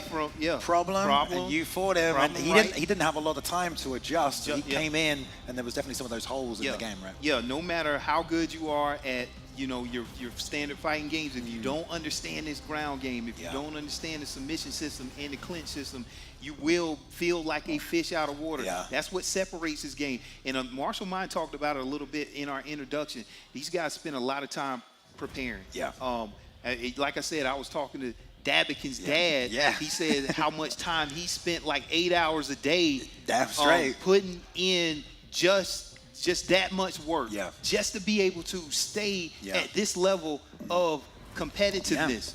You know, it's very impressive what they have to do to be on this stage. All right, we're going to go to Zooted versus Romero, but we're not just ready yet. But that will be the first matchup. Zooted's been doing very well. We've seen him getting a bunch of wins, but Romero is sitting on 3 points. So his only loss so far has been to Zayaf in that opening frame. Okay, yes. Romero, a very technical fighter. This guy knows almost everything about the game. Anywhere that the fight goes. I think he knows the most about the game. Zayaf knows a lot, but we're both game changers. Romero is in that game changer Discord. Also, have you noticed this? Have you noticed this? Here's a video of this. He is all over this game. So no matter where you take the fight, it's going to be in his world, in his realm. Anytime I fight Romero, I don't want to be standing. I don't want to be on the ground. I don't want to be on the cage. I don't want to be just, basically just it's fine. All right, so we're going to pick up here. I'm going to assume, we haven't got the nameplates yet, but I will turn around and see who is on the left and who is on the right. Let's see if I can see Romero. Okay, Romero there looks like he is on the right-hand side. So it'll be the blue corner. So Romero with the Holloway pick. Okay, man. Mojo there with Volkanovski. If you are in for a show right now, anytime that you had this Max Holloway pickup, you're talking about some of the best hands in the game. Even though he doesn't have a lot of power, he has a 5-star jab, a 5-star straight. Now, you see Romero coming out right now. He's already in his bag. He does a spinning kick. And man, what do you have to do if you're Zooted Mojo you want to get this fight on the ground, or you got to get in close, Bailey? What do you got to do to mitigate the damage that you might receive from the hands of Max Holloway? Well, I mean, he put a lot of pressure on Romero right there, who answered with a nice little combination. He just ducked a head kick and hit him with an overhand. That's lovely. I mean, and they're so fast. I mean, the reflexes that you need to do that. I mean, right now, throwing a kick outside of range, but look, backing up right now, and look, the stamina advantage right now already going to Romero. Let's see what happens, baby. Nice switch to the body there. Distance closed by Mojo. Still trying to step in with these short shots. Obviously has to close the distance. Don't be fooled. Nice kick.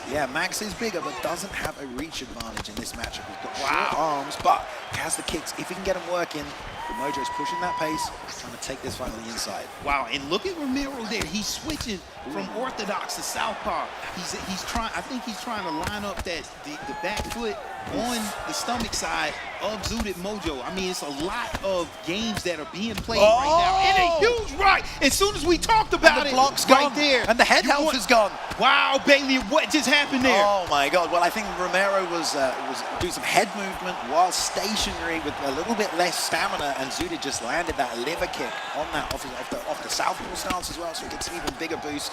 Cracked him, and then he broke the block and beat the head health off as well. But still, stat-wise, recovery-wise, Holloway's got a good chin, good recovery. It's an early rock, but big damage. Exactly.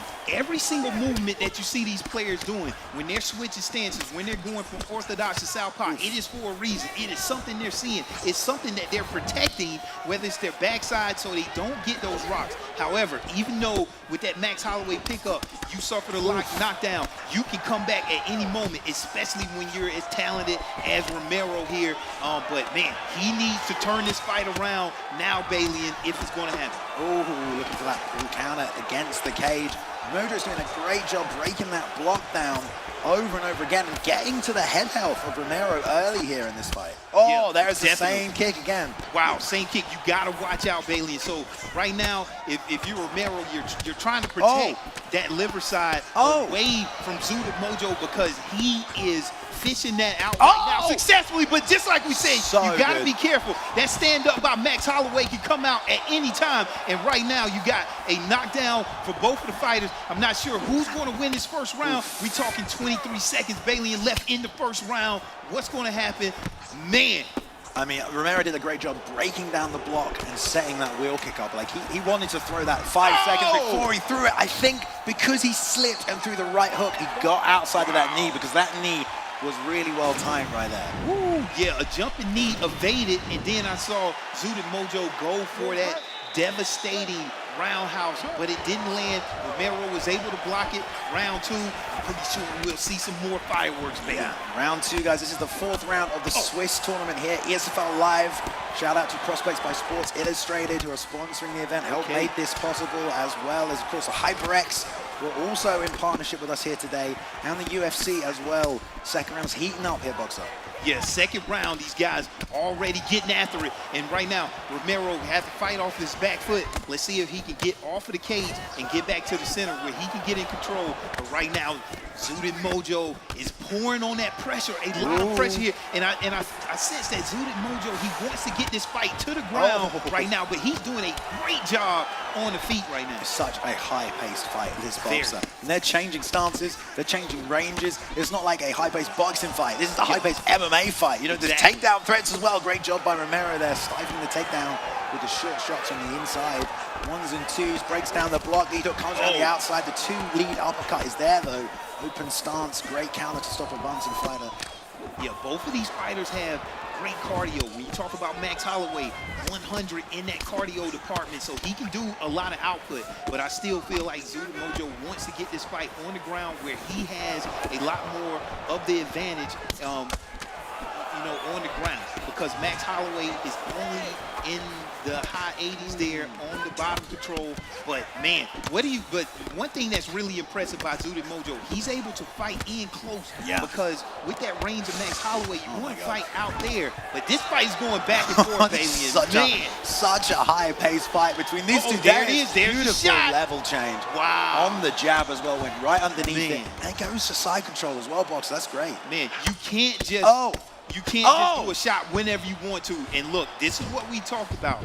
Alexander Volkanovski, you have an advantage here when you had that top control versus the bottom control of Max Holloway. And right now, you're just scoring. You're just eating all of these shots over and over. And what Romero is looking at right now, he wants his GA to build when he can either stand up or let the ref stand up. But he took a lot of body damage, Bailey, before he got back to his feet. He did, but I think, you know, the head health is more of a concern right now. But for sure, I mean, he took that big liver shot, slipped straight into it. Nice duck under, though. Keeps himself alive, does Zooted. But definitely Romero still dangerous right there. is diminishing a little bit under this pressure, though, from Mojo. Yeah, exactly. You got to be careful, even when you're on top sprawl and you're just, you can gas yourself out by throwing a lot of punches. And right now, huge kick, but it didn't result in the right. And he slipped it. Knockdown. Elbow, man. And he's going to finish him. This is going to be tough, Bailey. Oh, he slipped on the inside. Look at that, man. I mean, it was a great job by Mojo getting the rock, but the pull counter and the slip into the elbow from Romero gets the drop and almost finishes it. Wow, that's some slick stuff here. Let's see if Mojo can get his mojo back in this third round and come back. I mean, like, you know, Romero's down on the stamina. He's taken a lot of damage. He almost finished that fight, but now we'll go into another round. Volkanovski is going to recover. He has higher altitude as well, I think. Exactly. So there's a lot of benefits playing Volkanovski going into this third round. Romero is going to have a tough time. Yeah, exactly. Okay, now Romero already getting right back to work here, throwing those 1-2s. We talked about that 5-star level jab and straight, but look at the stance switching here. He wants to protect that body, and then you see also the stance switching by Mojo here, because Mojo knows that liver is open when you throw a kick to that stomach side. So that's what they're looking for. Oh, and then nice again, elbow again by Romero, and can he finish it off? And he's like, no, let's get back up. Comes back down there. And Bailey, is he going to let him do it for a third time? But man, what a sequence there by Romero. He was so calm with that. It was a 1-2 lead uppercut, pulled the lead uppercut, hit him with the elbow, and that's a guarantee. Oh, look at that. Huge uppercut there. Just to end the night early there from Romero. Wow, Bailey, and that came out of nowhere, but we know it was something was going to happen. I didn't think this third round was going to go to a decision, but that was a huge uppercut there. Yeah, and we talked about, you know, Romero was looking a little battered going into that round, but he nailed him with 2-3 clean strikes in that round. The pull counter elbow, there was a good uppercut before that, and that one that put him out.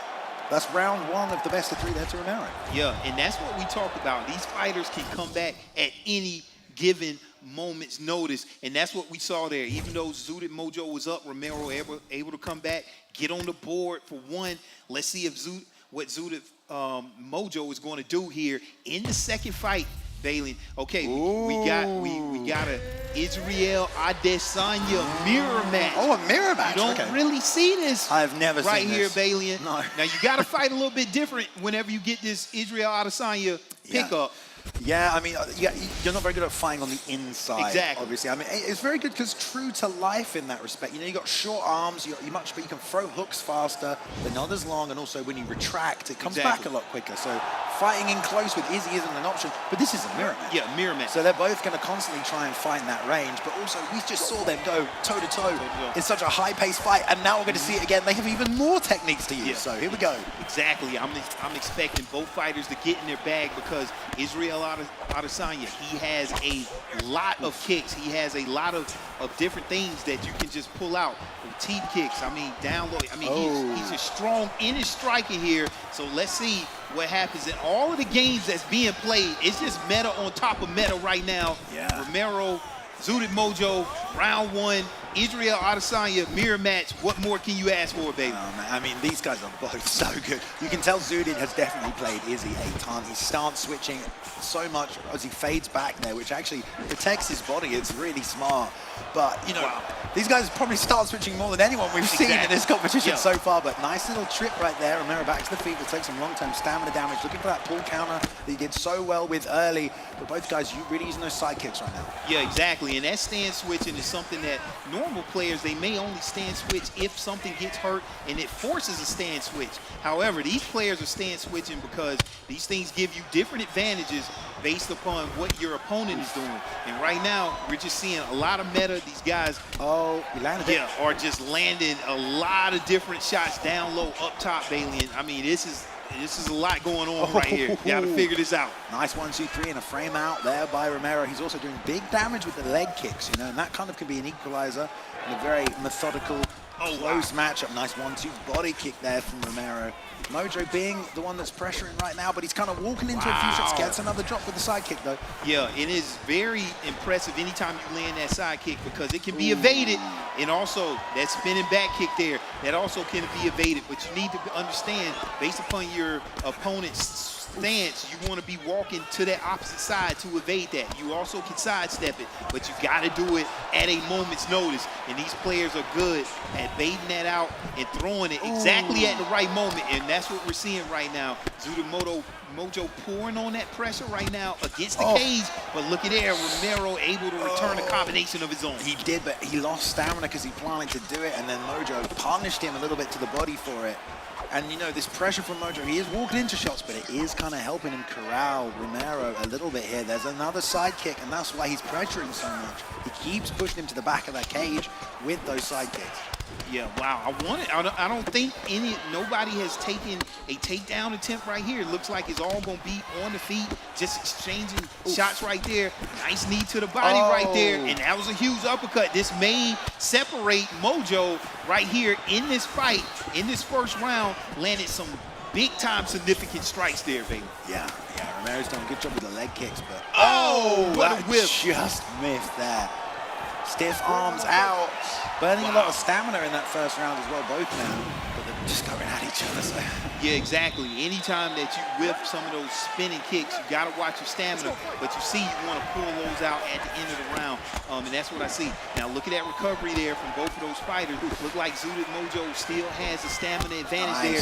A nice knee there coming out from Romero in the start of his first round, landing a nice backside kick. Yeah.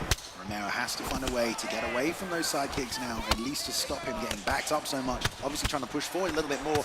Lead knees coming out for Mojo as well. Romero hunting it down with those hands. Gets clinched, nice swim, frame, double knees.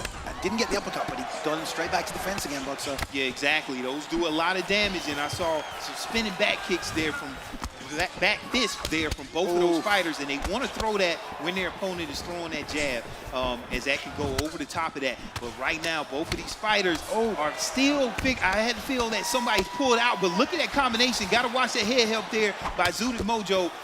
It's a little weak right now, but returning a combination of his own, Bailey. This is a fast-paced, high-pressure fight. Mojo is very good. Wow, and there it is. Takedown, but it got denied. They deny that. Mojo has been slamming these body kicks in really nicely, and his teep game and side kick game has just been really, really good in this matchup. He's been able to drain the stamina of Romero, who I feel like is kind of a little bit unsure of the best way to approach this stylistically. Yep, and this is one of the fights where you just really have to stay focused. All right, because both of these fighters here, it can just turn the tide at any given moment. And look, we see evading that front kick. That was very nice there by Romero there in the blue gloves. But man, look at these combinations coming out by Mojo, and there it is. You miss. If you miss, it can cost you. Yeah, and you know, Mojo's shown his hands with those linear attacks, and Romero's already starting to sidestep them, and he still has another round and a half to get the timing, and he only needs to time it once. Exactly, so he's really going to be making those reads. He doesn't have to. He's showing his hand. It might still work for him, but yeah, exactly. And this is a very technical matchup right here. I mean, Bailey, and see, look, okay, now we're starting to see more of these side kicks get evaded as the stamina wears down. Have to be careful on these kick techniques here. Man, 1 minute to go in the second round. Nice combination there coming out by Zudit Mojo. Landed some good, but huge rock there from Romero comes back out of nowhere, Bailey. Yeah, couldn't follow up, didn't have enough stamina, so didn't try and chase the finish after he rocked him, but that'll definitely score in this round that was maybe not going his way just because of the volume coming out from Mojo. Yeah, exactly. Just when you get trained that your opponent is going low, you get a roundhouse to the head right there, and that's what they do. These players know just how to keep their opponent conditioned to think that I'm doing one thing, and then you come back and you do another, and those guys exchanging teeth right there. Both of them got blocked going into the third round. Man, it could be anybody's ball game at this point. It can be indeed. Last round, guys. You ready?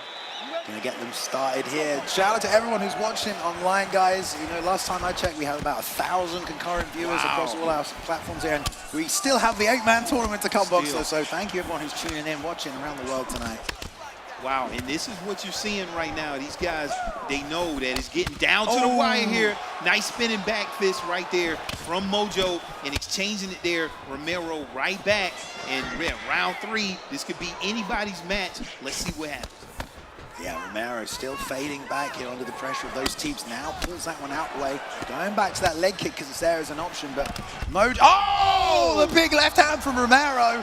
Not able to follow up, but that's another big rock. It also spells danger because that's a minute into this third round and he might find a home for it again here, Boxer. Yeah, exactly. That was a huge left hand there. Yeah, off of the stance switch. And even though Israel Adesanya comes out in that traditional stance, I mean, even though in the stance switch, he's still very powerful.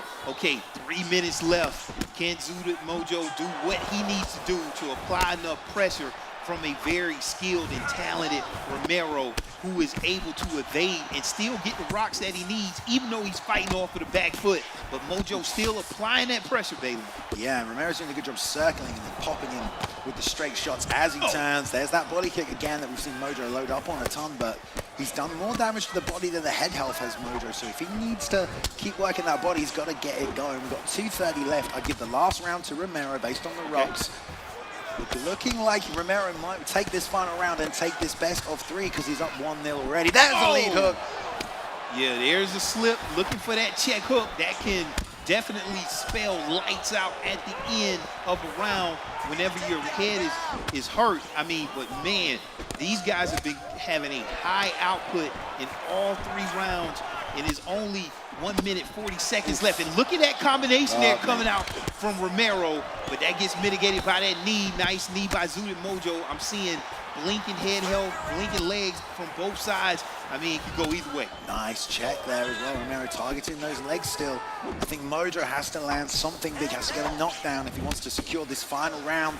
Romero looking to counter those kicks even more so now. We are into the 5th round of the Swiss now, right, as well. Okay. So it's closing down now, the amount of opportunities.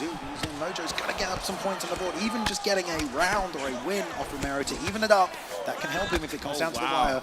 Yeah, if it comes down to the wire and you have, you know, tie breaks, take all of this stuff into consideration. Exactly. Oh! Huge suplex. You don't see that all the time. Like we said, Romero knows every aspect of this game, no matter where it goes. You have to be careful. Straight and look back at to there. the feet, though. Yeah, nice that's a nice get up there. 5 seconds left. 3. What's going to happen? There we go. Impressive right there. Man, Romero, you just seen a very technical fight. Give it up for that fight by both of those fighters. Oh, yeah. Great job. A little round of applause going on in the background between these two. Great to have on the main screen, that one. That's an entertaining fight all through the series. Now, will we go to a best of 3? We're going to see the final decision. Romero, obviously, the Adesanya in the blue gloves. They both picked the same shorts. Yeah, same shorts. That's not helpful. Yep. But Mojo on the left here, Romero on the right. We'll see whose hand gets raised. We got it. I think we're leaning towards Romero, right? It's hard for us to score when we're commentating, so sometimes we get it wrong. And there we go. Romero 17, another win, 2-0 over Mojo. There we go. The sportsmanship. Love to see it, boys. There we go. Hey, that was a great match. Good Definitely stuff. going to be looking back at that one. That was a very technical match, like we said. I mean, that could have went either way. But at the end of the day, on this one, Romero getting it done. 100%, yeah. With this Israel Adesanya, man. That's great. Very happy. I mean, Mojo's been fighting well. Maybe we'll see him make the top 8 anyway. But let's take a look at some of those highlights as well before we cut away completely. Okay. Opening matchup here, Volkanovski, Romero. Holloway, of course, there. Lots of pressure. Pull counters from Romero on point. There's that liver shot we saw early. Liver shot. And then look at the head movement right there. So close to going out. Run to the cage, but the recovery on Holloway kept him in it there. No problem. Bam. Ooh. That was a lovely little rear uppercut. Because he moved forward with the jab into range, planted his feet. Uppercut. And then the Israel matchup right here. Yeah, this one, Israel Adesanya mirror match. This was technical, and then this was a huge suplex slam there by Romero, man. That was very impressive. Yeah, very fun to see. A little cherry on top at the end of that match. Yeah, great fight, man. It was a great fight. Both those fights were really, really good, entertaining. So hopefully, we may see Mojo make it through. He has picked up some wins. There are still a few matches going on for the round 5 of the Swiss, but after this one, only 2 rounds left to go. And I think after this this final round ends, we'll take a little break. Then we're going to bring Mr. Bruce Leroy back in here. But I think we're going to a fight. Pablo G and EK Elitist boxer. End of the first round right here. Great matchup with Yan and Yeri. 1 point apiece so far. Okay, yeah, these are 2 talented fighters. Talking about EK Elitist Pablo G didn't see what happened in that first round, but right now, the second round coming out.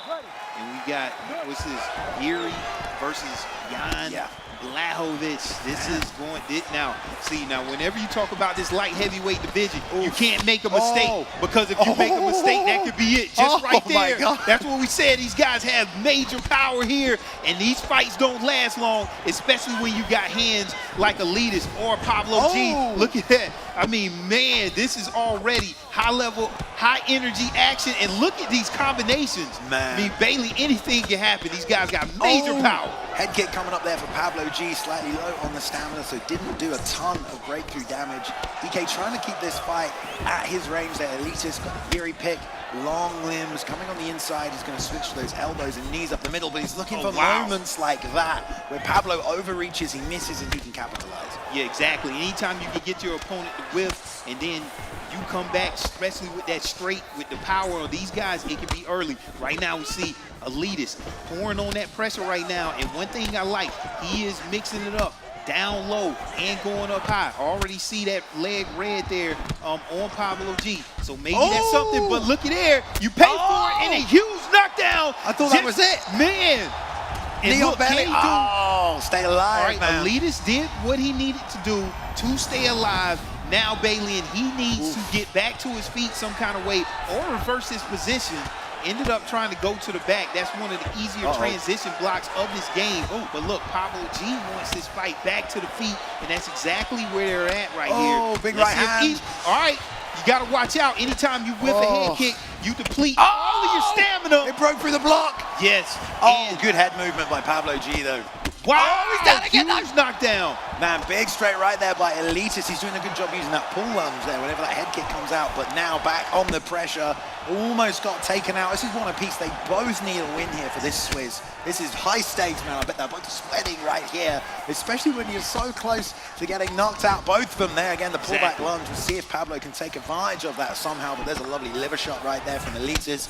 Fading back, trying to create space for himself, boxer. Yeah, anytime that you whiff that head strike right there, it takes away so much stamina. And what we saw, Elitist able to pull on that pressure and get his knockdown, get his rock. And he's doing a good job right now. And also, Elitist, he's also switching stances here. These guys are protecting on that liver side, or they're trying to deliver a liver shot. But look at there, Bailey. I mean, you have to think about the leg damage, and then that opens up your head right now. And also, if you're Pablo G, you have to watch the stamina. Yeah, he's fading, boxer. That stamina is going down. I mean, you've got Elitist using Yuri, put a pace on someone with Yuri. Still has that power. Oh, the whiff again on the leg kick. Second time this round. Rear uppercut sits him down one more time. Elitist coming for the kill. 2 seconds left. Yeah. He will survive. But Pablo, man, going into this third round, health deficit, stamina deficit, dude. Do you think he can pull it out? Yeah, it's going to be tough. One thing that I like that Elitist is doing, he's going in and out, and he's able to gauge that range, and he's staying at the range that he wants to for Prohaska. But look at there, just out of nowhere, you have to respect the power of Blachowicz, because he can do just that. And now Elitist has something to think about. And now Pablo G, now he gets rocked. I mean, it is going back and forth, Bailey. Tagged him with a beautiful straight left there, planted, fakes a leg kick, runs right into a straight right though. Pablo's still got the stopping power with the yam pick, even though he's low stamina. And the leg kicks are giving him different options to set up the hands. Lead uppercut bounces off the chin though, fakes the head kick. Pablo still wobbly. Another straight right though, sits him down one more time. This could be the beginning of the end right here, boxer. There's the knee. Wow, yeah, and you're seeing a lot of metal right now, and that's why Elitist had to switch back to traditional stance, because that right leg is hurt, but he puts it out in front. And look at there, Pablo G, he smells that blood in the water. There it is. But Elitist knows this. Oh, he slipped it. And he's going to protect that front leg. He knows it's hurt, but he's either going to protect it either by checking it or returning the combination before Pablo G can hit that leg. But look, Pablo G knows his leg is hurt, Bailey. Man, he is not stopping throwing anyway. He does not care how much stamina he has. He's trying to land these. Oh, there it is. The snipe with the straight left. Elitist gets it done for the EK boys. Pablo G. What a match at one piece there. We didn't see the whole of that series. Clearly a close triple set. Elitist gets it done though with the Yuri pick. Wow, what a great fight. We knew Pablo G wanted to go for that leg, But Elitist knew he just had to sit there and intercept that before that strike landed and hit his leg, because every strike that hit his leg would have rocked him. Yeah. You know, and that's what he did. He kind of threw that out there as bait. As bait, yeah. Yeah, Wow. sometimes that's a good option, you know. If one part of your body's in jeopardy, you know your opponent's going to look to damage it. There here you go. We got the highlights as well, so take a quick look at the run back of that one right here. These were these exchanges in the second round, the pullback lunge, fake the leg kick, 1-2, baits out the duck, bam, there's the head kick. Very nice work right there. Inside leg kick gets a rock to the head, no stamina to finish though. These fatigue strikes, can't get it done. A knee on the body to return the hook, and there is the straight. Beautiful, sniped him out. Pablo had to come forward, final round, you know, not much choice, but the damage added up and accumulated, and he put him out. Yeah, he put him out, man. That, I mean, if Elitist is very dangerous whenever when you bait one of your body parts that's hurt. Yeah. Okay, because you know that's a dangerous game that you play, and it could work against you. Yeah. However, it could change your opponent's strike, because now they're going low, and you know how to intercept that. That was a great professional mental matchup, and these are why these guys are pros.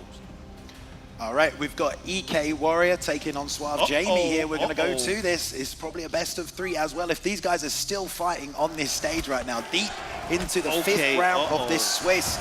We got, so this is Jamie pressuring Warrior against the cage. Warrior in the red gloves here, the blue trunks playing Cormier against the cage. But also the body health on Jamie is pretty low, so both guys here. This is the last minute 30 of this fight, Boxer. It's all to play for right here. Okay, everyone out there, this is huge. You want to talk about champion on champion, and then the dark horse, and it's tied up 1-1 right now. EK Warrior putting on this pressure. Has John Jones against the cage and gets the takedown. Wow. Okay, the dark horse. Okay, has to watch out, because right now he's in a submission. Can he get out? Has to stay calm. 50 seconds left. This is getting deep. The judges are going to be looking at that, taking into consideration. We got the escape, but the deeper you get in this submission, that submission is going to come back and get stronger. It's a race right now, baby. Looks like Warrior's going to be okay. He's going to get out of this position. This is going to keep Jamie on the back. Oh, no, he gets the sweep. No, you roll through to backside. Okay, wow. Okay, there we go. Still a bad position. 10 seconds left. He can land some ground and pound. We're probably going to... Could this be it? Okay, we're good. We're okay. Wow. It's going to go to a decision. We have no idea. Have no idea. We barely didn't see this fight. Let's look at some highlights. Oh, no, we are going to see some highlights. Straight to decision.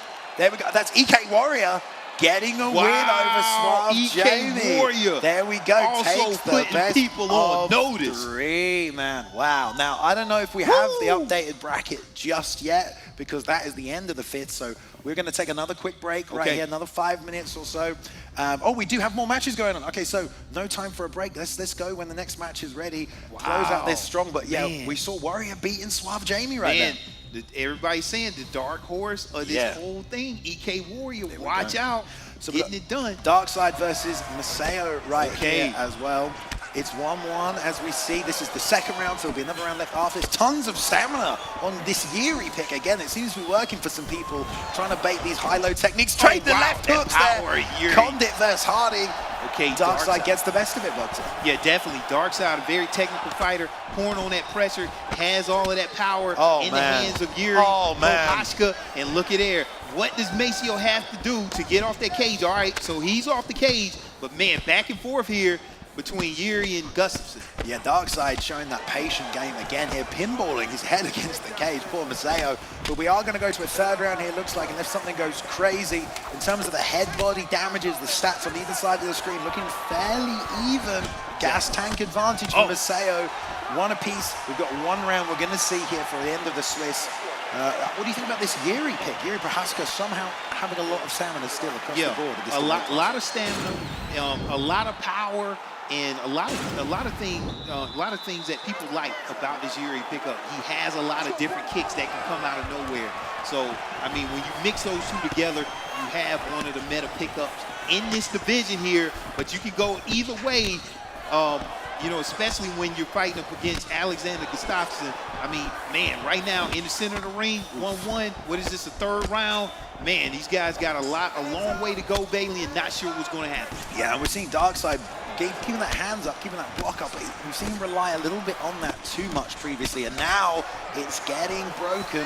Hopefully he'll get the head movement going here as Maceo is continuously pushing forward, snapping the jab. He's starting to slip now though, and the power of Yuri is really only going to take one shot again if he can land it. Yeah, and one thing that I'm looking at these fighters, they're using the defensive sway head movement, meaning that they're blocking and swaying their head at the same time. They're not worrying about the offensive sway, which leaves them the most vulnerable.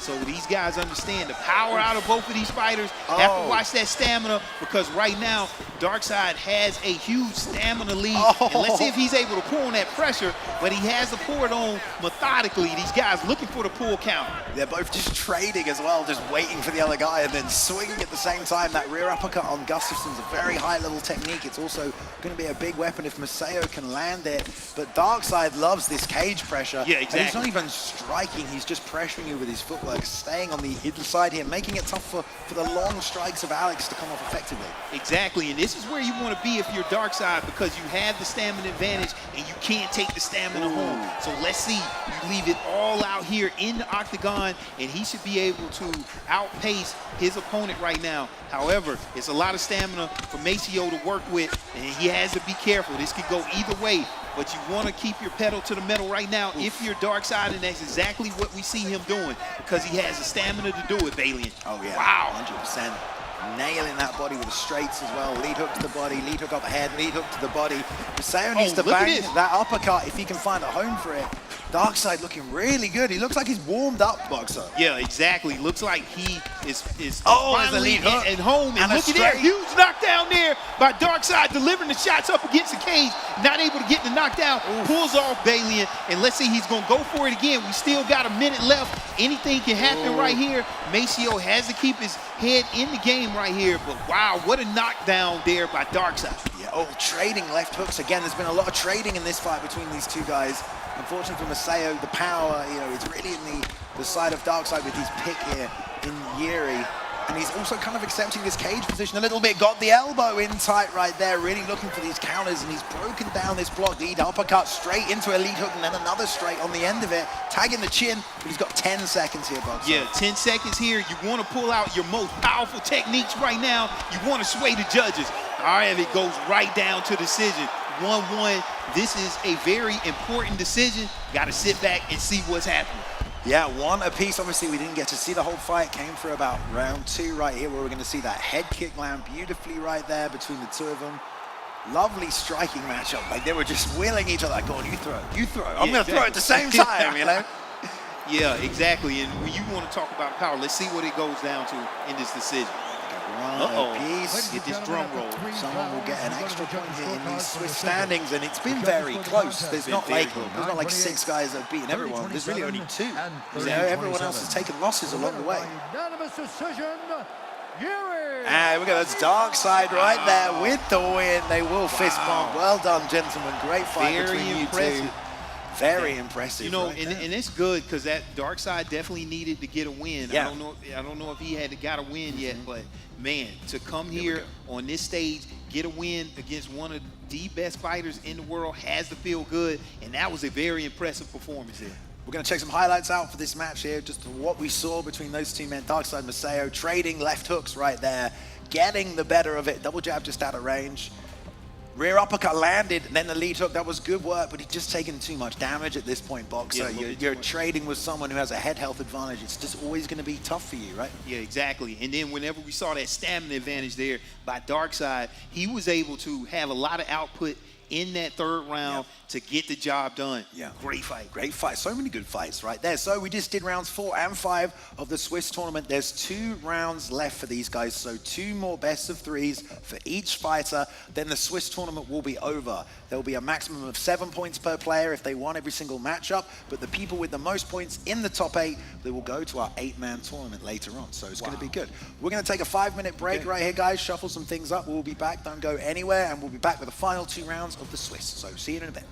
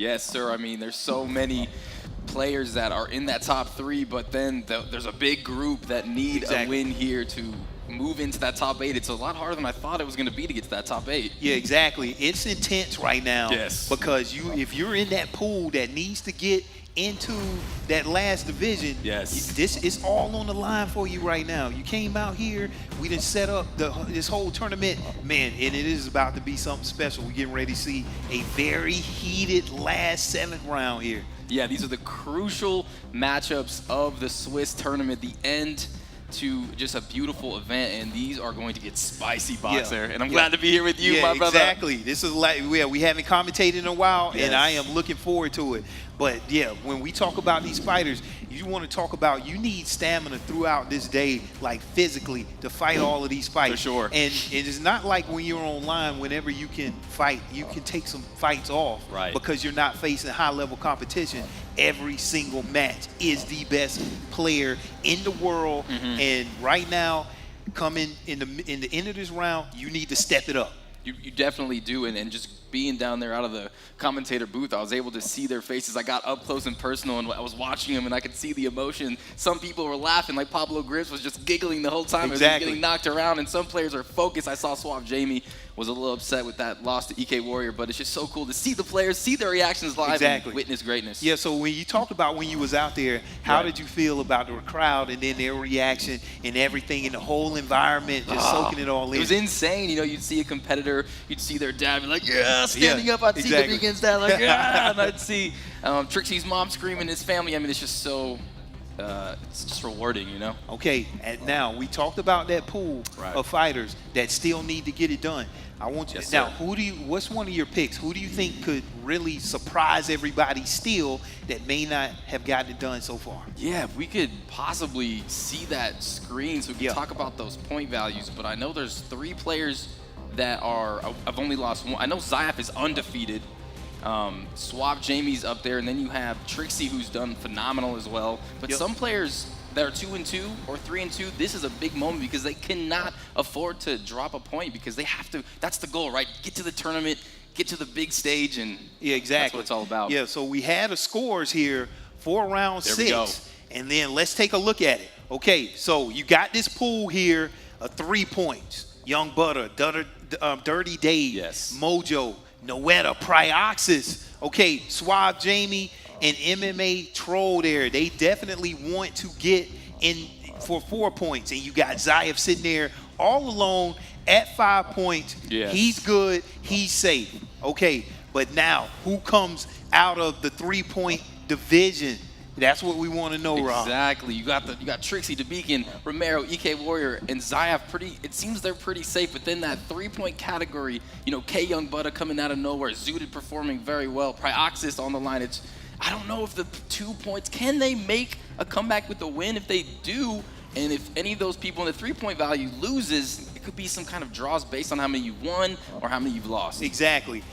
What I'm looking at here, I was talking to MMA Troll. He's focused right now. Right. Also, Pyoxis already told me what he needs to do. He needs to run the table on this tournament, and that's what I'm expecting. Right now, it doesn't matter what you did in the past. It's about what you're doing right now. 3 points. Can you get the 4 points? Yes. I mean, this is what it's all about here, Bruce. This is where it gets to a whole nother level. Sweaty palms, emotions, nerves. This is a big moment here, and I know all the competitors are getting ready, and I cannot wait to see who solidifies their spot in the top 8.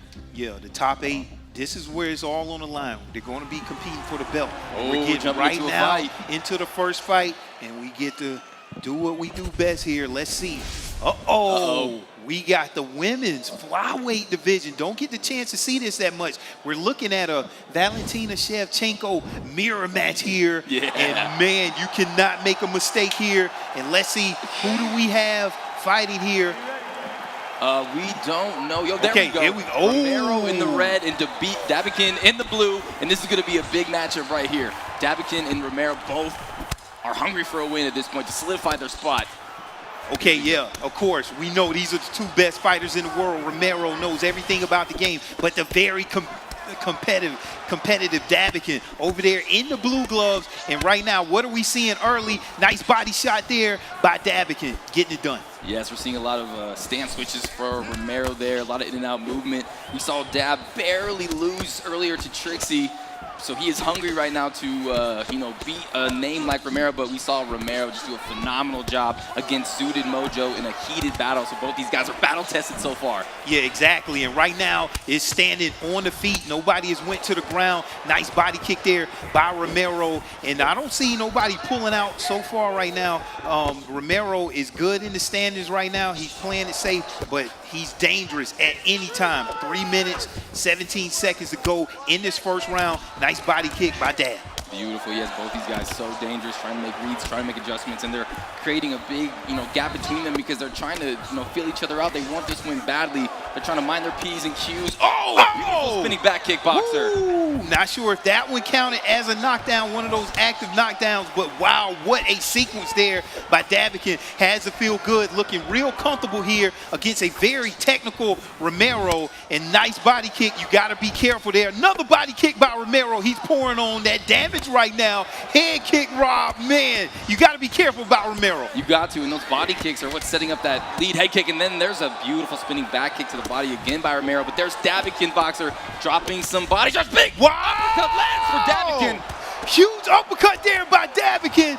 Bruce, just out of nowhere, just when you thought Romero was in control, Davikon showed you why he's just that competitive. He spends a lot of time on this game, and it shows right there. A huge left hand there by Davikon. Most definitely, and Romero's trying to attack that lead leg of Dab, but he is doing a good job checking it, actually damaging Romero for the offensive assault, and Dab is starting to look pretty good in there with that head movement. Yeah, looking good with that head movement, very slick, but we still got 1 minute and 4 seconds left, and I already know Romero is going to get in his bag, and let's see what he ends up pulling out of that bag right now. Standing there in that southpaw position, for Romero there, he's doing damage. 40 seconds left. Yeah, Romero had so many tools in that bag. It's such a deep bag when he reaches inside. Yeah, very deep. A little bit of creativity right there, that spinning heel kick.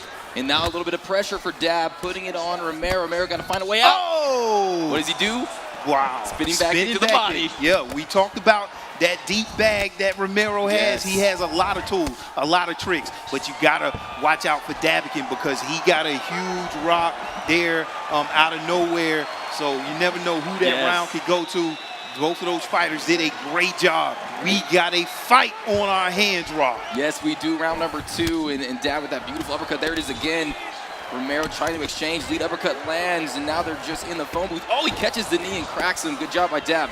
Yeah, Davikon doing a good job coming out. And then I didn't expect this. Turn the takedown. That gets denied. That is very tough to spot out. But Romero knows. And look at here. A lot of people don't understand this position. But look, Dab able to get out there. Romero doing a very good job there by defending that takedown attempt by Dab. Most definitely, and that takedown attempt is going to allow Dab to kind of get in the head of Romero a little bit. He doesn't know what's coming now. It's going to be the takedown, the shot, so it's just something else to think about for Dab, so nice. But here we go, Romero starting to find his rhythm with these 1-2, another lead kick, this time unable to check his Dab. Yeah, exactly, and Romero always keeping these combinations different. You never know if it's going to be a 1-2. It might be a 1-2 and then a kick to the body. He may take you down. Same thing with Davikon. Great head movement, and this fight right now could go either way. Very technical matchup, and look at there, cancellation by Romero. And I mean, these guys are just standing in the center of the octagon, just exchanging. They're so evenly matched. Look at the health stats, boxer. The right leg a little bit more damaged on Dab. The stamina pretty even, the head health and body health. This is anyone's fight right now. Both gentlemen trying to figure out, trying to make reads and adjustments on the fly. Yeah, exactly. You got to be able to study your opponent right now, right in the crux of the match. You're talking about right in the middle of the match. 2 minutes and 30 seconds, and even their stamina advantage looks very similar. Let's see who can pull away, but right now they still looking pretty even. Yeah, they really are. Right in the pocket, a couple shots land for Romero, and they are just exchanging so close, and then they break apart. A lot of range, some kickboxing as well. Look at that combination by Romero, just a little out of range. Yeah, very fast combination. It was able to get the head blinking of Davikon because he was able to throw that stationary strike with his feet planted. That's why you saw that combination coming out so fast. Davikon has to watch that head health right now of Romero. And just like we talked about there, man, nice. You never know when Romero's going to dig in that bag and pull something out. Definitely not. And Romero starting to slightly pull away here, Boxer, with the head health. He's sneaking in some shots, and that spinning back fist was beautiful. Look at these straight punches. He's starting to damage Dab here. Yeah, and exactly. You got to know when to throw that spinning back fist. You can't just throw it out. You want to throw it out over your opponent's jab, and that's what they're looking. But look, I already know. We've seen it time and time again. Davikon, he needs to come back. But that was a huge right hand there, Rob, and it almost caused a rock there coming out from Romero. Yeah, Romero's doing a great job popping him with the jab, breaking that block, and then landing a power shot. But there's Dab with that 1-2 head kick, snipes him with the straight as well, has to back up is Romero, and now Dab kind of regaining a little momentum momentum, yeah. Now, if that first round went to Davikon, and then if this second round went to Romero, it all comes down to the third round right now. Our stage is set. These are the best players in the world. I really can't wait to see what the outcome is. Man, Romero versus Davikon, Bruce. Let's get it on third round. Let's go. Third and final round. Whoa! Romero Coming out! Opens up with a front kick, knocks Dab down. Wow. And here we go, clinch position, 2 to the body, and he's gonna break off. No, unable to do any damage, but Romero starts off strong. Wow, already front teeth getting a knockdown, but you know Dab is coming. That head is blinking. Let's see if Davikon is able to take advantage there and pull on the pressure, but not right now. Going to take his time to the next opportunity, but he's still applying that sure pressure, doing a great job. But Romero is so technical, Bruce, and going for the takedown there. What does that say?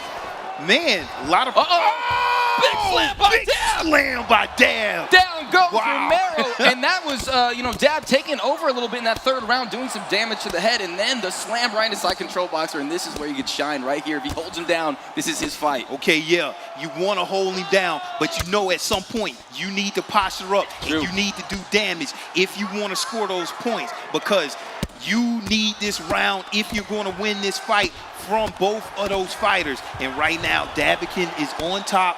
What does he need to do to posture up? But look at this. From the backside, Romero, sneaky, takes the back position, and now he's on top and backside. Romero just showing his world-class grappling to change the tables in the third round. You know, that's pretty impressive. Exactly. When you talk about Romero, you think he's very strong on the feet. Yes. Well, he's even better on the ground in the grappling. That's not where you really want to be with him. So let's see if Davikon can either get back to his feet. We're getting down to the end of this match here. I mean, 2 minutes to go. How are you going to be able to get up if you're Davikon and get this match going back in your favor? Right, we're going to see what Dab brings out. You know, the time is not on his side right now. Romero's already past the half guard. The control time is ticking. Here we go. This is not bad. Oh, beautiful move by Romero, though, to slip to that backside. Yeah, really tricky right now. Davikon needs to either get back into full guard and try to get back up. Use that cage maybe snakes his way. But right now, only 1 minute and 15 seconds left. Nice. And Romero is doing what he needs to do and getting all of this control time. And control time may come into play if the judges see things as even in the striking. No doubt. And this fight is razor thin right now. You know, Romero has a slight head health damage advantage, and he has the control time. And he's just been able to control. He's going to land some body shots here. This is never fun. It's going to be hard for him to posture up here. Where does he go, left or right?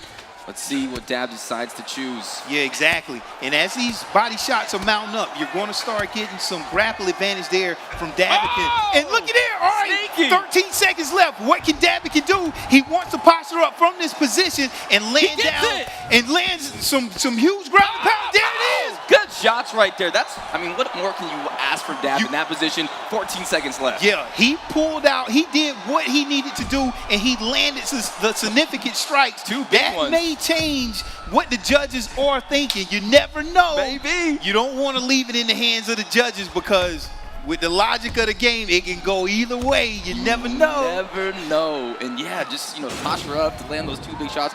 I don't know. I still think Romero. We'll see. I still think Romero's going to take it, but let's see. Judges' scorecards for decision. All three judges scored All this three. contest 29-28. Unanimous. Declaring the winner by unanimous decision, Valentina. All right, yeah, that went to Romero. Yeah, good job. You know, we seen it.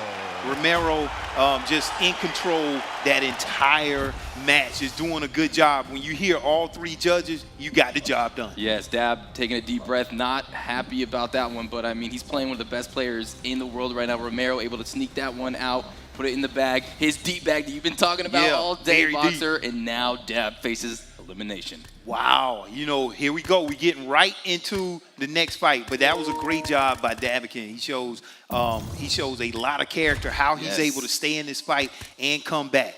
All right, so look, we're looking at Bantamweight. Mojo here. Ooh, we're popping on over. Okay, Zooted Mojo, who has just performed excellently tonight, you know, surprising everybody.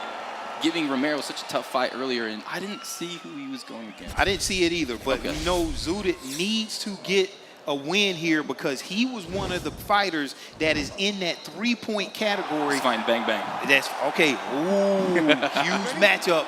Both of these guys need to come out of that three-point category, you know, to get we're in back. there. We're back we're again. Back. Oh, we're back. Yeah, Romero just All right. All right, Romero up one against Davikon. What does Davikon need to do to get back on the board here?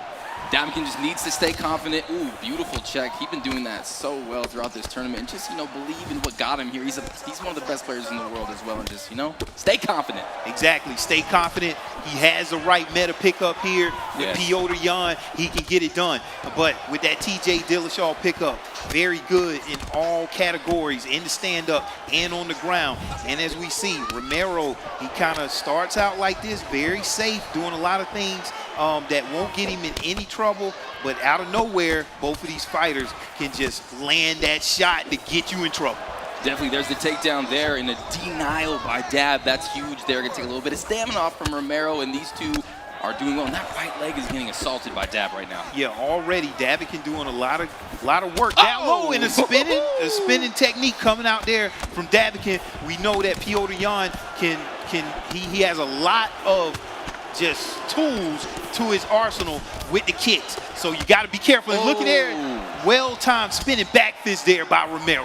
Nice, and you know, Romero's got to be very careful brawling with Peter Yan because he's such a powerful striker. He's got to use his footwork, checks that leg kick, and Davikon is throwing, exchanging nice little slip straight. He's popping out that jab, backing up Romero just a little bit. Yeah, and one thing that you see, I like the head movement of Romero, even if he's not going to return a strike there. Just that last strike of the combination, he's able to move his head out of the way and just mitigate all of that damage and take a little bit of stamina off his opponent. And these are the little nuances that you don't see. That's why we're here to point it out. Romero doing a good technical job, moving his head, a lot of pulls, a lot of slips. Bruce, this is a technical matchup. Yeah, and already Romero taking away the force of nature perk from Peter Yan on that head held, doing more damage, being aggressive, just phenomenal inside the pocket. Jab, lead hook with the double jab from Davikon, trying to back him up a little bit. These guys are trying to get reads. Romero moving his head well. Yeah, exactly. With that force of nature, you need to have the stamina advantage to take advantage of that perk. So that's what you want to do. But look at here, already a little bit of blood on the right eye there of Romero. But out of nowhere, there Romero able to land a huge combination. Huge knockdown there, but the up kick by Davikon keeps the fight standing on the feet, Bruce. Dab in a little bit of trouble in round one, but does have Peter Yan. He does have a chin. He can recover between rounds. It looks like we're going to get there, but Romero on the assault, spinning back, elbow almost lands, but there's Romero putting pressure on Boxer. Wow, look at there. Romero applying that pressure, but huge knockdown out of nowhere. Like you said, bang, bang. Davikon getting it done. You never know who won that round. Both of those fighters got a knockdown. Bruce, we are in for another fight. Wow. Yes, we're in for a treat. This fight has been fireworks so far, and at the end of that round, that 1-2 from Dab put him right back into this. The spinning heel kick from Dab changes things up, but here we go, Boxer. Round number 2. You really can't ask for nothing more.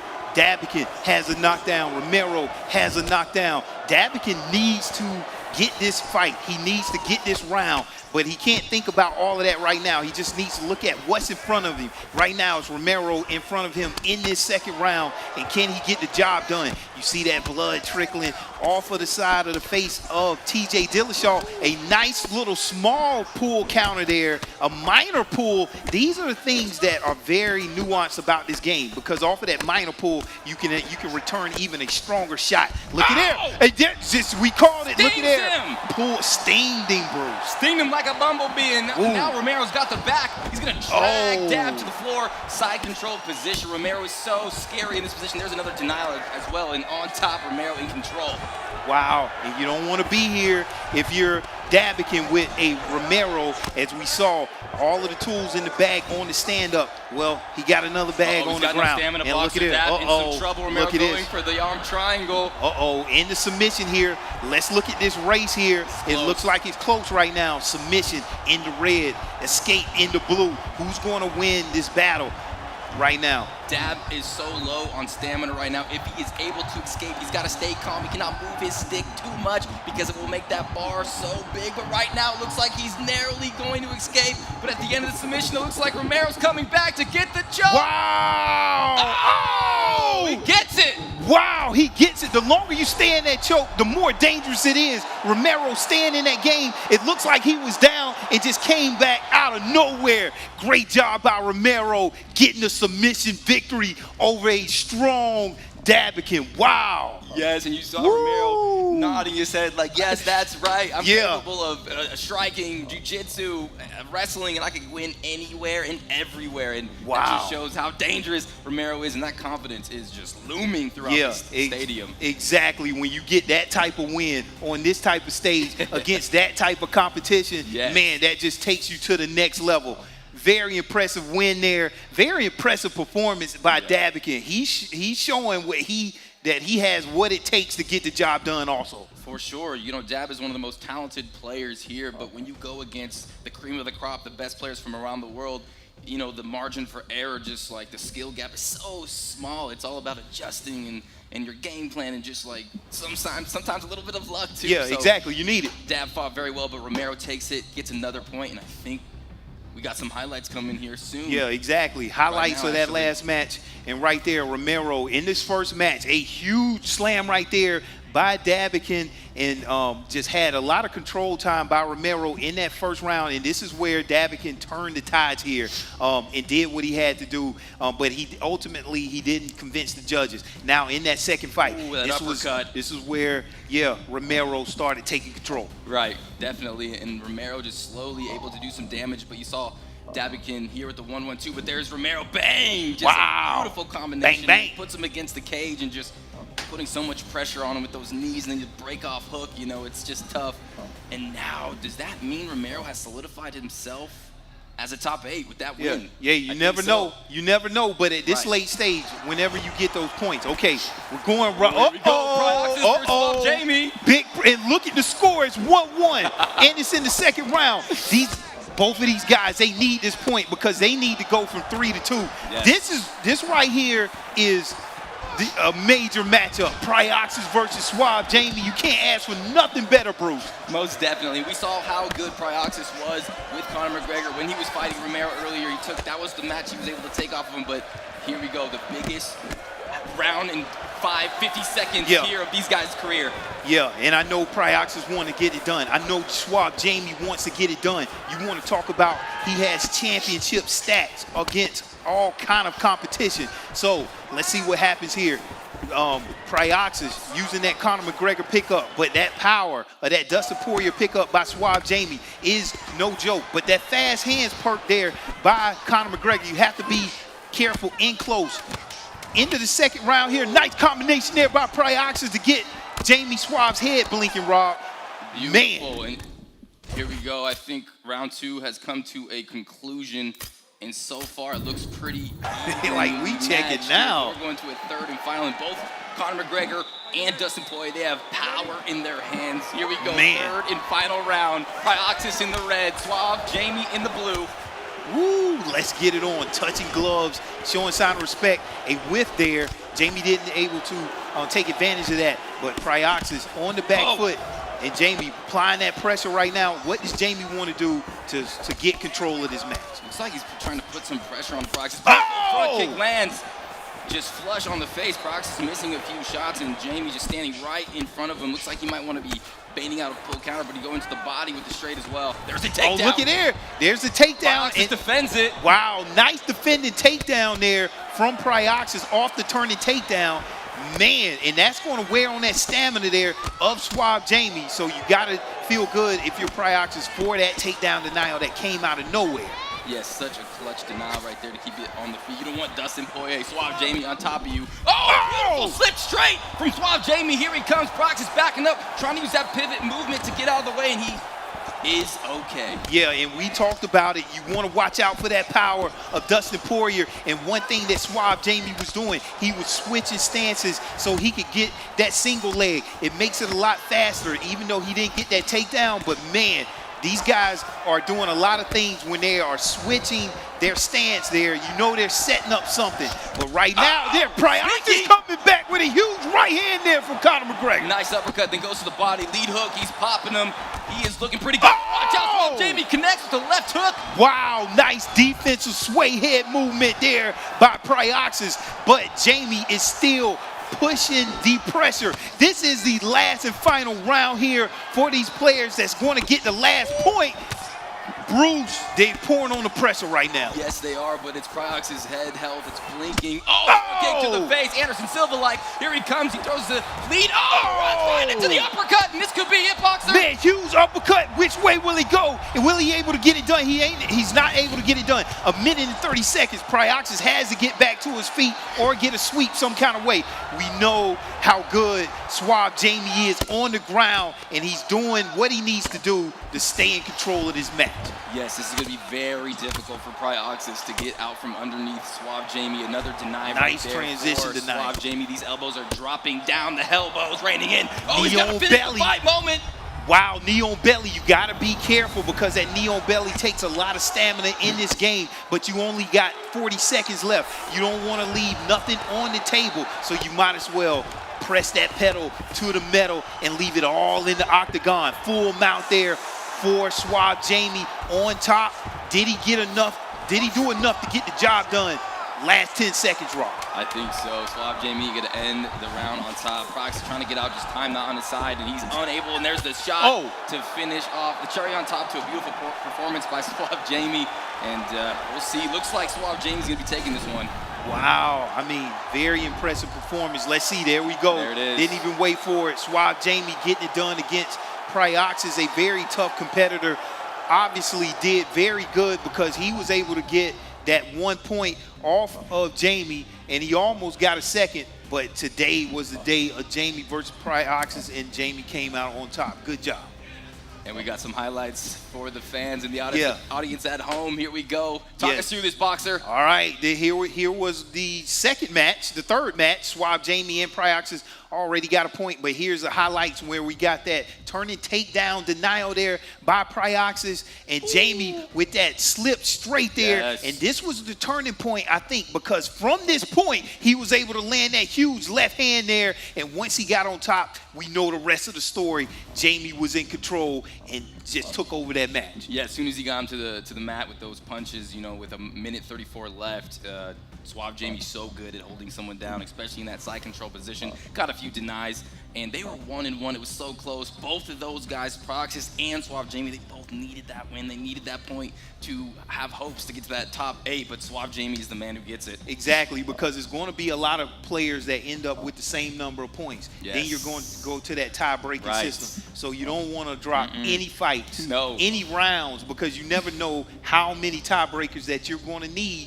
to get in that last tournament. Exactly. So every moment, every fight, every win, every loss is so important because you don't know. We don't know. It's going to be, you know, showed a little bit later who makes it to the top 8. Yeah, man, it has been a stacked event so far. I mean, all of these fights have just been razor thin all the way down to the wire. But this is, I didn't expect anything else, because we've seen these guys over the years. Right. These are great competitors. These guys are the best in the world. They put in so much time, Rob, to get to this stage, and it's showing tonight. Yeah, you know, it's going to be some heartbreaks out there if you don't make it, but a lot of people are going to be super hyped. Families are going to be cheering, and I can't wait to see. I don't know if we have any. I see one more fight between Pablo and Noetta there. I don't know if we're going to be tuning into them, but that's going to be finishing up pretty much the Swiss tournament. Yeah, exactly. It's been a great Swiss tournament so far. Yes. Is there any fights or any round that really stood out to you? When I was out there and I wasn't commentating in the booth, there was just so many good ones. You saw the Trixie versus Dab fight. That was a heater right there, and they were neck and neck, and that was probably my pick while I was away, while you were commentating. Okay, yeah, exactly. Yes. How about you? Man, I've seen so many fights. I really can't pick one right now, but if I had to just think, all of the Romero fights, all of the EK Warrior fights, because EK Warrior is still a dark horse. He's still in this thing. So he's impressing me because we hadn't seen a lot of him like online. He took a win off Swap Jamie. Exactly. And, you know, however, with EK Warrior, though, you know, he's played all of these guys. He's beat them, just hadn't been on the main stage. Right. So when I see all of his fights, they've been very impressive. I can't wait to see who gets in the top 8. Looks like everyone's done. I think we're going to jump on over to Bailey, and he's got an interview with the Team Inferno manager. All right, so let's I think get that's right what over we're to gonna Bailey. do, Boxer. So I hope you guys enjoyed the Swiss tournament. Any last words? Yeah, hey, great event. Man, this is something special. Can't wait to see what happens in that final tournament, final 8-man tournament. Yes, thank you. So I think we are jumping to Bailey, and he is going to be doing an interview to the best of my knowledge. Okay. So I think this is where we are going to sign off, unless we have some talks. You know, we can still talk about it. We're going to be still broadcasting on here. Hey, of course. Talk forever. You know, one thing that I wanted to get across is, you know, this. Okay, I guess they're ready now. We just get ready to talk. But yeah, let's go. It's a pleasure doing this with you. My boy. All right, to Bailey, and we go. All right, everybody, welcome. We have an interview here with the Mr. Hero from Inferno Esports, local team here in Las Vegas, coming to a UFC live event for the first time. Obviously, this is the first live event, so you wouldn't have been to one before anyway. But what made you want to get Inferno involved with this event specifically? Honestly, with Las Vegas Inferno being here locally, and ESFL reaching out, we really wanted to see and showcase what UFC and MMA is in the esports industry. We've never been to this event, so having a one-of-a-kind event like this and participating and being involved in some way, shape, or form, it meant a lot. So, in terms of, have you been to the Hyperx and watched esports events here before, I assume? Yeah, so we actually throw a lot of live events here at the arena. We just threw one recently with Pokemon Night last Monday. Good stuff, good stuff. So how does the atmosphere, the crowd, the competitors compare to your average event? You know, is there a good energy? Dude, yeah, it's beyond, like, what the best game I can compare it to is probably Gears of War, on how, like, great they are as fan base and really care about their actual esport. That's a retro esport, old Gears of War. Yeah, I mean, their fan base is crazy and they're amazing, and it reminds me just like the Gears of War scene. So I really love, like, seeing this and spectating this. And do you guys have a headquarters if people want to come and like visit Infernos here in Vegas, or? Not right now, but we are normally here at the Hyperx Arena, so you can find us 9 times out of 10 times here in the arena. I just have to look one question up because I'm not that professional. So we've heard about the Starlight Children Foundation. Do you want to talk a little bit about that and how you're involved? Yeah, so we actually just started teaming up with the Starlight Children Foundation here locally. We are raising $5,000 for kids in needs in hospitals and building an actual gaming cart here in Las Vegas. So the whole month of June, all our live streamers and content creators are going to be raising funds and donations and stuff like that. Amazing stuff, amazing stuff. That's always good to hear. Do you think you're going to try and send some competitors maybe to ESFL Live 2, get some Inferno guys down here? Honestly, so one of our brand ambassadors is Eric Gonzalez, Ghost Pepper from the UFC. So he actually, he loves playing this type of games and Escape from Tarkov, so we might get him down here next year. EFT is always good. Do they do esports for EFT? Not yet, but maybe in the future, yeah. Do you think Eric's got any UFC friends that would want to come compete as well, Maybe. I mean, they might have some UFC friends that he probably either fight or, I know he just met Nate Diaz a couple months ago, so maybe get him down here too. Nate Diaz. I don't know if you're watching, all right, but you should come down. You compete. You'll do a good job. Wonderful. All right, so you're having a good time, a good event. Excellent. Go tell all the friends and the family. We'll get some more. We're going to take a break now, guys, because we've got an 8-man tournament coming up. So there's a lot to get to. But if you've got any final words just about the event, your attendance here? Yeah, make sure you guys follow Las Vegas Inferno on all our social media platforms, Vegas Inferno. We're the official esports team of Vegas, and we're trying to do a lot of good things here in the community.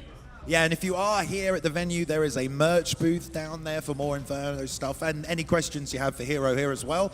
But we are going to go now, take a big break, maybe an hour or so, and then we're coming back with our 8-man tournament. It's going to be a good time, so stay tuned. We'll be giving out that belt and that prize money. Thank you very much, Hero. All right, we'll see you guys in a bit.